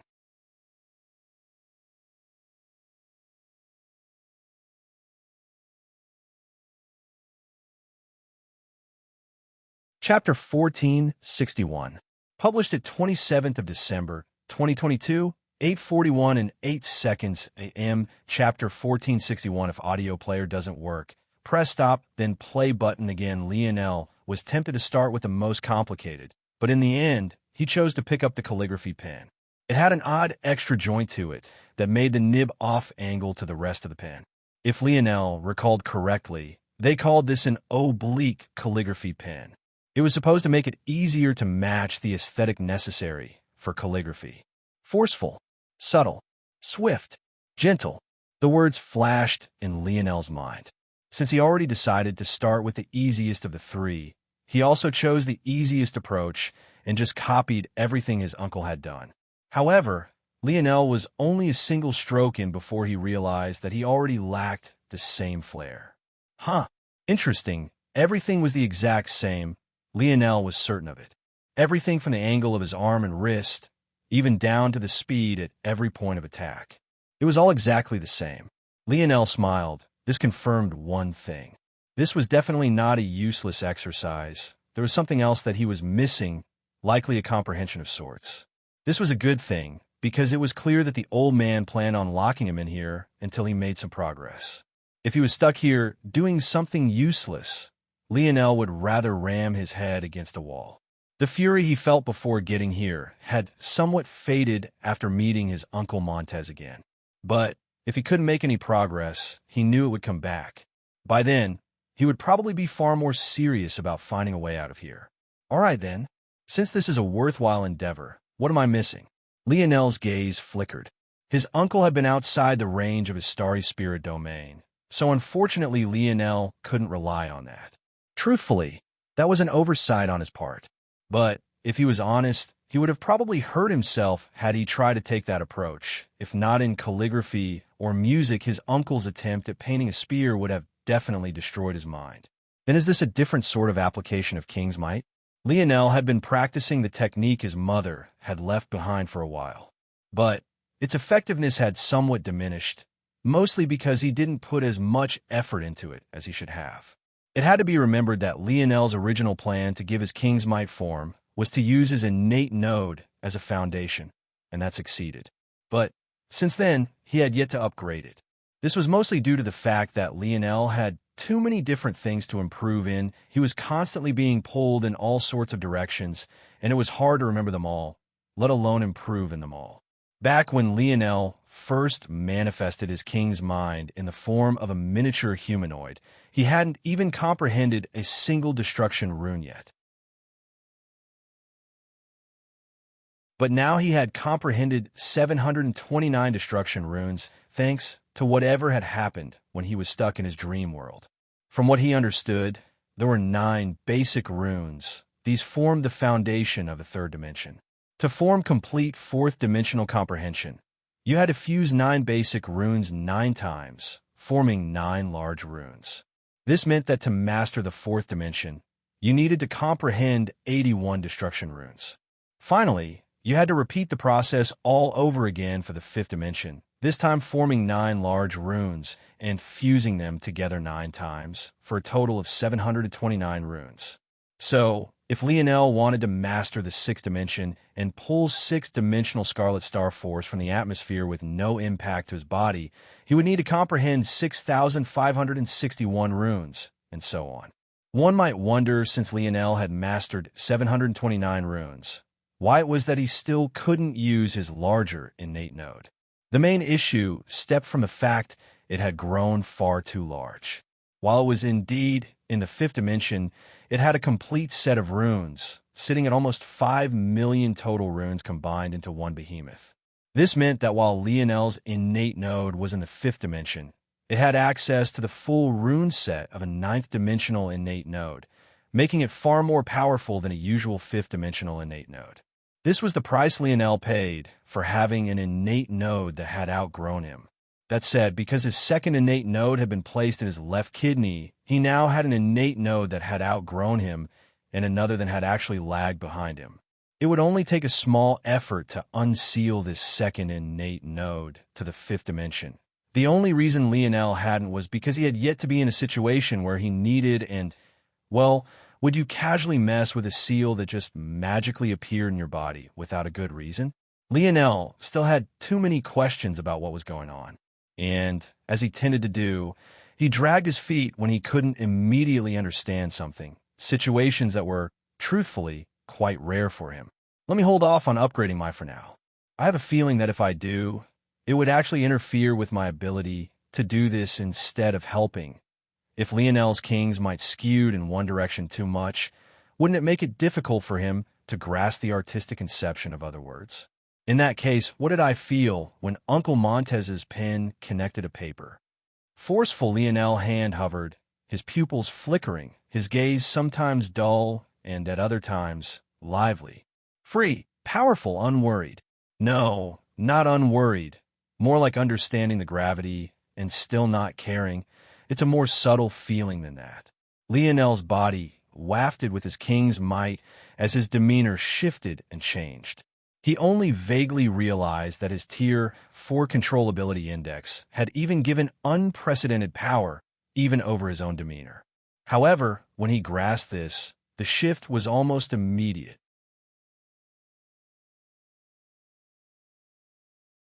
Lionel no longer focused on just what his uncle had done, but rather layered in his own comprehensions of forcefulness. An entire hour passed before Lionel pressed the pen to the paper.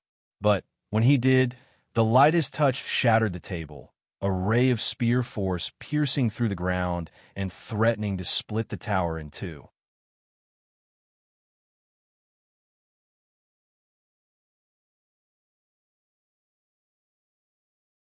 Chapter 1462. Published at 27th of December, 2022, 8:41 and 8 seconds a.m. Chapter 1462. If audio player doesn't work, press stop, then play button again. Lionel blinked, his brows furrowing. He hadn't put any power behind that. In fact, he had lifted his arm quite gently. However, the power behind it was completely unlike anything he had experienced before. That was easily 2 times more powerful than his most powerful spear strike, of course assuming that he didn't use any supplemental forces and solely relied on his spear force. Despite this, Lionel wasn't happy with this. He suddenly realized the real reason his uncle was constraining him to paper and canvas like this. Even when his uncle played music, the blades of spear force had all been restrained and didn't even wake up Aina. And yet, he had hardly touched the paper, but he had already split the table in 2 and made the tower tremble. If it wasn't for the sturdy walls of this odd training room, he probably would have pierced through it as well. Lionel's eyes narrowed. He had forgotten something important. It wasn't just about embodying the word or the line of poetry. It was about concentrating that embodiment into the tip of a spear. It was about controlling it. Lionel's brow furrowed. How would he do that? Embodying forcefulness was easy. He could even use his ability index in tandem with his king's might to change the foundation of his demeanor. He only listed everything he felt embodied forcefulness, a list of phrases, words, and even paragraphs, and then he tailored his king's might to step into that sort of momentum. However, if he added the word control to that list, it would basically negate all of the other words he had put in, making the list he had created absolutely useless. What was the point of the list to begin with, if he added such a contradictory word to it? How could you be forceful and controlled at the same time? Lionel fell into thought, his mind running in overdrive. Everything he thought of seemed to contradict itself in one way or another. Maybe it's about concentrating it? Lionel shook his head. He thought that maybe the answer was to narrow the scope of the forcefulness. But not only would that also be contradictory, it would probably only make the effect more exaggerated. If he had concentrated on forcefulness anymore, he might have really cut through this room. Wait, Lionel's pupils constricted, his heart skipping a beat.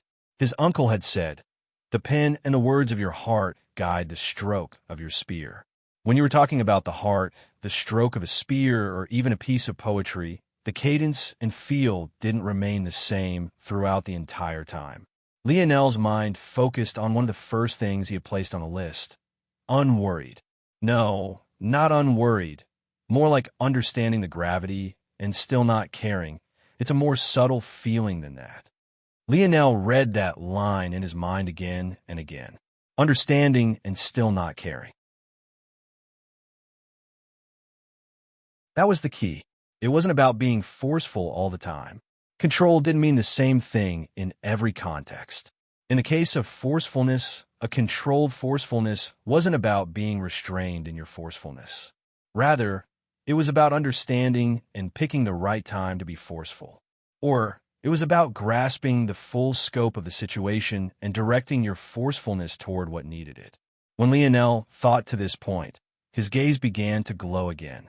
That was the essence. Control manifested itself in different ways, depending on what your goal was. The scope of the word was far beyond his initial bias. Lionel sat frozen, his pen hovering above the shattered table. Ink drizzled down, paper was flung in all directions, but he remained unmoving. This time, when his pen finally struck downward, it was as though he was writing on the air itself. His arm shifted and his wrist glided. Each forceful stroke was like a piercing spear toward the eyes of all those who saw it. If there was someone here to witness this moment now, while to Lionel, he could see it clearly, to them, the light would feel just as blinding as Montez's attempt at painting a spear. When Lionel's hand came to a stop, the ink hovered in the air, the sheeing sound of dancing blades resounding through the air. After a moment, the ink fell, but when it touched the broken table, it tore through, leaving an imprint and searing into the wood as though Lionel had left a brand. It was very clearly a success, but Lionel's frown hadn't disappeared. It was completely unknown why, by all rights. He had performed excellently. At that moment, the door to the training room opened and Montez peeked his head in. The building had suddenly threatened to implode, and he came to check what the hell had happened. Compared to the other training rooms, this was fairly low class. And because he hadn't paid for Lionel to be here, the protective formations also weren't activated. Of course, he hadn't told Lionel any of this, thinking it would be funny when Lionel got kicked out. But he ended up coming back before that. When he saw the word etched into the table, his brows shot up.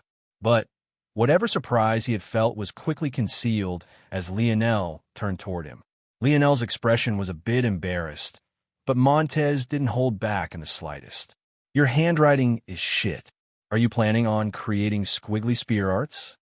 Lionel's lip twitched, but there was nothing he could say in response. If he tried to control a spear like this, his attack would be full of holes, not to mention weak.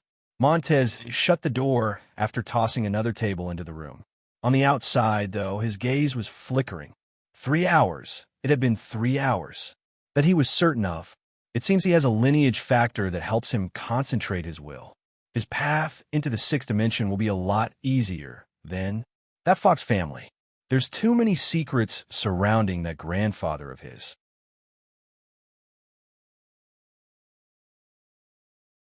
Montez walked away slowly, his mind elsewhere. Inside the room, Lionel had no idea what his uncle was thinking. Instead, he realized he needed to find a way to improve his actual calligraphy.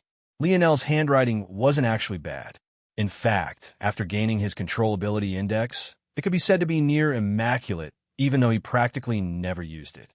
The issue was that his minds were occupied by maintaining the proper frame for forcefulness, so he had to rely on himself for the art of his calligraphy. This meant that Lionel couldn't use his ability index as a cheat anymore. He had to actually get good at this. That left Lionel's heart trembling. Did that mean he actually had to learn how to paint too? Lionel didn't fear practically anything, but his face was ashen at this thought. You're tuning into the Romance Rendezvous YouTube channel. We're so grateful for your support, and don't forget to subscribe to join us on this incredible journey through captivating stories. Your generosity through donations truly makes a world of difference, as it's the primary source of revenue that allows me to expand and enhance this channel for you. Thank you from the bottom of my heart for being a part of this adventure.